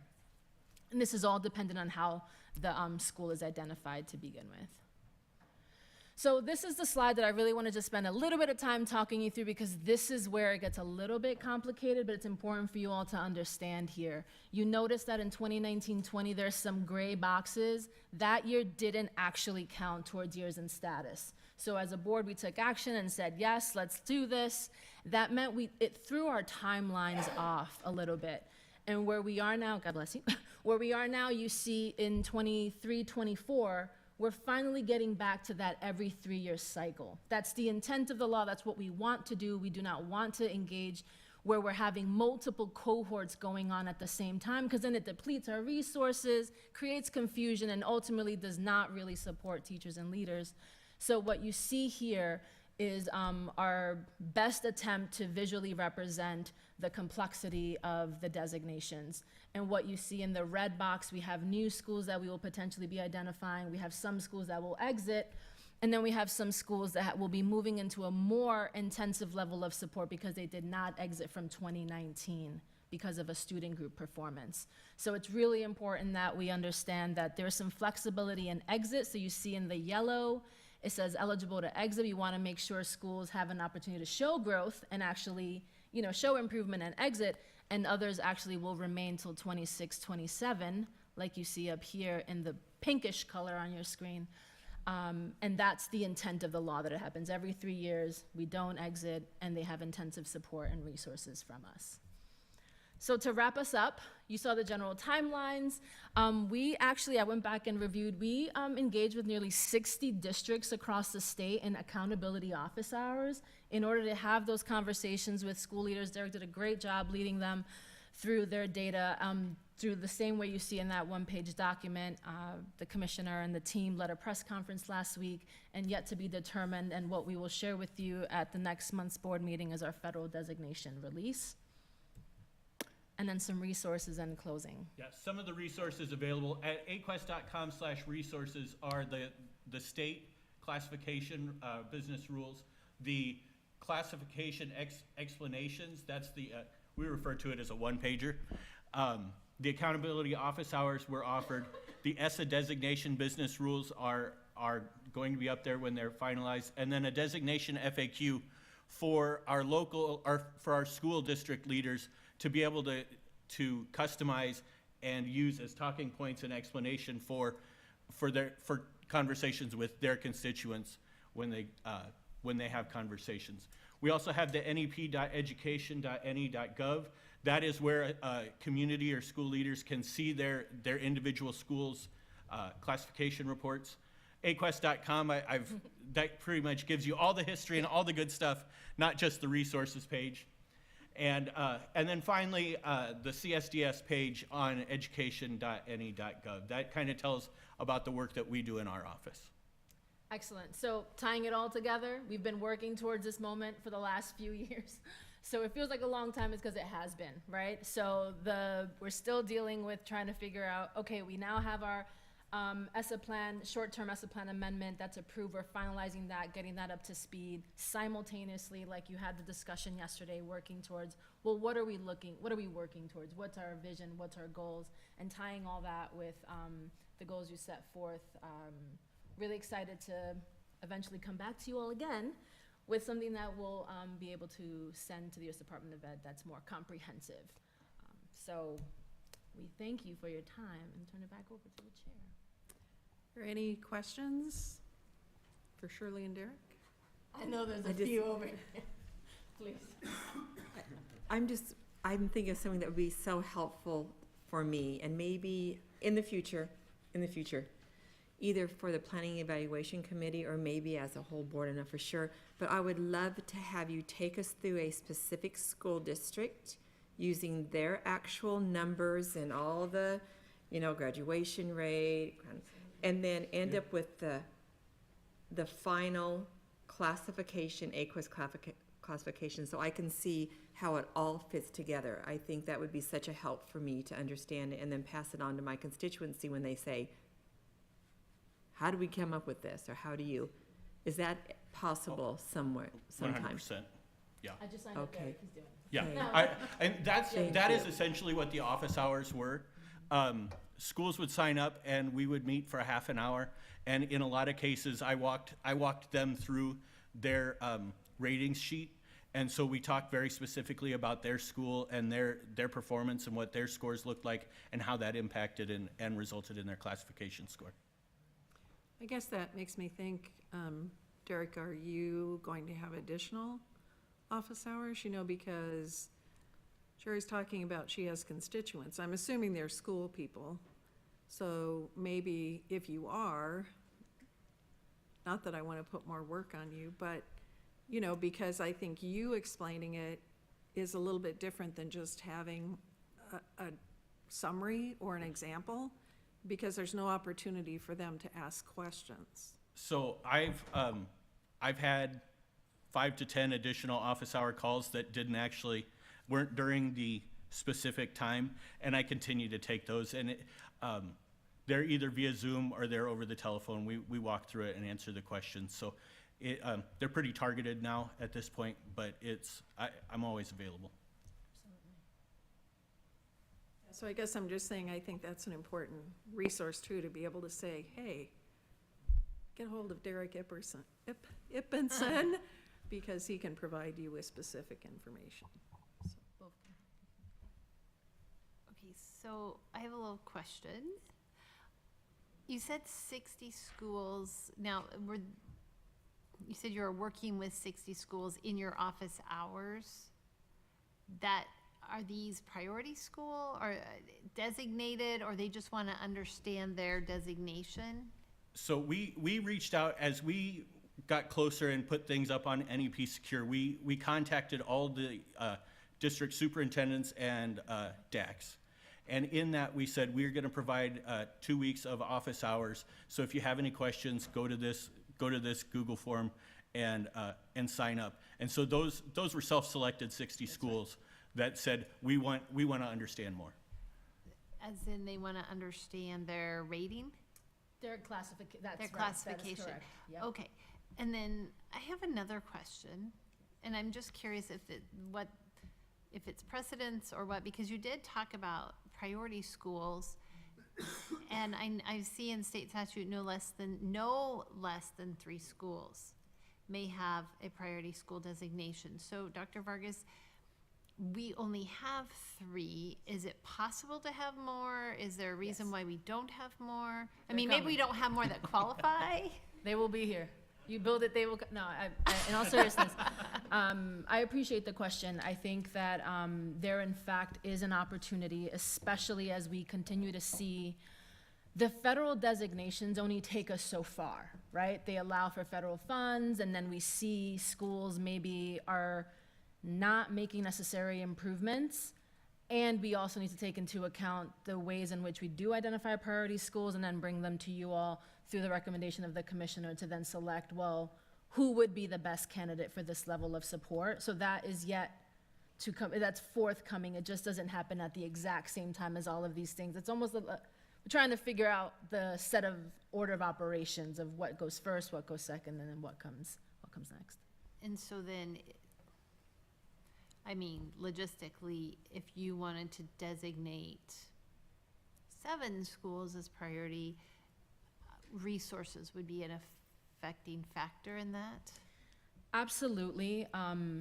As I've shared before with this board and at the legislature, we have about, I believe, $350,000 to do priority schoolwork, which is not nearly enough. And then we have federal funds that actually go directly to schools that we then provide support and direction and guidance on how the school is best, how they should best use the funds. But it isn't our funds at our disposal to be able to say, I'm going to deploy a team of instructional coaches or add more people to Allison's team and have them, or anyone else. So that's the kind of a nuance there. So yeah, so adding more schools means also making sure we have money in the pocket. Of course. Oh, I think Pat, she might be. Yeah, okay. Thank you very much. Thank you. Thank you. We'll look forward to hearing from you again.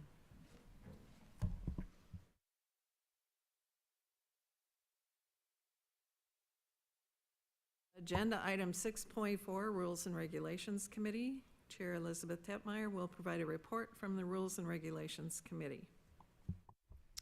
Right, the Rules and Regulations Committee reports on the November 30th, 2023 meeting of the committee.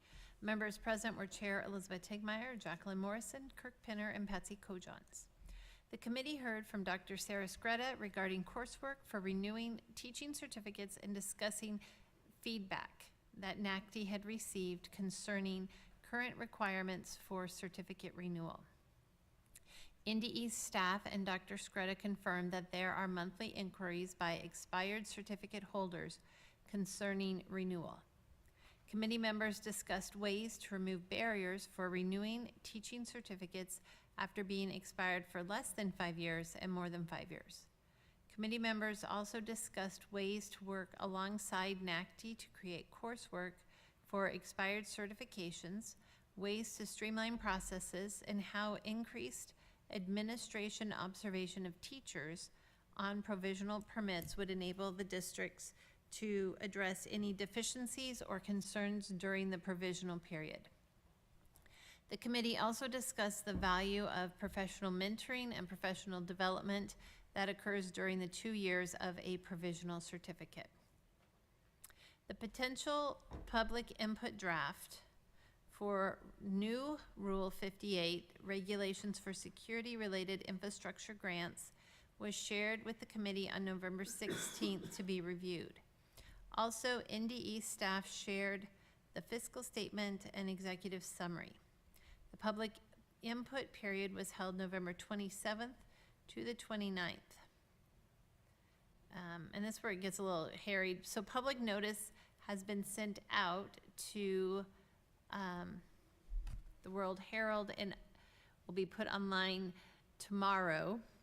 The public hearing is planned to be held on January 3rd for Rule 58.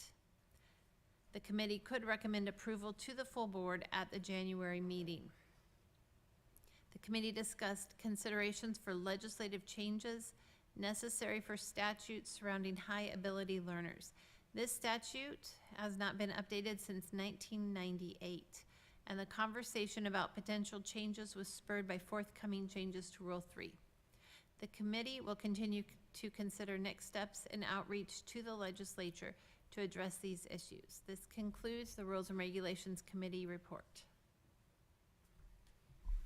Any questions for Elizabeth? All right. Patty stepped out real quick, so I'm taking over. Yeah. Yeah, no votes. We do not have a quorum. So we need to go back to the 4 consent agenda items polled, is that correct? Or, go ahead. No, I was just gonna say that the one that I pulled is just discussion. Okay. What number did you pull? 5.3 Point B? B. Okay. And 5.3, so we'll go to 5.3A, which is what I pulled, and we can't vote. So I just need the reason I pulled it is I want what that outside entity is going to be teaching. So are we gonna have a discussion? Do you wanna? We're getting all willy-nilly here, Ryan. Could you? Yeah.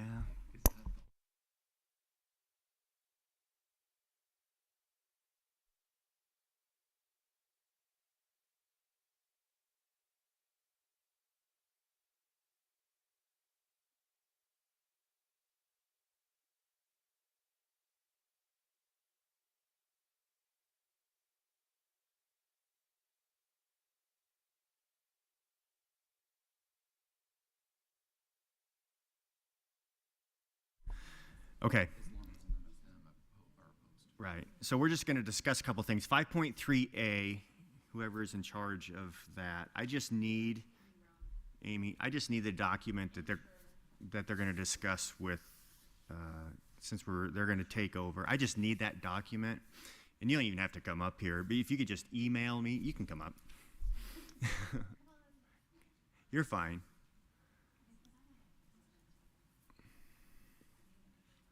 Okay.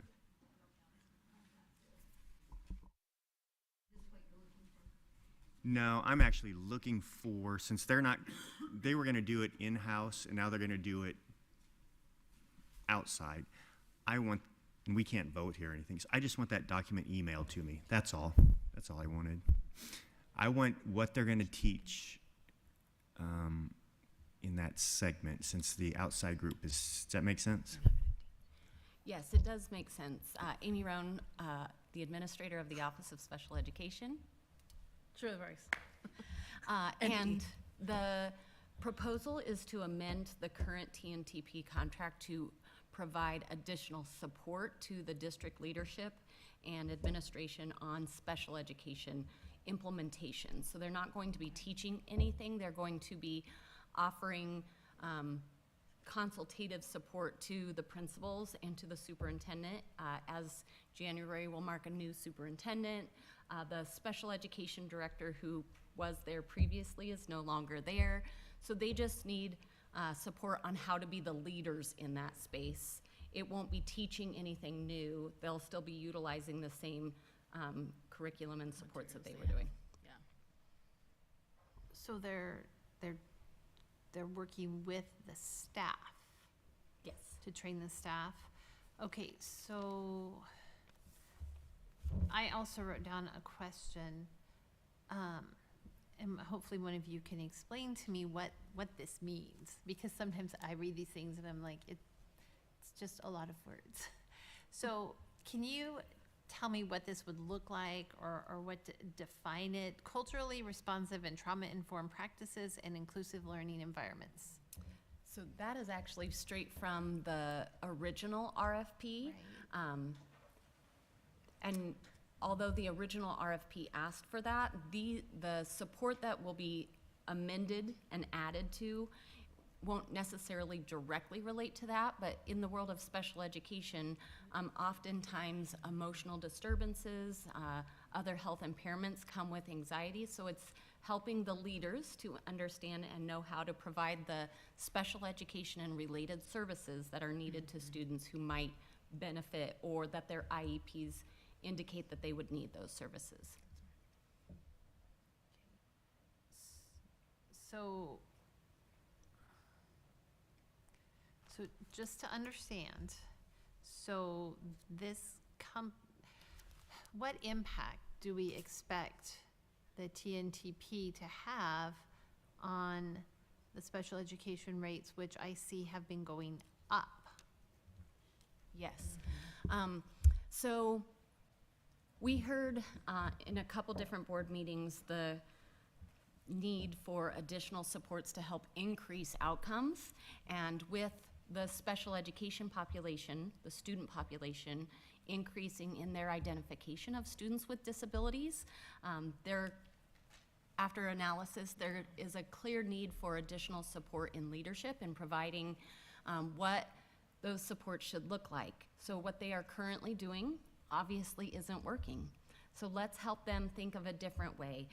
They are in the process of incorporating more inclusive classroom settings, so providing instruction to all fourth graders, including students with disabilities who are in fourth grade, at grade level so that they can increase those outcomes, rather than providing pull-out supports or separate supports that may have, that may have existed previously. So it's just helping new leadership as they come into the building and they come into those roles, understand how those will impact students, and knowing the curriculum that they've recently newly adopted, and how they can utilize that to support those student outcome increases.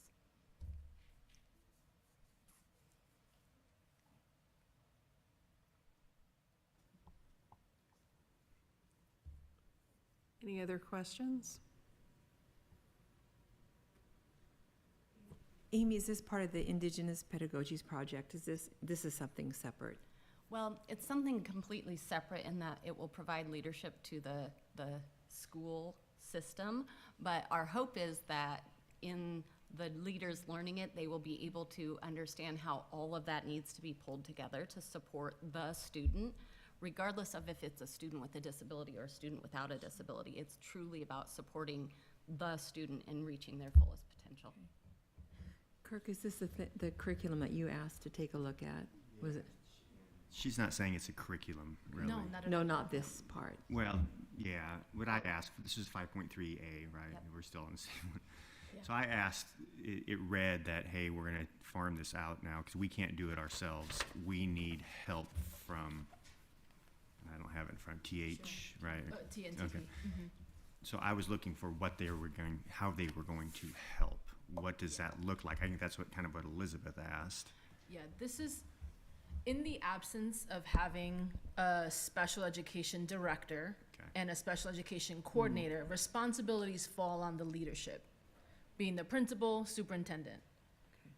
This is the 11th superintendent, right? 10th principal. I mean, we're talking about, the point here is that if we're talking about systemic change and we're attempting to address the increased number of students with disabilities, we can't just rely on one person coming in and being a coordinator and assume that they can take on the responsibilities of complying with IDEA Rule 51. And then, also ensuring that they're receiving the educational support they need with whatever materials are being implemented in the general education classroom. So the intention here is that TNTP will add additional services specific to special education that currently cannot be fulfilled by leveraging their ESU or actual personnel on staff. So this would be that piece here. And so Kirk, give me the okay, I can ask a question. I saw it too. Oh, so does Asante have special education staff? Yes. Or is this, okay, do, so they would work in conjunction with the staff as well as the administration? Yes, that is correct. Okay.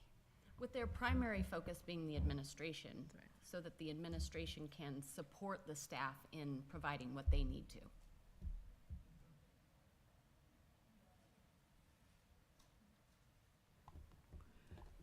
Any other questions? Thank you. I believe we have a motion and second. Oh, no, we don't. Oh, We have you- that. Now we can. Oh, We need you don't have discussion before a motion typically, well, but I we'll, know, but but thank you, We Kurt. went into it. Okay.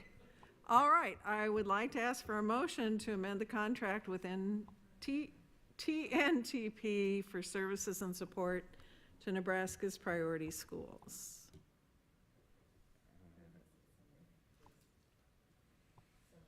Here you go. Right here. I move to amend the contract with TNTP for services and support to Nebraska's priority schools. Is there a second? I second that motion. It's moved and seconded to amend the contract with TNTP for services and support to Nebraska's priority schools. There's already been discussion. I'm assuming there's no need for more. So with that, would the recording secretary please call the roll? Co-Johns, Yes. Fricky, Jones, Yes. Tegmeyer, Yes. Penner, Yes. Neary, Morrison, Goebbels, Yes. Yes. 5 yes, 3 absent. The votes are 5 yeas, 3 absent. The motion is passed in the affirmative.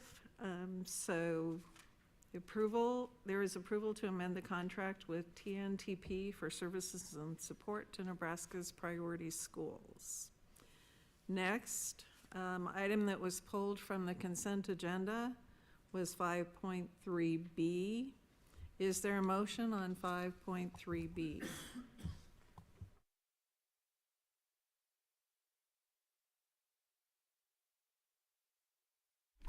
I got it. I move to authorize the commissioner to enter into renewal contracts with the OCIO contractors and other vendor partners in support of ECIDS and other data and systems modernization efforts. Is there a second to the motion? Second. It's been moved and seconded to authorize the commissioner to enter into renewal contracts with the OCIO contractors and other vendor partners in support of the ECIDS and other data and system modernization efforts. Discussion. Yes, I'm the one who pulled that. So I have questions, and Kristen was gonna try and catch me earlier, and we did not get to have this conversation. As you walk up, I'll start talking. I know people are ready to go home. But, so it's $3.5 million, and I need to have better understanding, and I'm sure at some point you did explain it to us, probably in October, and I'm feeling just a little confused how this system integrates or supports early childhood. And then as I was reading, it was like word salad to me. Project management, business analysis, application development, ETL management, data management, visualization. I don't know what that is, and I don't know how this supports. I need to understand better how this is gonna support the work to approve a $3.5 million project. Fair question. Thank you. So it's not just eKids. eKids is one of the systems that we're seeking to renew current contracts on. eKids is an early childhood education system that joins together data that we have at the Department of Education about early childhood students with data at the Department of Health and Human Services. It is in the development stage. It's not fully cooked and ready to go yet. So there are 3 contracts for staff that need to be renewed for that project. We are coming up on the tail end of the SLDS 2019 contract for the statewide longitudinal data system. And I know this is more alphabet salad, which probably doesn't help things, does it? That is our main data collection system at the department. We were also fortunate enough to get a 2023 SLDS grant that will be starting here soon. And we will have some pre-planning needs that we need to continue some project manager and business analyst positions for in support of that. There are a number of application development projects going on as well. Some of this is ESSER funded. We have, the way that we run the IT shop right now, we are heavily dependent on contractors to get anything done. In the application development area and in the infrastructure area, we have 9 full-time regular employees. So anytime we're building applications or we're making enhancements to a system, we're relying heavily on contractors to get that work done. Because all of that stuff is in addition to the 76 or so applications that we routinely support with those 9 folks. So these funds would allow for contracted work, or in-house additional employees? It would allow for contracted work. We don't have the PSL from the legislature to actually hire, More the full complement of humans that you'd usually have in an IT shop. Okay. So when we're doing multiple projects, we have to get outside help in order to accomplish that. Okay, so just to repeat back what I heard you say. Yep. So this is not just the early childhood, that's one component. Right. This encompasses a lot of different projects throughout Yes. the department. Exactly. Okay, because when I saw that number, I saw early childhood. Yeah, I was no, like, it seems like a 3.5, lot, doesn't it? That's a lot Yeah, of money. no, it's okay. a broad bunch of projects Okay, across great. multiple systems. Well, I am so glad that you came up and explained that. Yes. And I think it's great for everyone to hear because it is a high dollar project. Oh, definitely, yeah. So thank you so much. Yeah, no problem. And feel free, I know there's a lot of word salad in IT, so anytime anything doesn't make sense, please pick up the phone and call me or email me and say, what is this? I'll be happy to do my best to make it make sense. All right, thank you so Okay? much. Yeah. Any other discussion? Okay, it has been moved and seconded to authorize the commissioner to enter into renewal contracts with the OCIO contractors and other vendor partners in support of the ESIDS and other data and system modernization efforts. Will the recording secretary please call the roll? Penner, Yes. Neary, Morrison, Tegmeyer, Yes. Goebbels, Yes. Jones, Yes. Kojons, Yes. Fricky. 5 yes, 3 absent. The votes are 5 yeas, 3 absents. The affirmative has it. And the motion to authorize the commissioner to enter into renewal contracts with the OCIO contractors and other vendor partners in support of the ESIDS and other data and system modernization efforts is adopted. The next item that was pulled from the consent agenda is item 5.4A. Jacqueline, I believe, pulled that item. Is there a motion related to 5.4A? I'll make that motion. I move to authorize the commissioner to approve a continuation grant to the Board of Regents of the University of Nebraska. Is there a second to the motion? Second. Is there any discussion? Would the recording secretary please call the roll? Jones, Yes. Neary, Penner, Yes. Goebbels, Yes. Kojons, Yes. Tegmeyer, Yes. Morrison, Fricky. 5 yes, 3 absent. Votes are 5 yeas, 3 absent. The affirmative has it. And the motion to authorize the commissioner to approve a continuation grant to the Board of Regents of the University of Nebraska is adopted. And finally, 5.4C, is there a motion? I move to authorize the commissioner to reallocate funds to federally funded expanded learning collaborative sites for summer school programming. Is there a second to the motion? I second that motion. It's moved and seconded.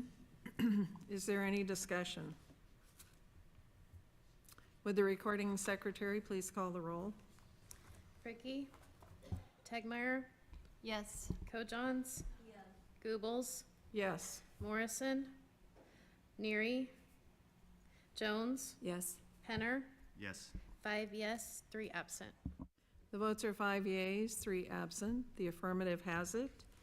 And the motion to authorize the commissioner to reallocate funds to federally funded expanded learning collaborative sites for summer school programming is adopted. We are now at agenda item 8.2, written public comment. There were no written public comments submitted. Agenda items 9.1 through 9.2. These are items of information and written reports for the board. And agenda item 10 is the good of the order.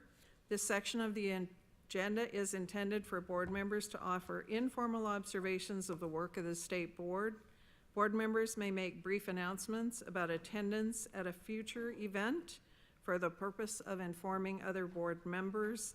No business or motions or suggested actions of the board may be offered at this point in the agenda, nor should board members engage in any substantive discussion about other agenda items or introduce new agenda items. Is there anything for the good of the order? Hearing none, thank you to those who attended in person today and those who tuned in to the broadcast. The next meetings of the State Board of Education are scheduled for January 4th and 5th, 2024 in Lincoln, Nebraska. The December 1st, 2023 State Board meeting is adjourned. Now you got a long drive home. Yeah, then I'm supposed to be flying to California.